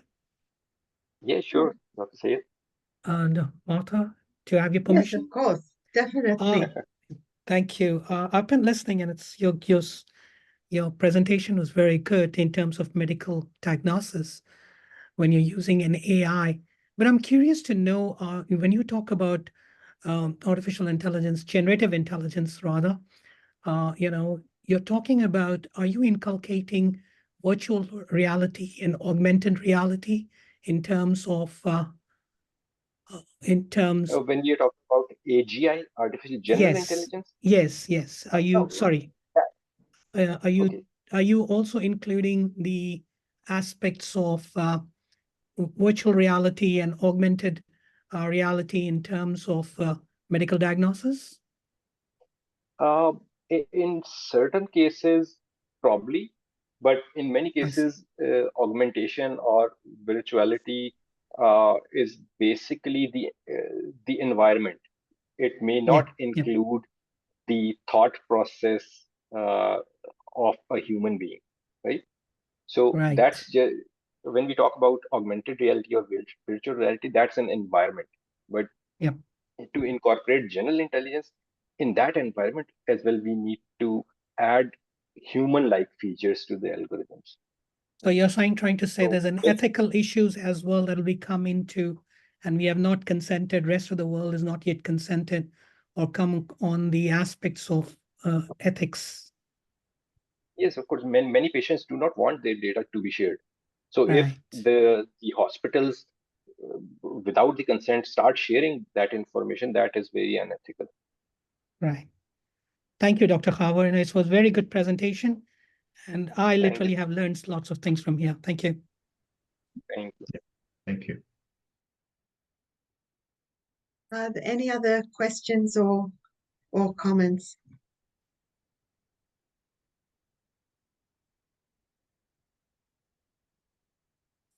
Thank you once again. That was really very informative. Thank you. My pleasure. Okay. Before we commence session 4, I would like to invite Dr. Gimji, who has been very interactive so far in our conference. And just to enlighten everyone again that he is a consultant to the Asian Development Bank, worked with Torrance University, and a visiting professor with the Asian Institute of Technology, and also the Australian Innovator of the Year in 2010. Sorry, Martha, did you want me to say something, or was it? Sorry, I missed that. So no, just to introduce you again before we start session 4, and then that you will provide us a summary of the 4 sessions at the conclusion of that. Sure. All right, so I would now like to invite Maria Cristina Arante to provide her presentation on artificial intelligence. Now, Maria, you're going to have to tell us what JBLFMU stands for. But in this case, it's the teacher's awareness of access to and the use of AI tools for instructions in their institution. So over to you, Maria. Yes, good afternoon Thank to each and you. everyone. Is my audio clear to you? And my video as well? Yes. Thank you so much. Thank you. I will share my screen now.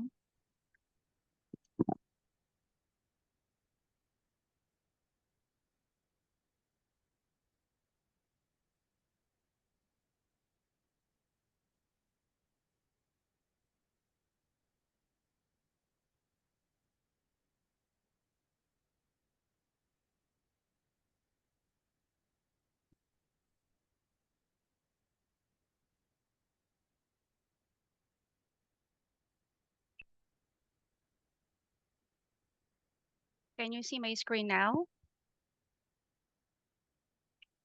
Yes, we can. Okay, so greetings everyone. I am Dr. Maria Cristina Arante, the head of Learning Innovations and Technology Services at John B. Lacson Foundation Maritime University.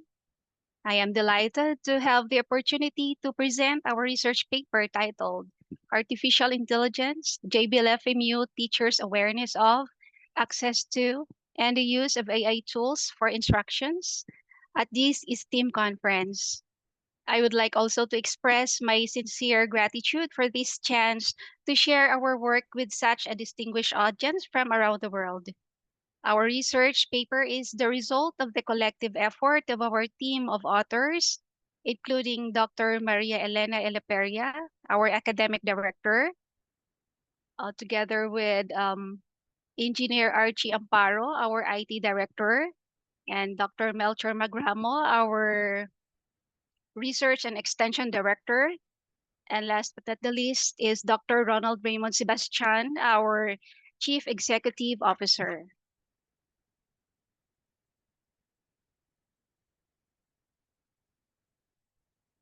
Right.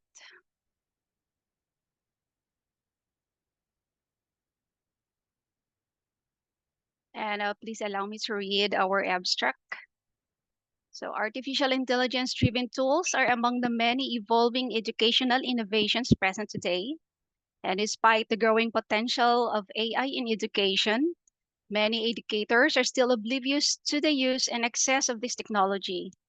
So a study was conducted to assess the knowledge of John B. Lacson Foundation Maritime University regarding AI in education and their access to AI-powered tools for instruction. This study consists of an analysis of thematic contents deploying a semi-structured questionnaire with a total of 41 respondents. This study found that teachers have a general understanding of AI, but they have limited access to AI tools and are not well versed in the specific ways that AI can be used in instruction. Some teachers also express concerns about the potential negative impacts of AI, such as limiting students' creativity and critical thinking.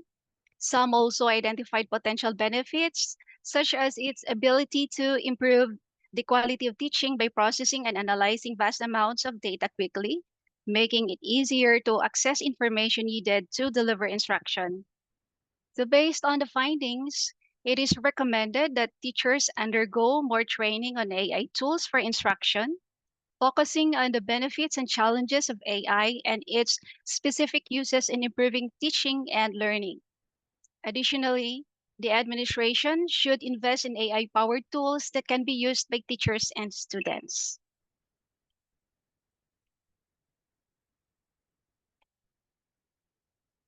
So for the introduction, one among the many quickly advancing educational technology systems that are available to the public today is the development of AI and its emerging technologies. It rapidly transformed the education landscape by innovating how teachers teach and students learn, providing personalized learning experiences, automating tasks, and creating more engaging and interactive learning environments, among others. The integration of emerging technologies such as AI tools in university classrooms is a relatively new concept for JBLFMU. The use of AI-powered educational tools has made it possible for many teachers in JBLFMU to benefit from these technologies. Yet, despite the increasing awareness of teachers of AI tools for instruction, there is still a gap between their awareness and their access to those tools. So to effectively embrace these advancements, teachers at JBLFMU must have a comprehensive understanding of AI and seamlessly incorporate them into their teaching methodologies. So by doing so, they can establish and improve their teaching efficiency. So this paper aims to assess the JBLFMU teachers' awareness, use of, and access to AI tools for instructions, particularly to assess how much teachers know about AI, how they are using it in their classrooms, and what challenges they are facing in doing so. The findings presented in this paper may result in the development of recommendations on how to better prepare teachers to use AI-assisted tools in education. This could include providing them with more training, making AI tools more accessible, and most especially exploring more of AI's potential benefits and risks in education. As for the method, the population for the study consists of random teachers from the 3 units of John B. Lacson Foundation Maritime University. And the study employs a questionnaire to collect information from a total of 41 respondents via Microsoft Forms. And a qualitative and quantitative research approach was employed for this study. And the instrument used in this research is a questionnaire entitled For the Purpose. And the questionnaire consists of open-ended and closed-ended questions. The first part consists of questions regarding the teacher's awareness of the artificial intelligence tools for learning. And the second part is the questions regarding their access to AI tools. Only descriptive statistics were employed to answer the research questions. And so for the results and discussions, we try to answer what is the level of awareness among teachers about AI tools for education. And as indicated in figure 1, 36 or 88% of the respondents answered they are aware of AI tools, and 5 or 12% of the respondents answered not aware of AI tools. The respondents were also asked if they have oversight of the AI tools they use for their learners, and the result shows that 24 or 59% of the respondents answered yes, and 17 or 41% of the respondents answered no.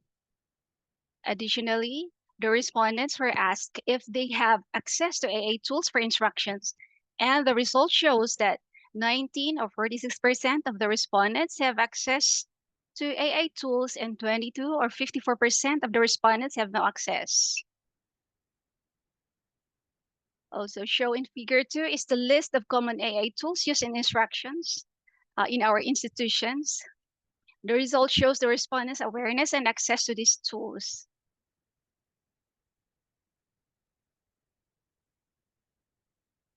Right.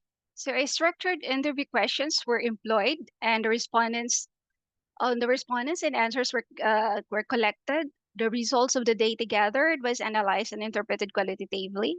A thematic content analysis was performed to analyze and organize complex data, and a content analysis with interviews with the teacher was constructed on the following themes: perception regarding AI improves, so will improve the quality of teaching patterns being supported by AI, students learning with the support of AI fills the gaps between the existing and expected standards in terms of their overall classroom performance, and AI as a threat to human intellect.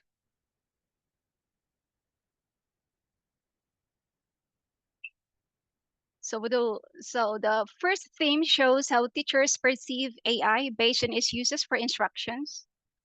The majority of 41% of the respondents claimed that AI can make their work easier, and 15% asserted that AI is beneficial if used properly and responsibly, while 32% only define what AI is.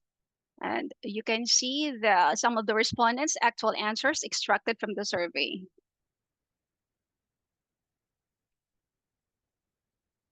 So this theme described the respondents' thoughts on whether AI is improving or will improve the quality of day-to-day teaching work, and in what ways. So 44% of the respondents claimed that AI will make their task easier. 22% claimed it would improve instructions. At the same time, 24% expressed indecision or unawareness of how AI will be employed to improve their day-to-day task. You can also see here some of the respondents' answers extracted from the survey.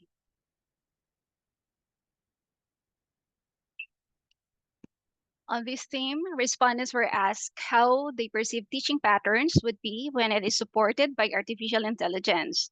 So 54% of the teachers claimed that teaching patterns would be easier, more efficient, and engaging, while 24% of them asserted that it would be challenging at some point, and there is a need for them to media and information literacy to use AI effectively.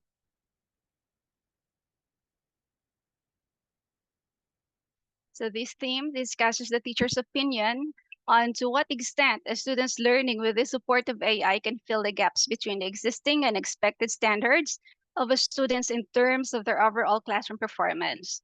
So 51% of the respondents claim that with the support of AI, students can learn to a great extent. Also, 27% assert that students' dependence on AI cannot guarantee improved learning.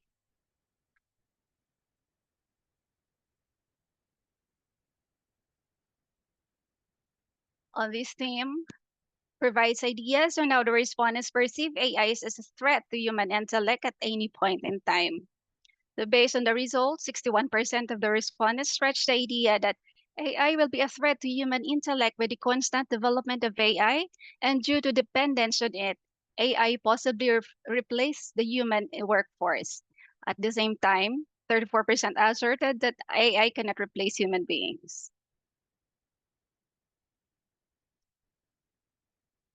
So for the conclusion, artificial intelligence and emerging technologies for education can be of a great use to support a variety of educational goals. By incorporating these technologies into the instructions, teachers can help students develop the skills they need to succeed in the future. It is also critical to use AI tools ethically and fairly, where teachers need to be mindful of the potential for biases in these technologies. It is also important to use AI tools in a way that it is complementary to teachers, making the tools accessible to them and all the students. And AI can never replace teachers, but can be a powerful tool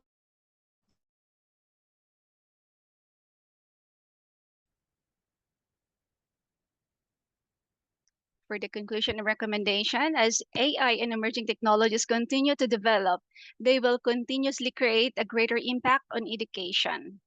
This study will greatly contribute to the growing body of research on the use of AI in education.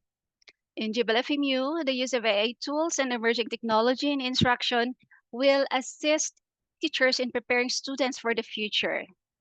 And the findings provide insights into teachers' awareness, use, and access to AI tools, and the results suggest that there is the need for more training and support for teachers on this emerging technology, and administration should invest in AI-powered tools that can be used for instructions by teachers and students. Here are my references.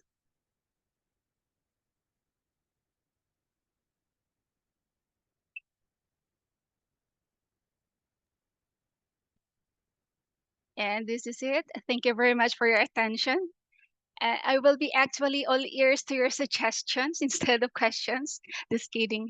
And comments, if any, for the betterment of this endeavor. Because as educational institution with AI, we still have a long way to go with all the pros and cons, the questions on the credibility of academics, academic integrity, compliance, so on and so forth. Again, thank you and have a nice day, everyone. Terima kasih. Thank you so much, Christine. And you really touched on so many different areas. And I think for me, what really stood out was just a very short statement you had there in relation to AI being a possible threat to the human intellect. And this is the key word for me, intellect, because this is what I think we look to AI especially for, being the intelligent machinery, being the intelligent tool, and being more intelligent than humans. But of course, it's all the different skills that you also presented, and again, commend your institution for the support that you are giving your staff, because they are the vehicles in the end. And the truth is that I guess teacher, lecturer, mentor, these are going to be the old words. I think, facilitator and guiding, definitely through this process. And that's what you are doing. So thank you very much, and open to questions, suggestions. I think I'm more open to suggestions. Yes. Thank you very much in advance. If I may, sorry, Martha, I seem to be first of the rank to do this every time.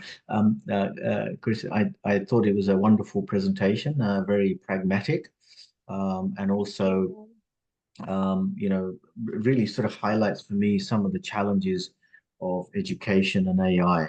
And I'd be very interested in learning more over the coming years. I am in Manila and Cebu, by the way, at the end of June. So I don't know if you're going to be there. I'm not sure where you are based, but It'd be wonderful to have a coffee or a lunch with you or dinner something with you at that time. But the point I wanted to make was I think it's more a suggestion. I'm sure there'd be lots of other comments there, but a suggestion was It will be surely noted. Thank you so much. sorry. It will be noted. Thank you so Okay. much in advance. Sure, sure.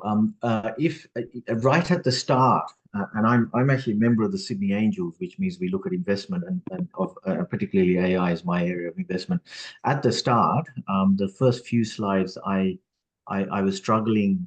You need to say exactly what it is and use a picture to say those things if possible.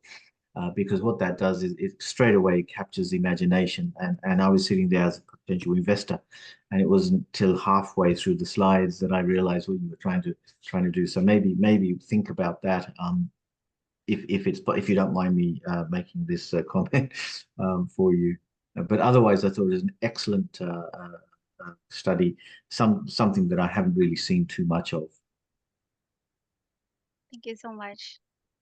Yeah, and if you can share your email, and you put the slide up, but you just took it off straight away. Maybe. Oh, sure. Yeah. I will. Yeah. Thank you, Martha. Yes, any further suggestions or questions? Yeah, Christine, I would also like to reach out to you, if you could share your email again with us. Yes, ma'am. Yes.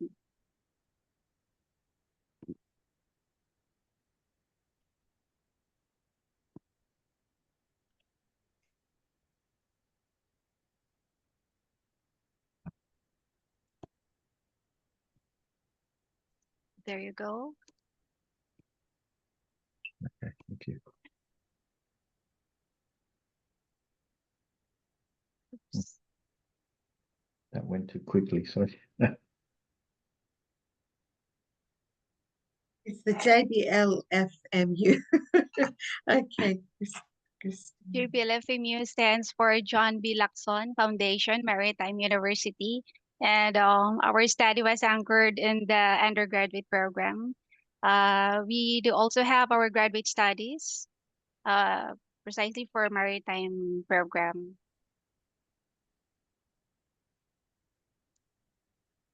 Thank you once again. It was really excellent. Much. I'd now like to invite Christian de la Cruz for his presentation on developing a game-based learning system for exceptional learners in an AI environment. Okay. Hello. Martha, may I request to play the recorded video to Yes, of ensure that course. you don't encounter any interruptions, okay, during my presentation. Okay, thank you. Thank you. Thank you so much. Thank you.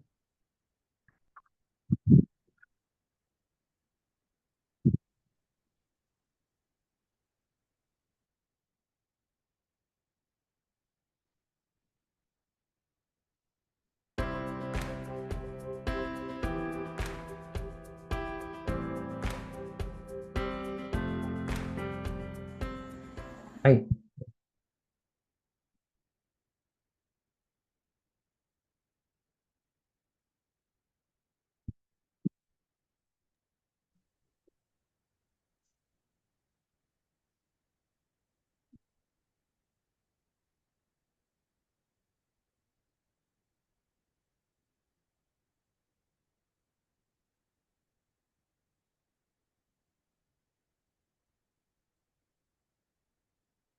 I'm sure your one is loading now.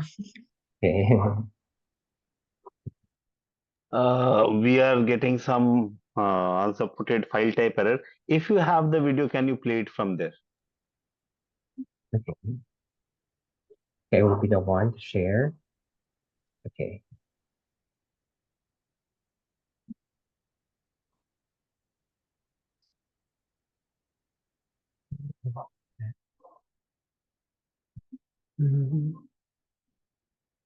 Okay, for a while.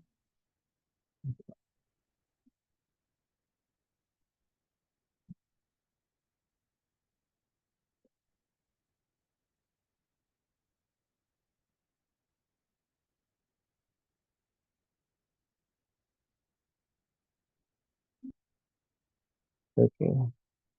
Okay, so let me share the screen. Okay, but then I cannot see.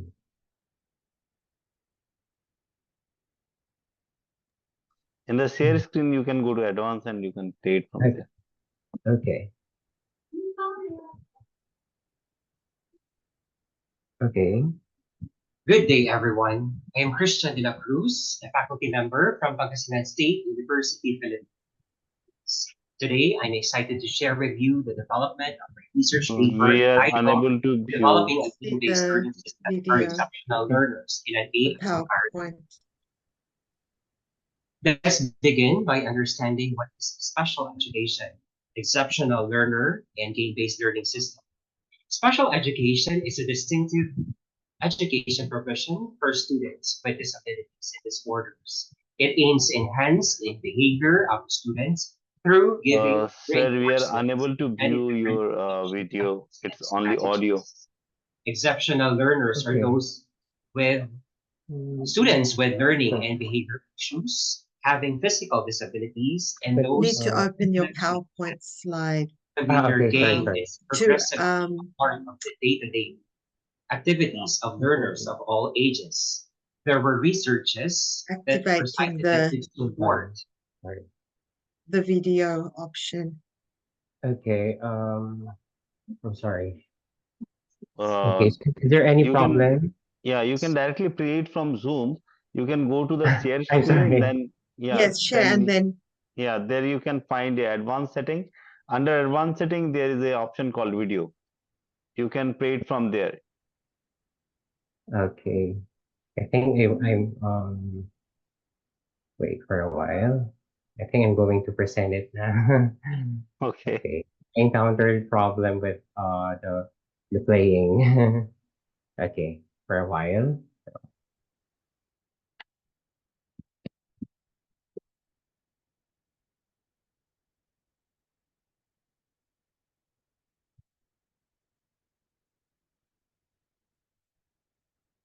Okay.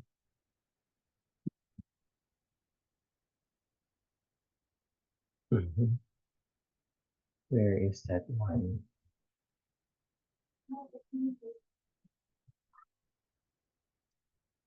Okay, let's see my presentation. Where is it? Okay. Okay.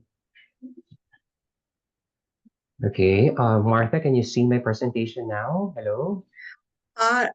okay, at the moment I still see your file Okay. screen.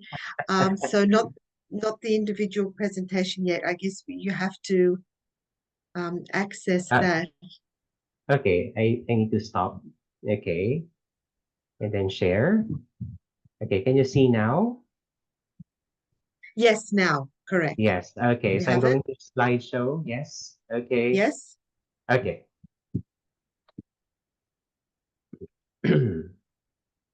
Okay, so I'm going to start now. Okay. Okay, good day, everyone. I'm Christian de la Cruz, a faculty member from Pangasinan State University, Philippines. Today, I'm excited to share with you the development of my research paper entitled Developing a Game-Based Learning System for Exceptional Learners in an AI Environment. Let's begin by understanding what is special education, exceptional learner, and game-based learning system. Special education is a distinctive education provision for students with disabilities and disorders. It aims to enhance the behavior of the students through giving reinforcements and many different teaching methods and strategies. Exceptional learners are those students with learning and behavior issues, having physical disabilities, and those intellectually talented. Computer game is a progressively a part of the day-to-day activities of learners of all ages. There were researches that were cited that could support student motivation and learning. That is why its implementation in the classroom can be very challenging. Gamification incorporates computer game elements like leaderboards, badges, and points into non-game context in order to take benefit of the motivation provided by an artificial intelligence environment. And this is all about game-based learning system. Special education is a continuum of specially designed instruction, which includes a combination of supports and services that is intended to meet the needs of an exceptional learner. Teaching exceptional learners requires a lot of efforts and resources. Teachers should always repeat the same lesson several times due to lack of memorization and recognition of objects and concepts. In giving directions to the class, teachers should leave a pause between each step so student can carry out the process in their mind. For the past decades, SPED teachers in the Guban City common strategies in teaching exceptional learners are making their students cooperative in learning through having games, storytelling, hands-on activities, brainstorming, and discussions.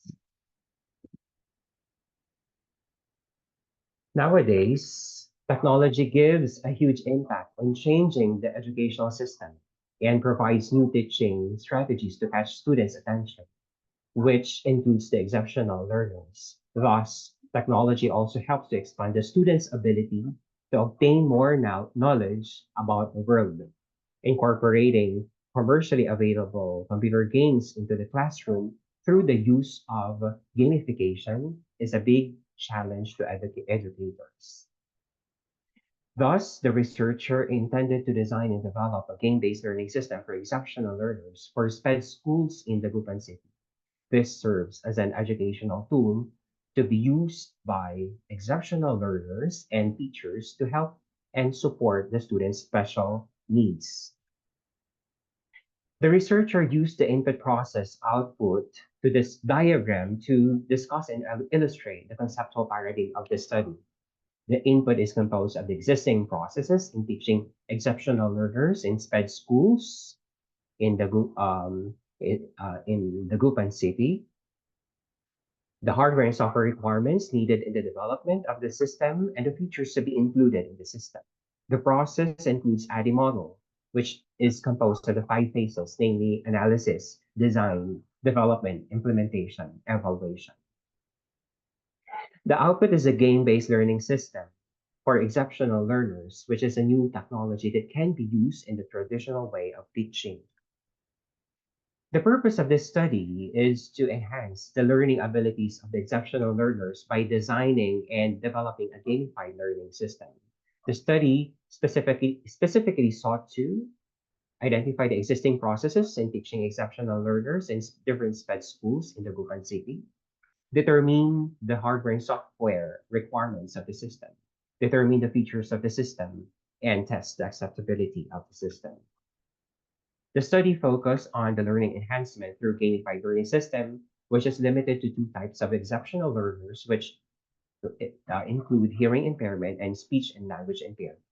And the system consists of different types of learning activities with animation, sounds, and videos. And the system also caters games to encourage the exceptional learners to participate. The study utilizes this descriptive development method of research. It is said to be a descriptive method because it is a fact-finding study that involves describing, explaining, and interpreting the conditions of the present.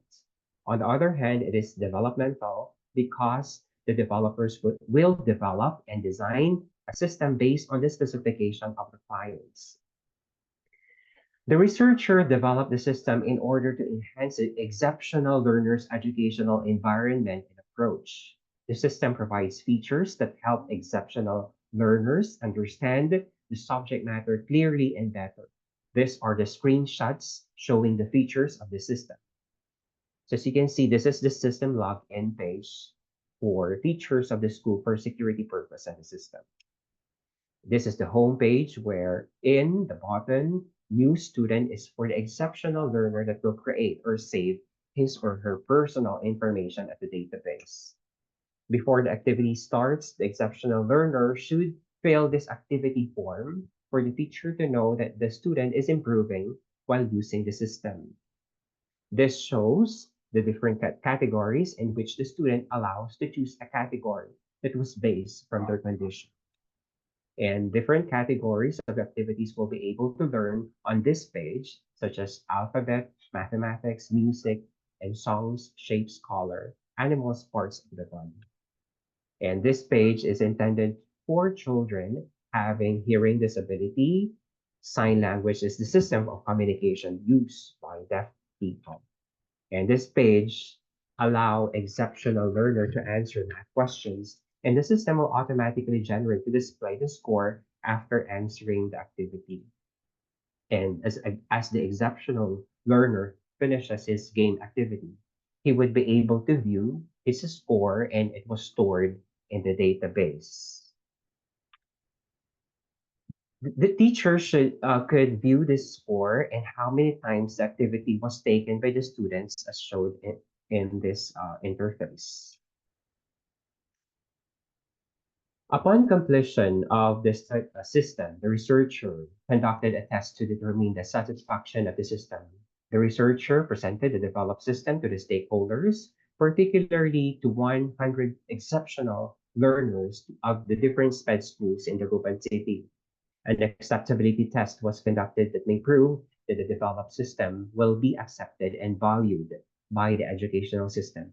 The table shows the overall system acceptability as to usability, design, user-friendliness, and navigation.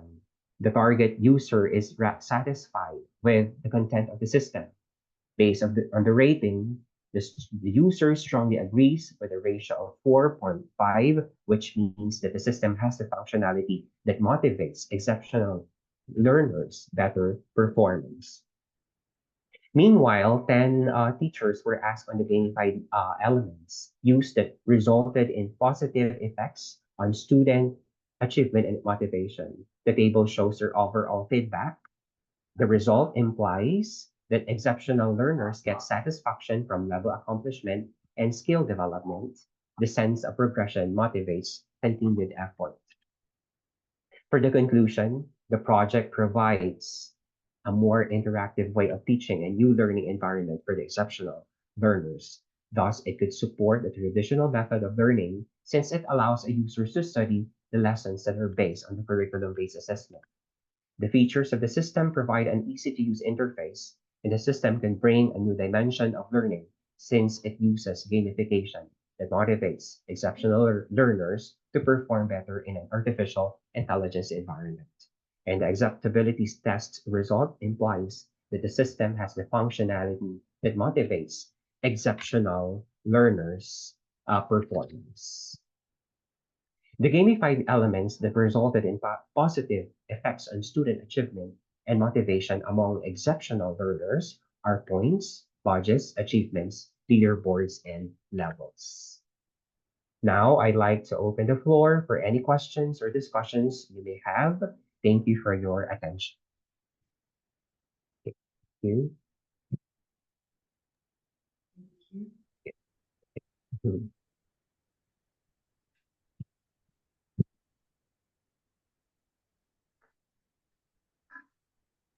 Christian, do you mind just putting that slide up of your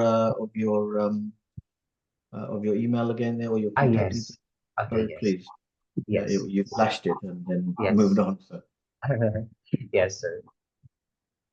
And see it. Yes. Okay. Okay. Can you see now? Yeah. Okay. Okay.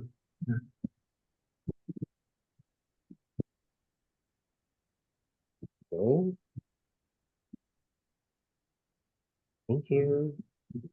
Is it okay now? Okay, yes. Thank you. Yes. Okay, yes. Christian, thank you so much. That Yes. was an exceptional presentation. And Okay.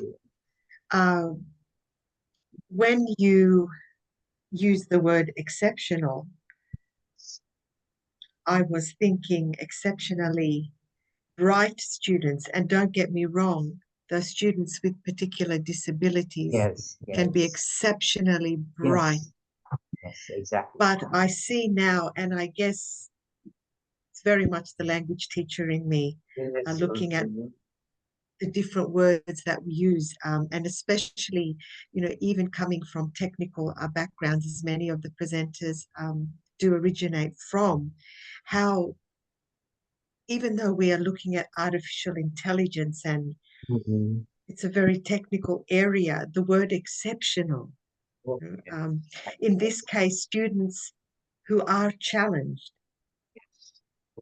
They are actually students that we're in. It's a challenge for them to teach to teach this type of students, as well as on how they are going to learn as well, based on their special needs. Yes. That's why they are known as exceptional learners. Yes. Yes, and no doubt that the AI here, which is exceptional in itself,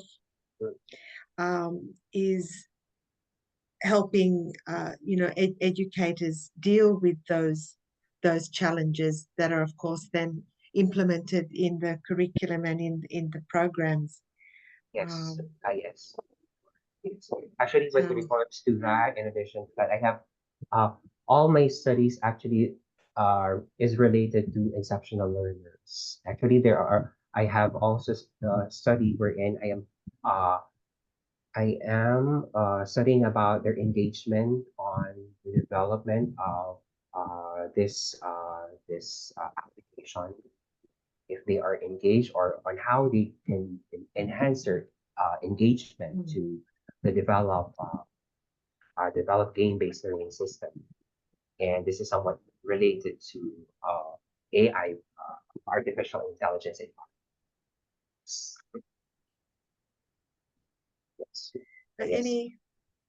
Thank you. Any questions or comments? Thank you again, and commend you on your wonderful work. Okay, thank you, Martha.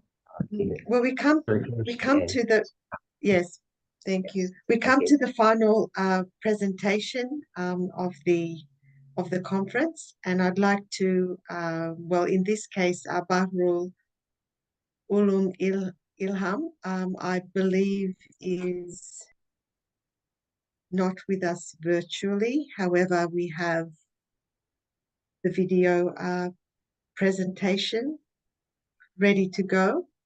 And Bahrul comes from... Yeah, he was there since morning, but yeah, somehow he is not now. So we'll play his recorded presentation. Yes, I thought I recognized the name from but quite a few hours ago.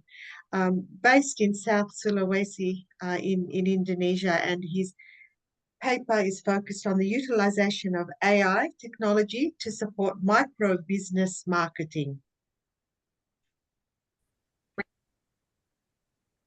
Hello everyone, my name is Bahrul Ulum Ilham and I'm from Nobel Indonesia Institute of Technology and Business in Makassar.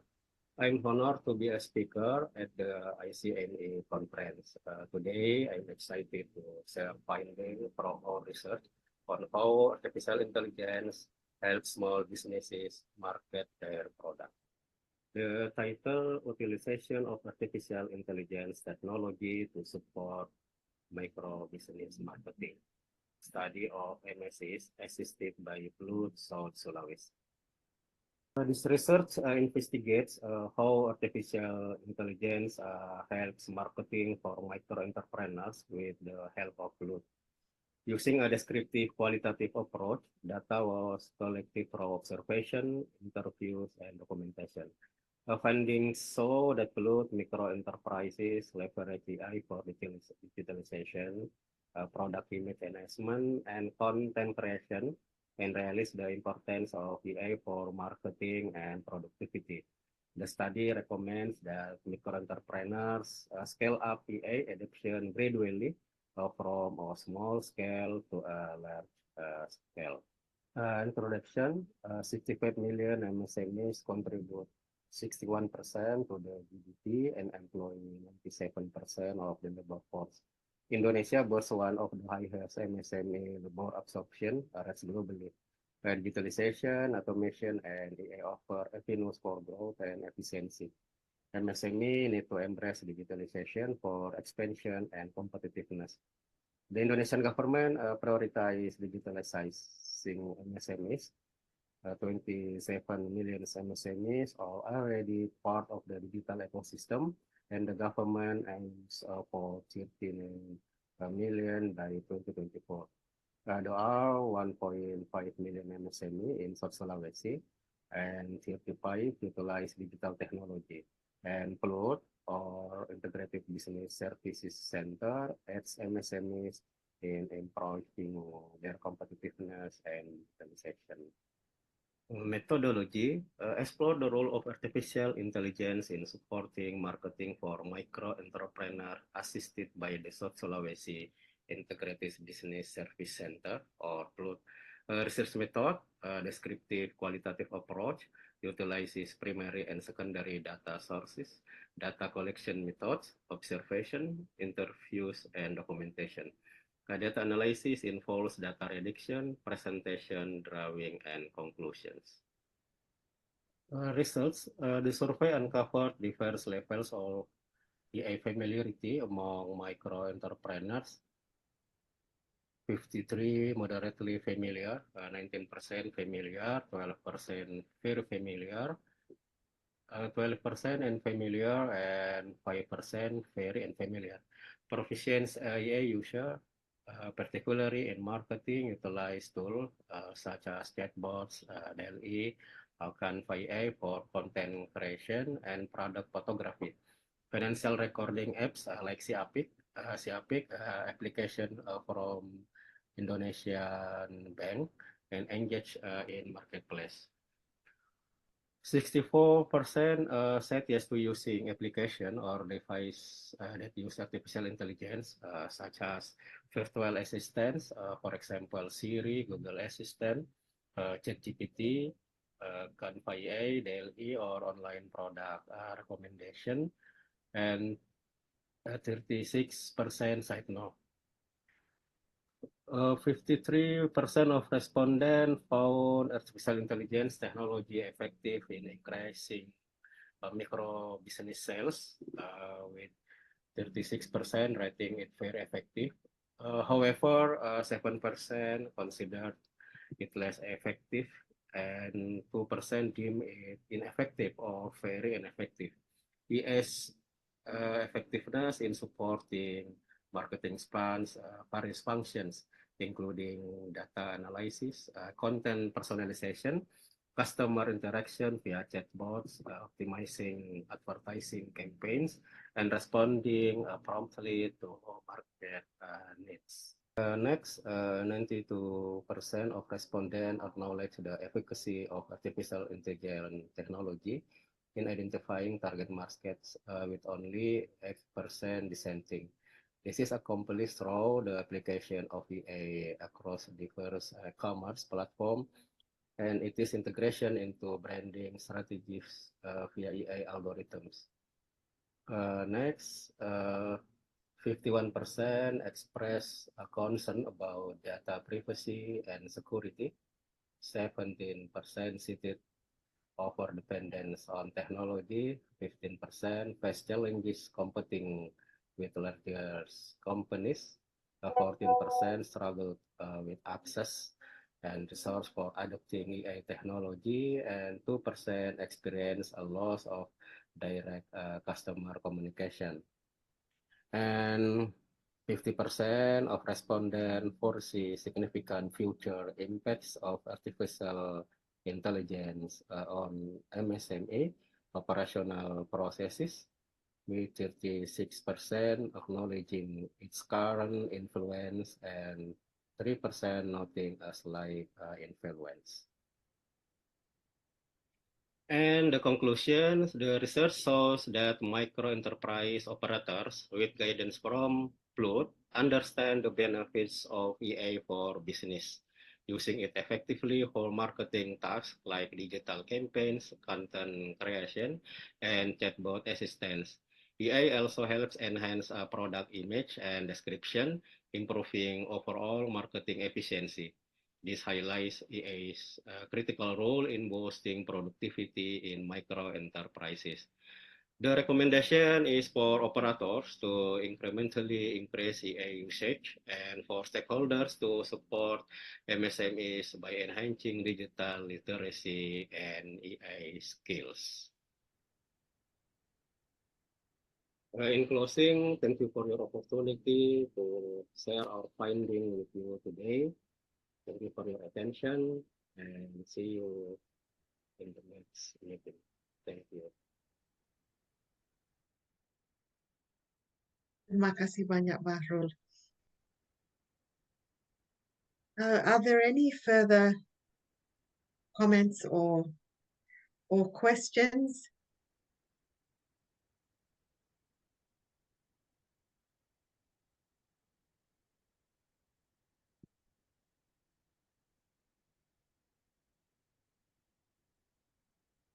I feel we should proceed. He has not joined yet.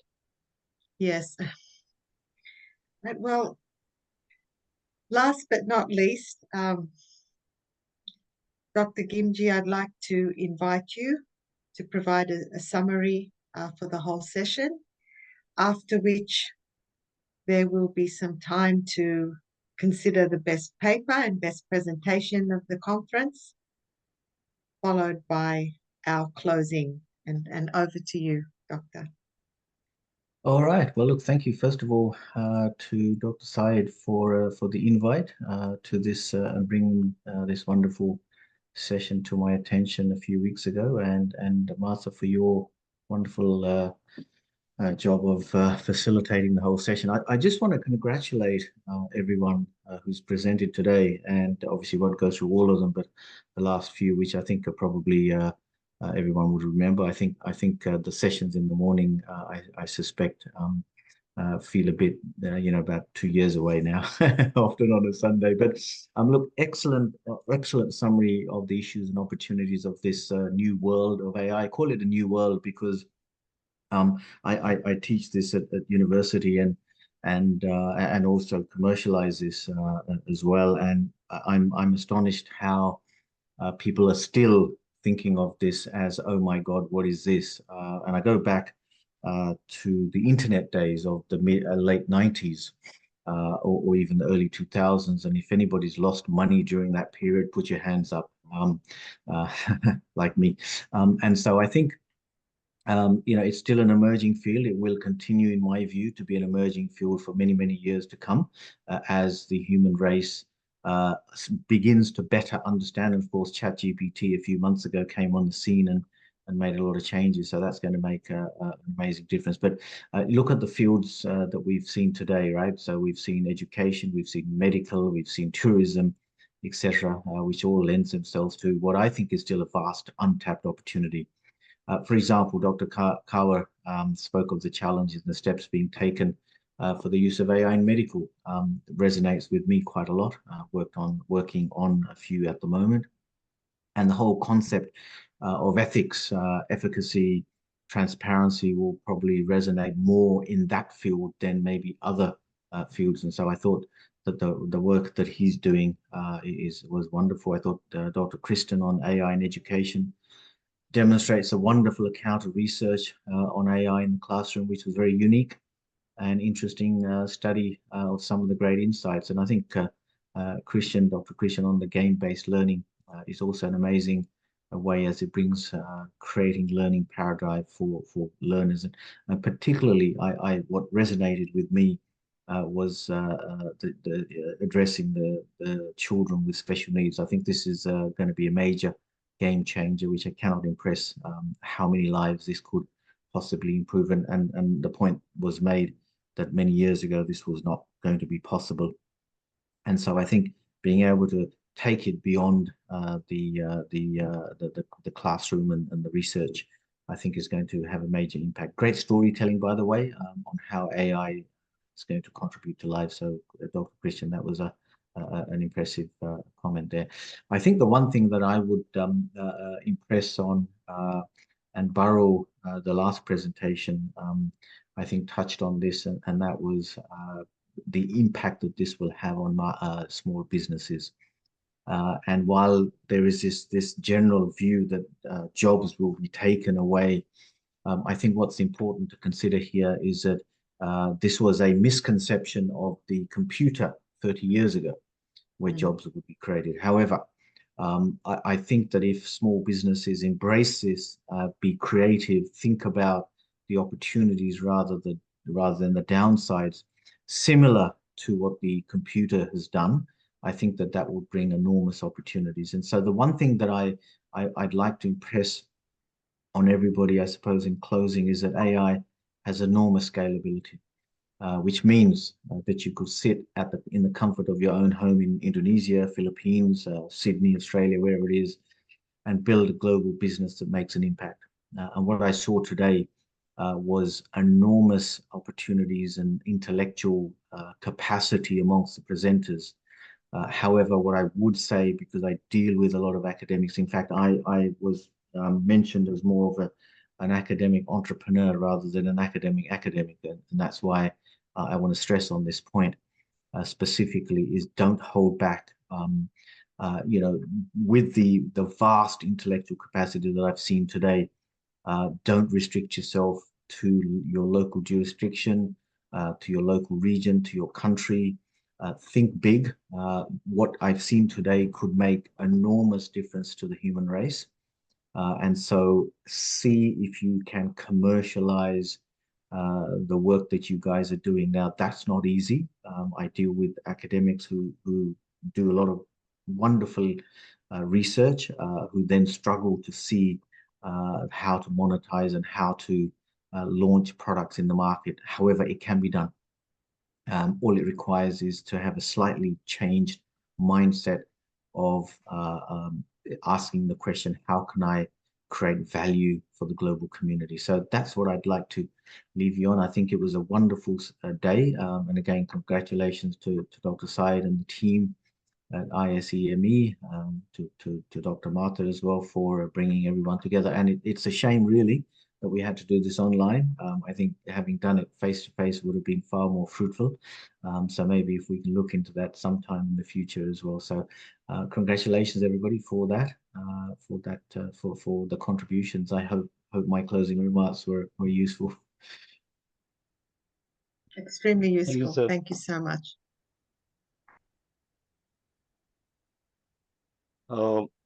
Actually, we always thought it has to be hybrid, not in person only.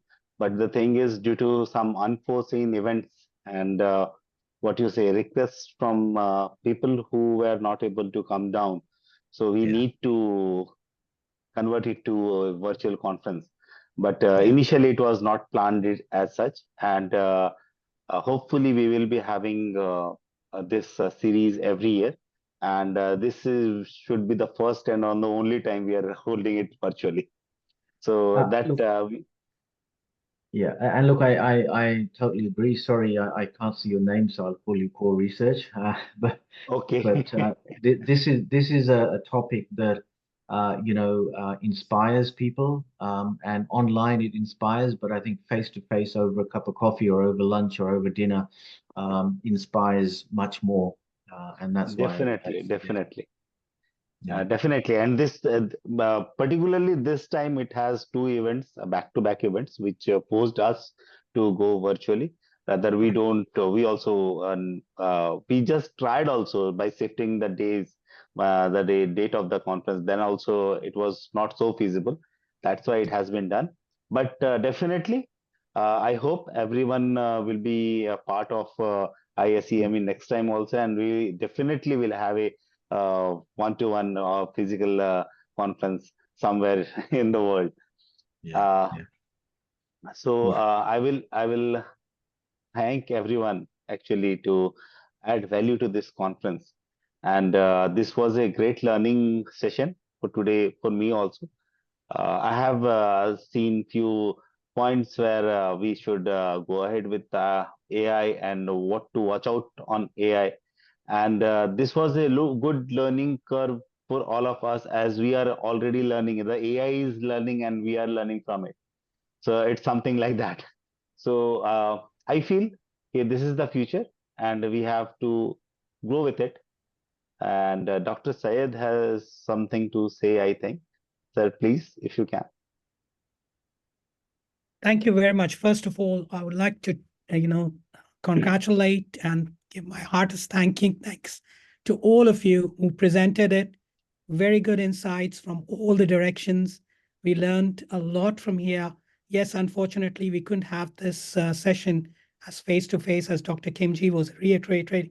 And rest assured, every year we'll have this as a hybrid or a face-to-face rather than this was a last moment discussion or decision. I thank you from the bottom of my heart for every single person who contributed for this conference. And thank you very much. It was a great, yes, sir, please. I was going to say, I don't know whether it is possible to share everybody's email. I think as a family of community of researchers, I would be more than happy for my details to be shared with anybody. If It will it's be required. shared, sir. It will be shared.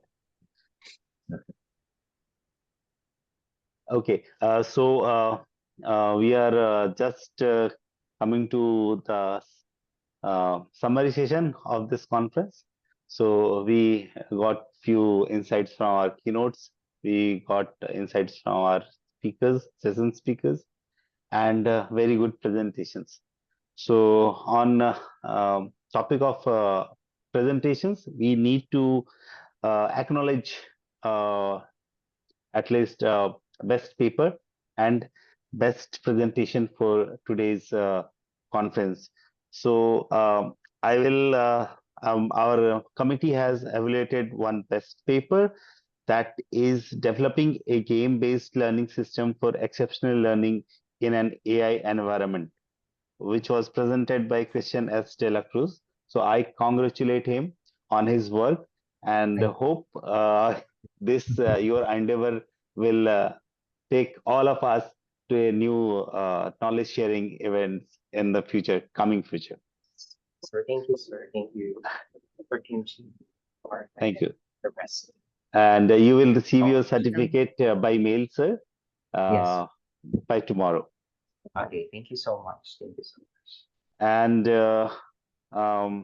the best presentation, actually the best presentation, we are seeing it throughout the day today. So it's Martha Hendra for her presentation of the role of leadership in an ever-changing work environment, culture of emotional intelligence versus AI. So it was a very good topic and it was presented very well. And you were throughout the day, it was a commendable thing what you have done today. Thanks for all that. And I do appreciate your work. And our committee has also appreciated it. And hope in the coming days, you will achieve a greater heights on your topic of interests. Thank you, ma'am. Terima kasih banyak. Thank you so much. Thank you. It was a real honor. It was definitely a learning experience for me, especially when it comes to AI. And I think it comes through that I am still very much a traditional teacher at heart. But even through my presentations, there's so much that I have learned, and I'm looking forward to taking back into my lectures and the classroom in the next coming months. And I look forward to working closely with you in the near future and perhaps moderating our next session. And thank you. Sure, ma'am. And next time it should be a physical conference, that I will assure you. Yes. So it was a great day with all of you, Dr. Shahid, Dr. Kimji, ma'am Lilibeth, and all of the participants who are here today, Dr. Kanwar. So I'm very happy that at least we had a good session today, and the insight shared today was great, and it was very insightful and knowledgeful. And I also always thought that this has to be a physical conference where we can physically meet, but we have gained something, and we will take it back home today. And in future, we will overcome all our issues, and we will have a great ISME next year. So thank you all. Thank you all participants. Thank you all guests and speakers. Thank you, Martha, for the day. You saved the day. So this You're is welcome. this is for ICME April 2024. So I hope you all have enjoyed and gained something from today's conference, and hope to meet you all soon in ISME or in any of other conferences we are going to host. So Thanking you. This is it from Core Research Foundation.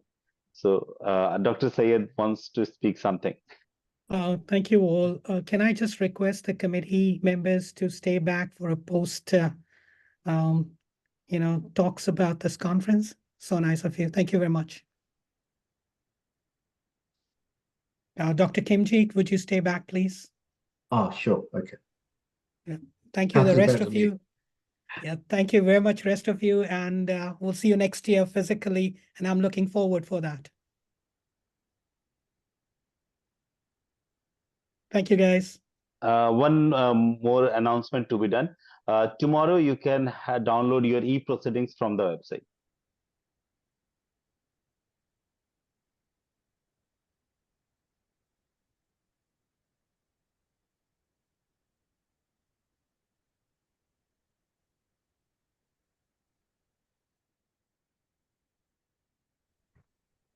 Darshan, Shasmita, Kimji, Martha, can you stay back, please?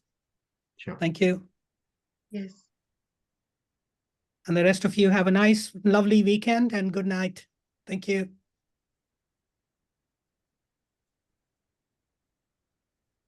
Thank you all. See you on next year's summit, hopefully offline. Thank you. Thank you all. Thanks. Thank you, everyone.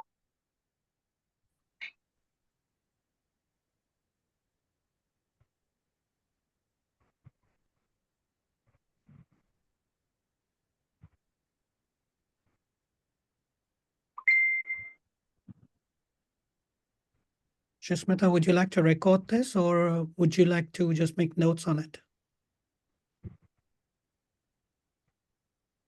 Sir, better we should go for the notes because it's a long recording since morning.